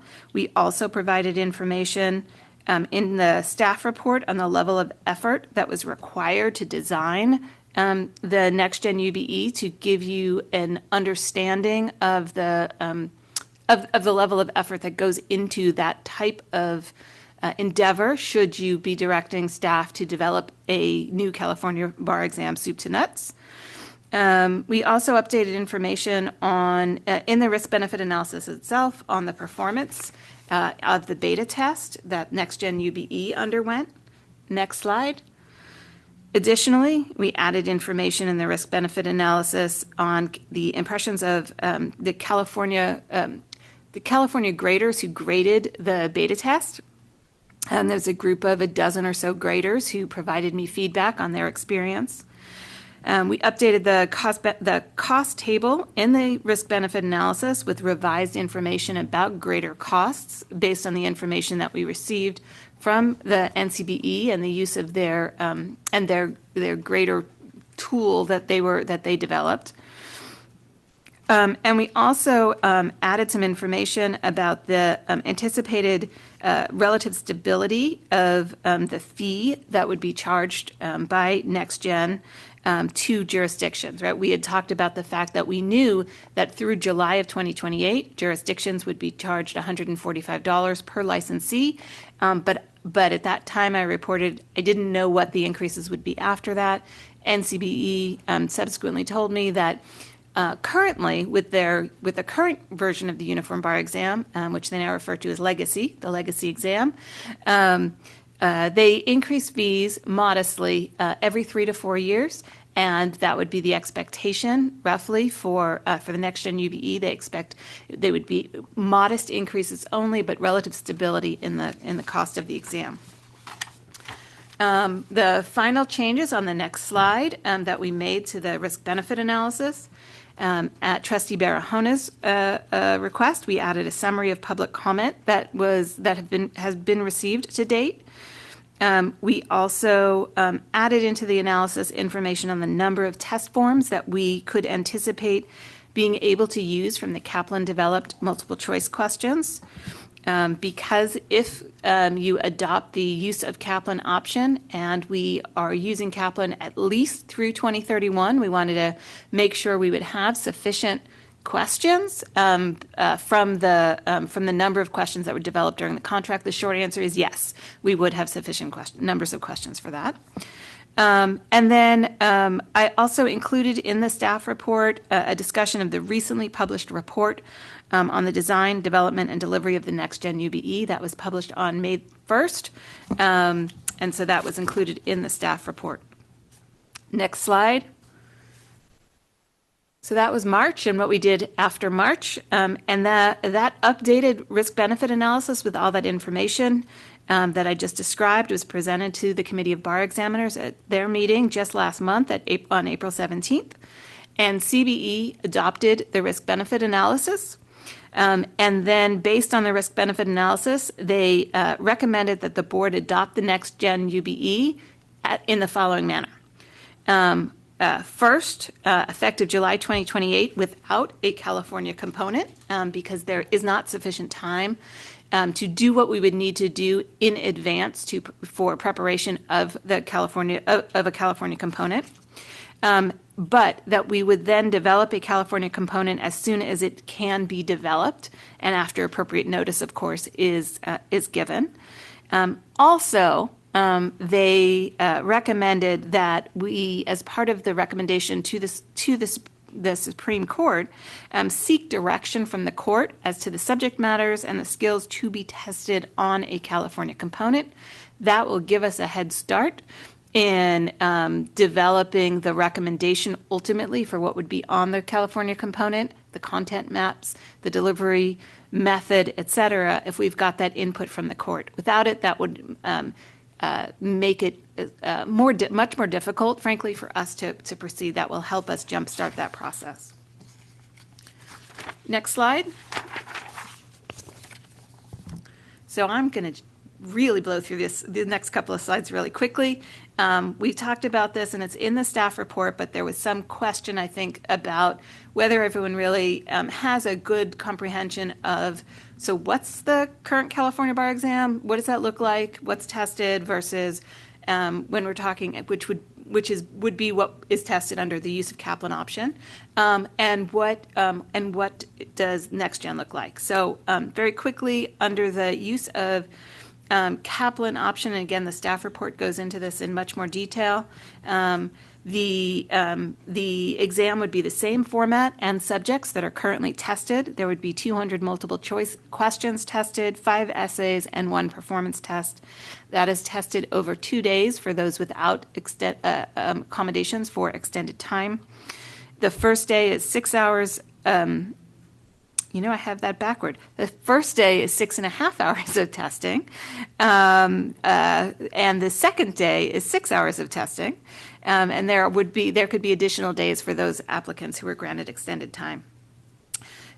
These are the subjects that have been tested for years, and it's not based. Just to be clear, because people I think are mixing this up, but this is not based on the skills and abilities, the knowledge, skills, and abilities that were identified in the report from the California Attorney Practice Analysis Working Group about the skills and abilities that should be tested ultimately for entry level, what is needed for entry level of attorneys. Next slide.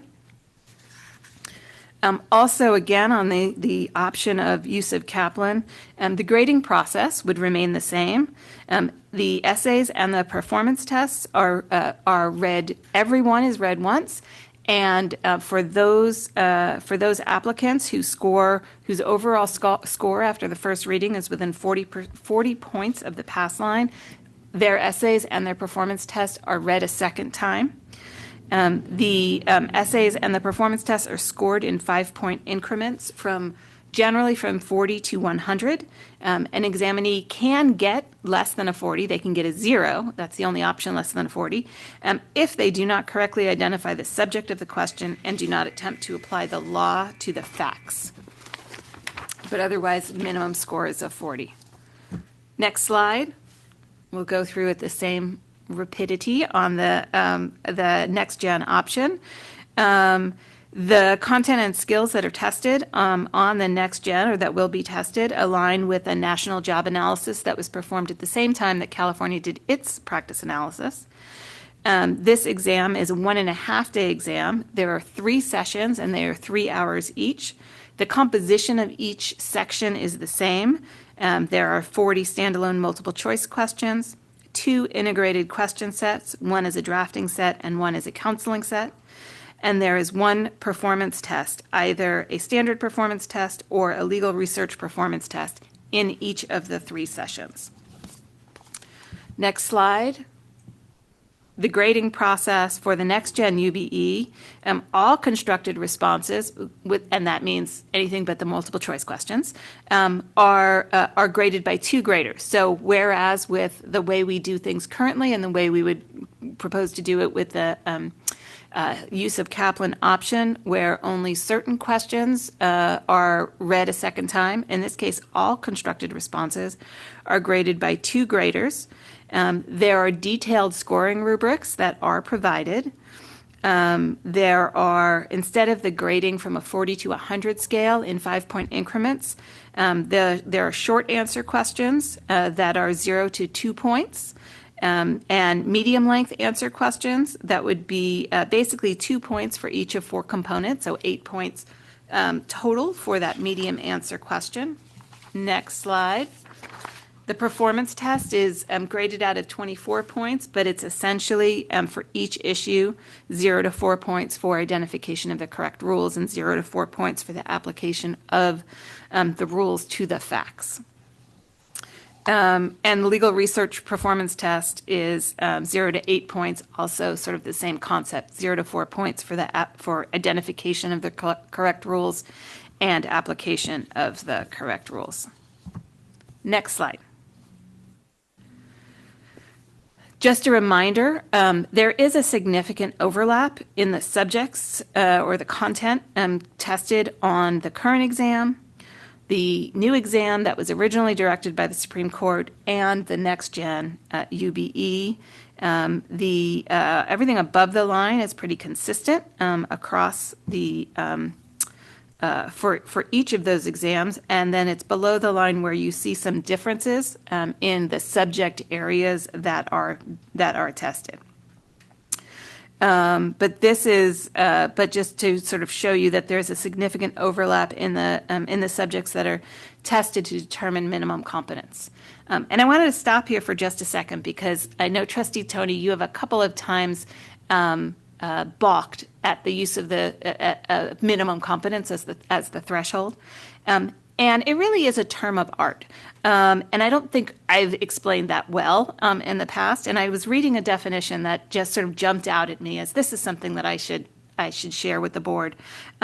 It's the threshold knowledge and skill necessary for safe, effective, entry-level practice of law. I think that sort of, I get why saying minimum competence is something that can sort of gnaw at you and make it seem like, well, we should be expecting higher than that. But the threshold knowledge and skills that are necessary for safe and effective entry-level practice. I hope that sort of resonates better as the standard that we should be using. Next slide.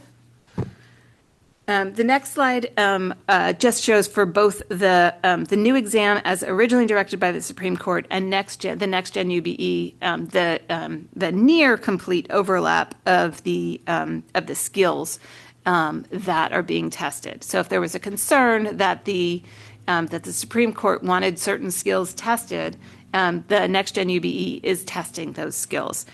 It is based on the same sort of theory that we want to reduce, as the Supreme Court's order, we want to reduce the reliance on rote memorization. We want this to be more of an authentic assessment that is more aligned with how people practice law today and the skills that they need in practicing law. And rote memorization isn't necessarily one of those. And so there is an increased focus on applied skills and increased focus on applied skills and a decrease focus on memorization. Next slide.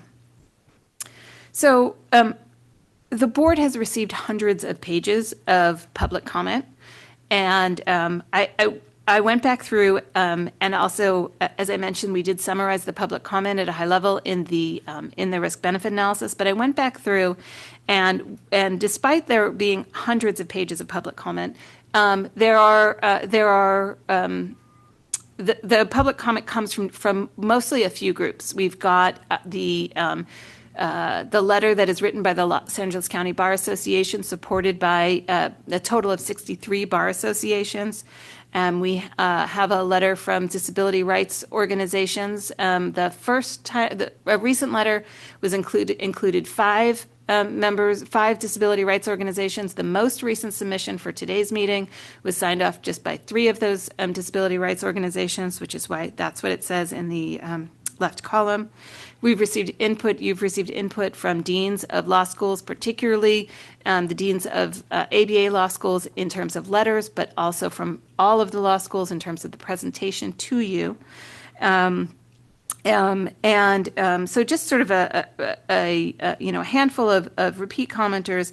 And additionally, there were a number of individual public commenters who are bar exam applicants who didn't necessarily weigh in on the exam to be selected, but rather were pleading with the board, urging the board to make sure not to adopt an exam that would increase costs for them. But so taking a look at the bar associations, the law school deans, disability rights organizations, and the information also that we had from the surveys that we did of licensees and current or prospective examinees, I just wanted to identify where they came out here. The bar associations are sort of talking about the use of Kaplan and deferring the decision, not rushing into a decision. Ultimately, they appear to be talking about developing a new exam consistent with the order of the Supreme Court. The law school deans, initially, the ABA law school deans and the California Accredited Law School deans were their recommendation was adopt next gen, and the top recommendation from the deans of the unaccredited law schools who responded to our survey was originally the Nevada model.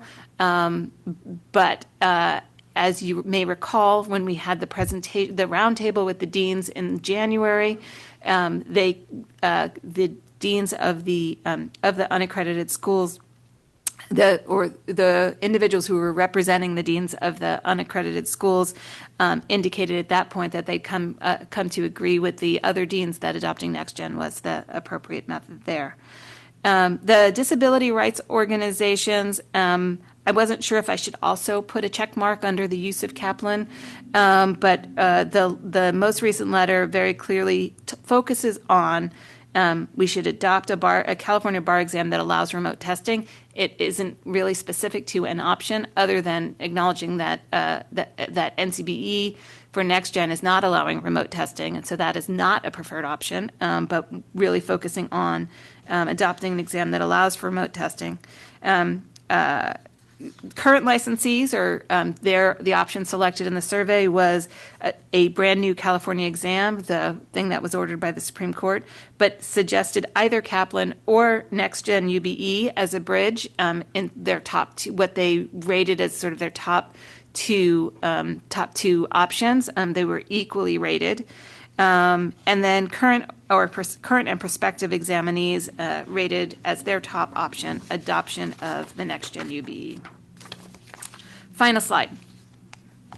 I feel like these updates on the jurisdictions that have adopted UBE have inched up one at a time in between each of our meetings. And so now here we are today with 50 jurisdictions having adopted Next Gen. As a reminder, jurisdictions include things like Guam, Northern Mariana Islands, which are why there are more jurisdictions than there are states. The jurisdictions that are either not adopting Next Gen or have not yet announced are listed here for you. 5 others in addition to us: Arkansas, Louisiana, Montana, Nevada, and Puerto Rico. Nevada has specifically announced that it's not adopting Next Gen, as we all know. Louisiana and Puerto Rico, I do not believe have officially announced, but they will not be adopting Next Gen. Puerto Rico tests in Spanish as well as English, and Louisiana tests on an area of law that's not tested by Next Gen, and so we can assume that those will not be. That leaves Montana and Arkansas and California as those that have not adopted Next Gen at this point. And now the floor is yours. Please talk amongst yourselves. Thank you very much. We're open to discussion. Yes, Trustee Harrison. I'd like to know exactly how many bar exam graders are threatening to quit if we move forward with the Next Gen. So, as I mentioned, I met with 12, I think we had 14 graders that participated in the beta, the grading of beta. 12 of them were available for a meeting with me in March. A few of them, I posed the question. I have to say, I posed the question, and I said, as they were talking about the exam, and some of them were indicating a dislike for the process, and some of them indicated, yeah, if you were to adopt Next Gen, I probably wouldn't grade this. Now, I described this in some detail in the staff report. And I think one of the things you have to understand, so this is not I certainly did not understand it, and I did not write it in the staff report, which is where public commenters are taking this information from, as them sort of standing on principle. I don't think this is a good exam, so I won't grade it. That's not the commentary that was given to me. The commentary that was provided to me was, the most fun part of the grading process is that we get together and we independently first each come up with our own answer, our own sort of the thing that we think is the answer to the question. So, right, the whole group of graders, we've got 15 or so people, 14 graders assigned to, say, a torts question. They take the question and they write their own answers. Then they get together and they debate and they come up with a consensus answer. And so there were a few people on the call who said that's the most fun part of grading, that interaction, that debate, that figuring out sort of what the right answer is. That part would go away because with NextGen, they are providing you the rubric. This is what you're looking for. This is what would score one point. This is what would score 2 points, etc. So that part of the process that some of them really enjoy is something that would go away. So I caution you to take that as a stand on, I don't think this is a good test of minimum competence. There were certainly some graders that who I spoke to who did say, this is, I don't think this is really testing analytical skill. There was also a grader who said, I think testing rote memorization is getting a bad rap. What's wrong with testing rote memorization? I think you should do that. That's not what the Supreme Court wanted us to do either if we were doing our own exam.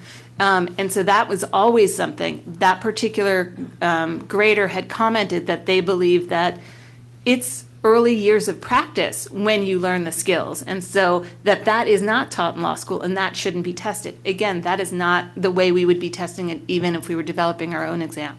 So did several of the graders, and I don't have a count, I'm sorry, but did some of the graders that I was talking to, of those 12 graders, say, yeah, I probably wouldn't do this. I probably wouldn't grade. Yes, absolutely. Some of them did say that.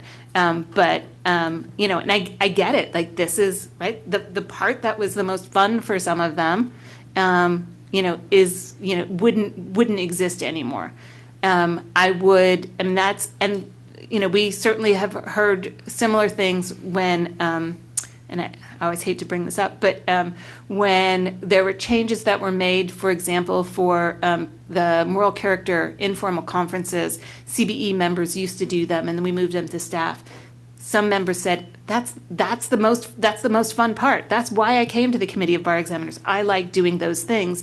And we had made a determination as part of our sub-entity review that the CBE should set the policy and staff should do the sort of the day-to-day operational work. So I absolutely understand the impetus.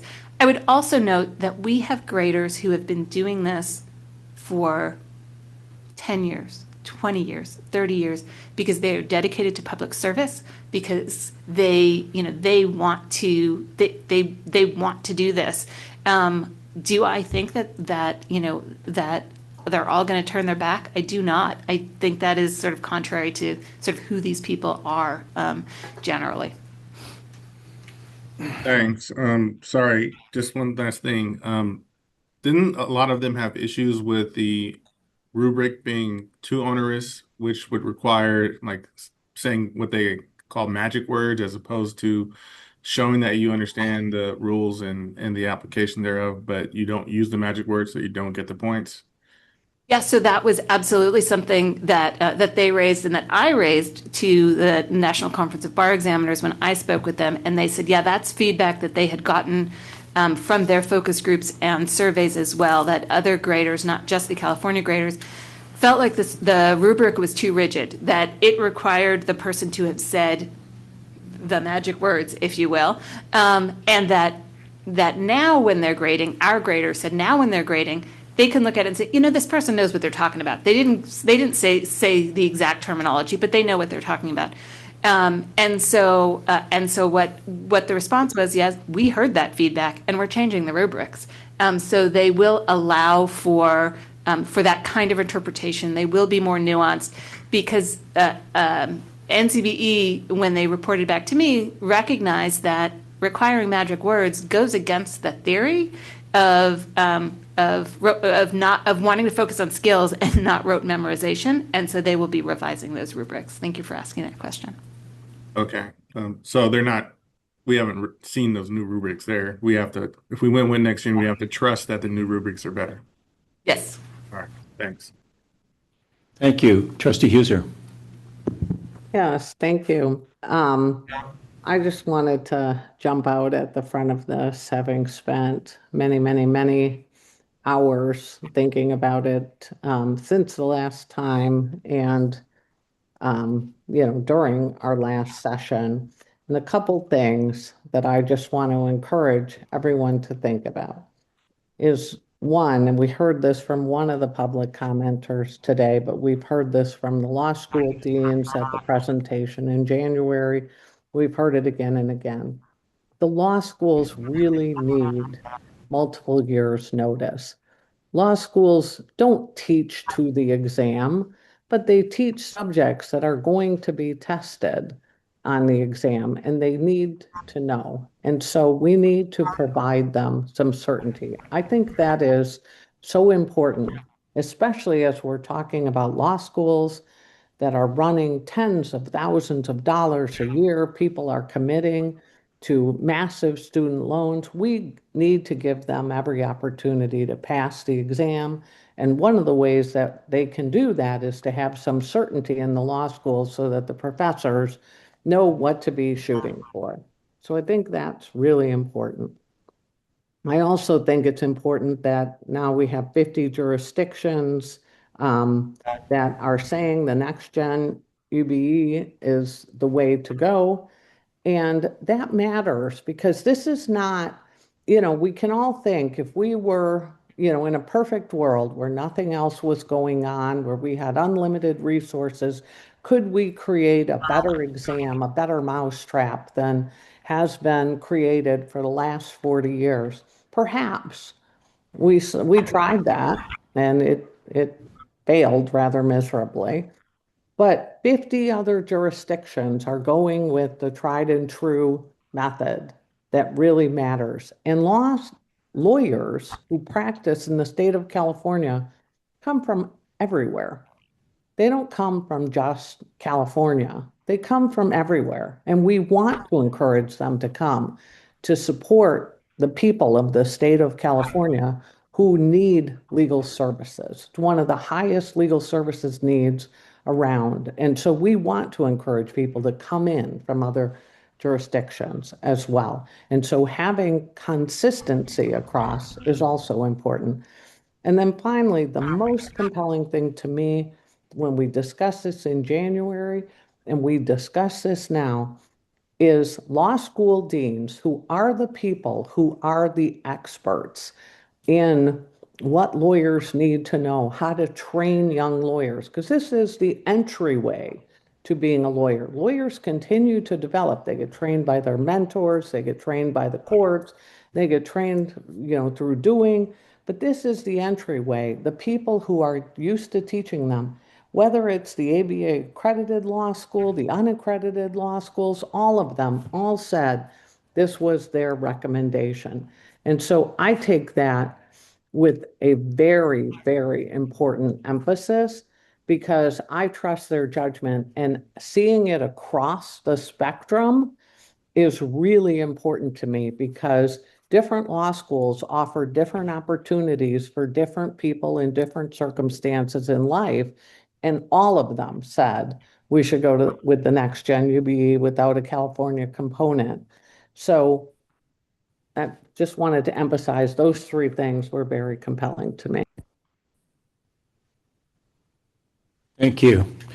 Any other comments?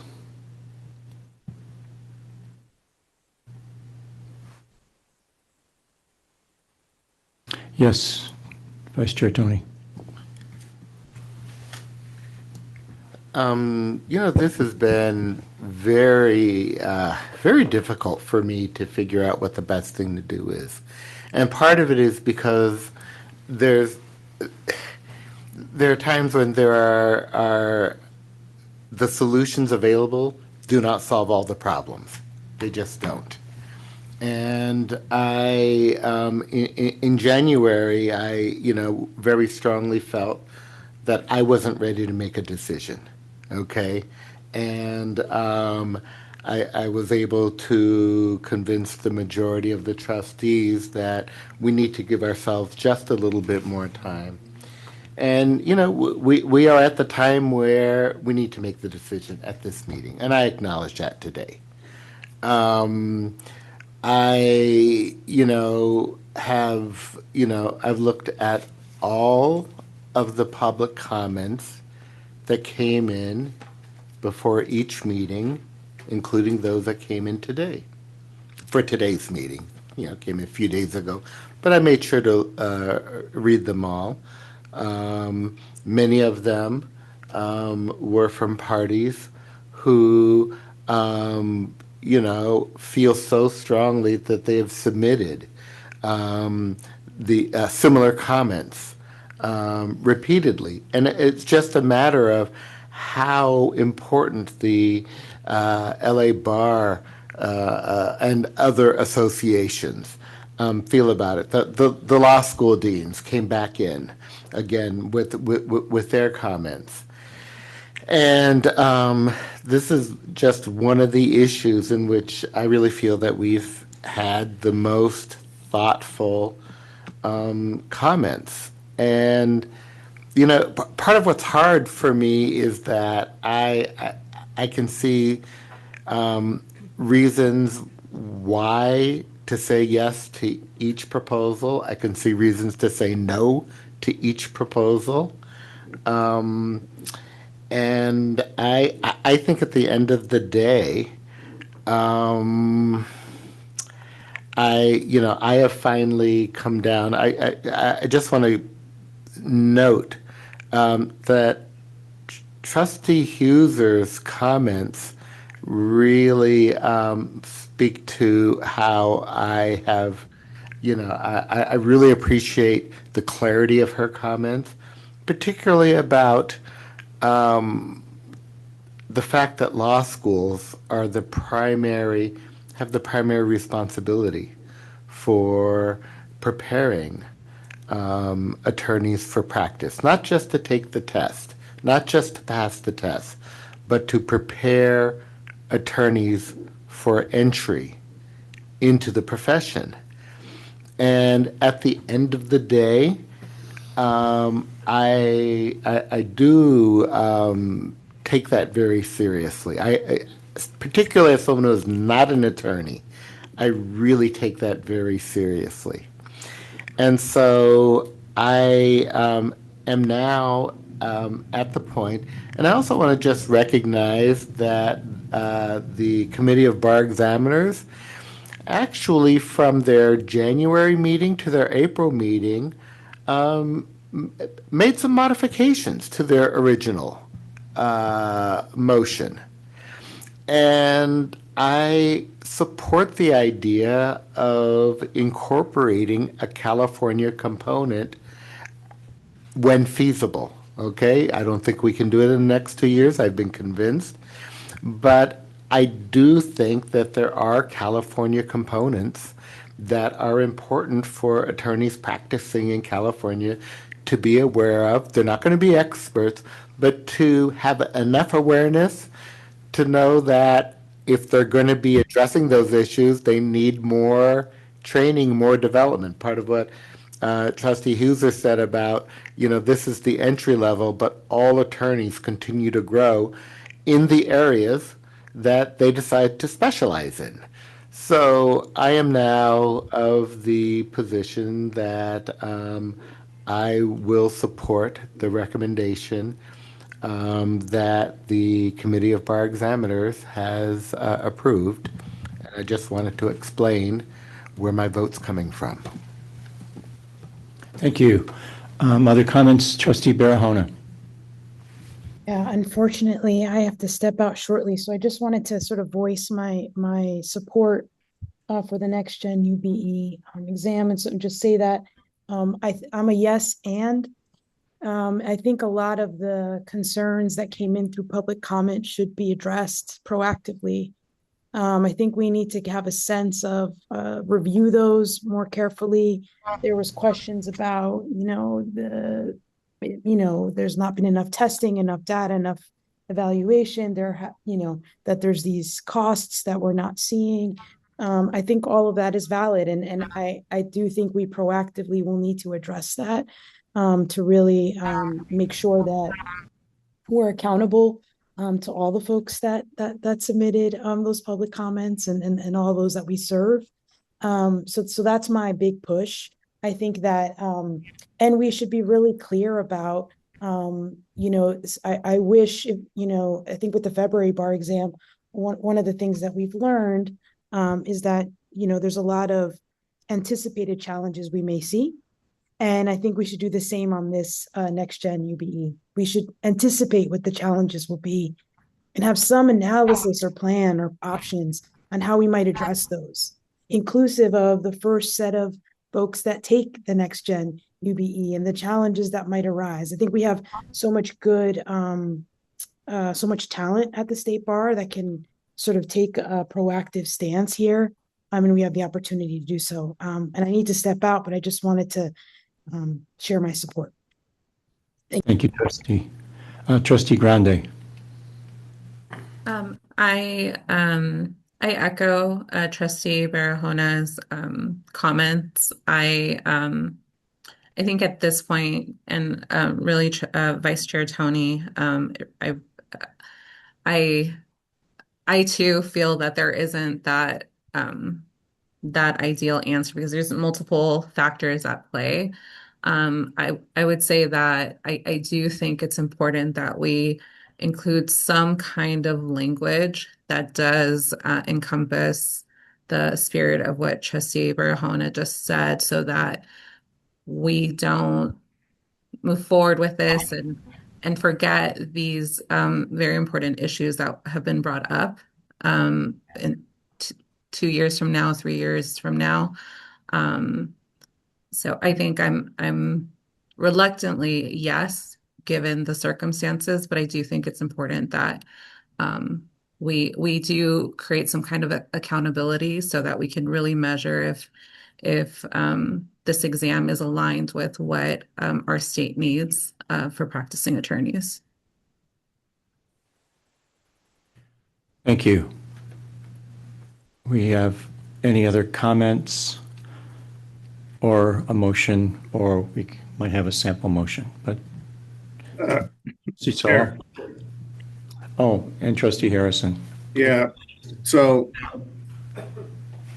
I feel conflicted for all the reasons we already discussed, but for one more reason. As a practicing attorney, I have this visceral animosity against going back to the NCBE. But as a member of this Board of Trustees, I do think it's the wisest choice to make right now.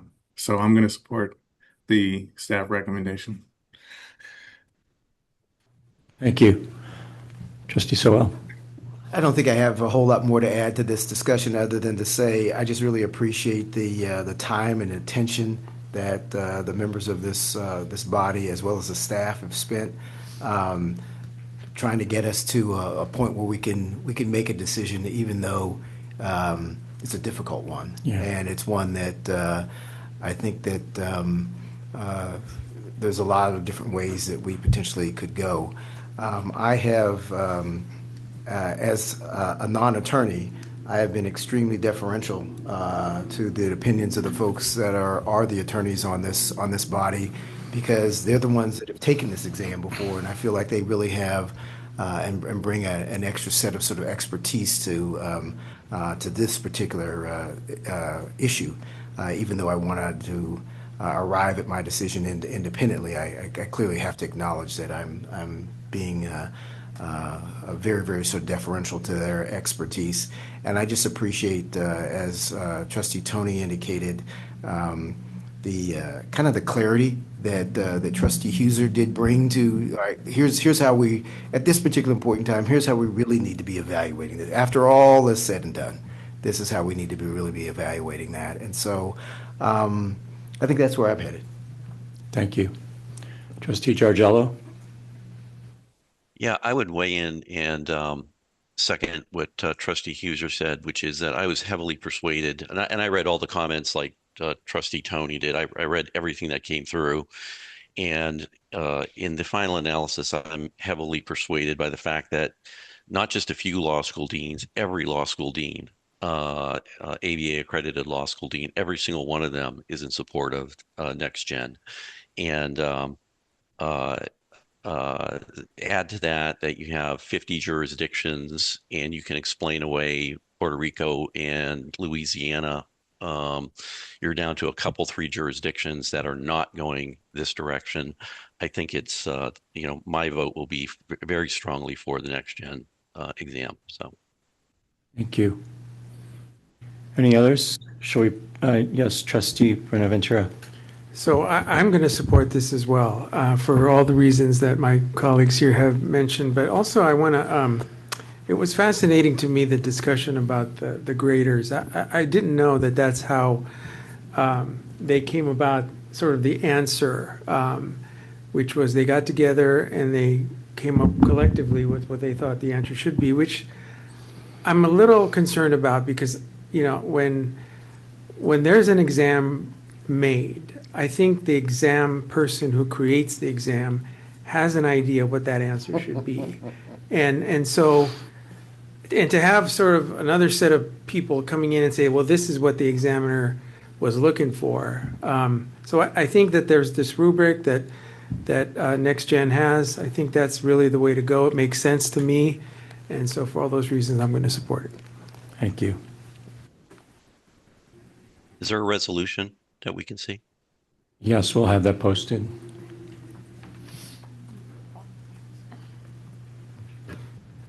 Yes, Trustee Stevens. Yeah, I was going to add my support for the Next Gen option for the reasons that everybody has said, but this is not going to be a bowl of cherries and a cakewalk, and don't expect that we're going to say Next Gen and all going to be good, because we are the largest jurisdiction providing an exam to the greatest number of future lawyers that there are. And none of the other 50 states have as many. New York sort of comes close. So I just want to throw that out there, that this is not a cakewalk just because we make the choice. And I agree with Trustee Barahona that we're going to have to triage the thing. And I know that our stellar staff is going to have every fire hose in place to get on any issues that happen. If I could just make 2 clarifications. Sure. One, Trustee Harrison said staff recommendation. This is CBE's recommendation. It's Yeah. not a staff recommendation. 2, New York would tell you they test more people than we do. Did at the beginning of this, oh, sorry. Trustee Grande, go ahead. I just wanted to know if there was some line that we could add that would include what Trustee Barahona was speaking to, where there is some kind of direction for us to address some of the concerns that have been brought up at some point in the future. Great suggestion. Go ahead, Donna. Yeah, so I jotted this down, Trustee Grande, because you also were saying to make sure that it aligns with what we need for entry-level attorneys in California. So this is what I jotted down. If this works, then I'll say it more slowly, and Michelle can type it into the resolution. And it is further resolved that the Board of Trustees directs staff to review performance data once the Next Gen UBE is administered in California to ensure the exam aligns with what is needed in California for entry-level attorneys. Something like that? I'm going to repeat that one more time. Further resolved that the Board of Trustees directs staff to review performance data once the next gen UBE is administered in California to ensure the exam aligns with what is needed or what California needs. This part's a little rough. What is needed in California for entry-level attorneys?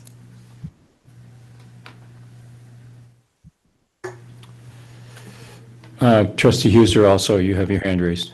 Yeah, just my only concern about that, I don't have a concern about directing the staff to make sure you're taking the public comments, which were extensive and well thought out and very important, into consideration. I personally find this whole resolution so complicated. I think it's difficult to understand and follow. And, I mean, we're all sitting here, we've all been living this for a long time. So I might suggest that we don't have the, multiple pages of resolved, and further resolved, and, all of this, and instead just have a couple of simple, the board considered, two options. Here's what they were. The CBE made this recommendation. Here's, what the board adopted. You can put in something like in that, resolve section, and the staff will continue to evaluate the valuable comments, submitted by all sorts of public commenters or something like that. But I just find this whole thing to be way too complicated, and my recommendation would be to simplify it. You mean get rid of the recitals, the whereases? Yeah, Yeah, I thought the recitals were confusing. I did too. I found them very hard. I kept drilling in to try to get through them, and I just don't want it to be confusing for all of the people who have been waiting for us to give them clear direction. Agreed. I agree with Trustee Huser. Yeah. Go ahead. Chair, if I may address that, we, partnered with Donna to develop these recitals because this recommendation, along with CBE's, is going to be advanced to the Supreme Court in the petition. And the recitals are helpful for us to articulate the history, the background, the decisions that were made in a formal resolution that can be submitted to the Supreme Court. And that was the thinking around the lengthy recitals and the history around the CBE's and board's consideration and various meetings held to ultimately develop the final recommendation for the court's consideration. But I think what I'm hearing you all say is that you wanted to paint the history and the journey much the way we did in this meeting today. But I think what maybe some I'm hearing the trustees say is, but shouldn't there be one clear statement that says this is the decision of the Board of Trustees? Maybe it's the first one. I'm not looking at it on the screen right now, but I would assume the very beginning of it just says, maybe repeats the CBE decision and says this is our decision, and then all the rest goes into how we got here. Can we go to the beginning of the? So it's in the resolves, not the recitals. For the resolves that. 2 pages That's of where. whereas. Right, but somewhere, Yeah, so I thought at the beginning we restate the CBE decision. I'd really focus on the resolutions themselves, not the recitals, right? So the first, and maybe you can put these in a different order. Maybe that's one of the things I'm hearing too. The second resolve is what I think you're talking about most, right? That the board, having considered the analysis, so this is the second resolution. All the way up the Further top. resolve that the Board of Trustees, having considered the risk-benefit analysis, recommends that the next gen UBE without a California specific component be administered as the bar exam beginning in July 2028 and until such time as the California specific component is developed. So maybe part of it is, should that be the first resolved? Maybe. Well, and I'm Let not me sure ask you a question. I'm Who are the not sure recitals what. for? Go ahead. I was gonna just say, going who are to the say, I'm not recitals? sure what the Oh, until such time as a California-specific component is developed means, and that wasn't part of what we were talking about before. If we want to talk about it, we should, but That's a good point. Trustee Urgello? No, I was going to say, who are the recitals for? If we're, they're a record of why we made this decision. Are we writing them for the Supreme Court? Yeah. People are saying yes. And this is the best place to send to the Supreme Court, is in the resolves of this action item, I believe is what you're saying. The whereases are helpful recitals for us to articulate the history and the background of coming to this decision here. It articulates, for example, how it all started, and Right. what considerations were given when the Committee of Bar Examiners adopted the risk-benefit report, then made their own recommendation, and how this ultimately came to the board. I'm happy to, So when you say whereases, you mean the further resolved paragraphs? No, it's the whereases are the recitals that are right before the resolved. I'll withdraw my comment. I think they're fine. I mean, I don't have a strong objection. I think I found them confusing to read, but I don't think they're fatal. What the operative provisions here are the resolutions, the 3 resolutions, or 4 if we're going to have a 4th one. Yeah, so, Michelle, can you scroll now down to the 4th one to make sure we're capturing the comments of the trustees? And what I heard Trustee Huser say, I think instead of that, was that further resolved that the Board of Trustees directs staff to continue to evaluate the comments that were submitted throughout this process by public commenters. That's the way I sort of heard that in lieu of what's written up there. Trustee Huser, did you think that was a better articulation of what Trustee Barahona and Trustee Granda had said? Well, I'll defer to Trustee Barahona if that's sufficient, but that was more along what I was thinking. Yeah, I think it's a both end, right? I think we have to look at those more carefully, and we have to look at the performance data as well. I think we need to do both. So if there's a way to include it, that'd be helpful. Could we add to this further resolved something about and address or assess comments? Continue to evaluate public comments received? Okay, so we would do we do another further resolved, Aline, or can we add it to this one? I would add it to that one. So where you have the period now, I'd say, and direct staff to continue to evaluate public comments received. Yeah, there you go. I like that. Yeah. And we wanted to move the paragraph with the most pointed CBE thing to the front or not? We can switch. So I think there's one more resolved above where you are, Michelle. Oh, no, that's the first resolved. No, there's not. So we could switch the resolved and the first further resolved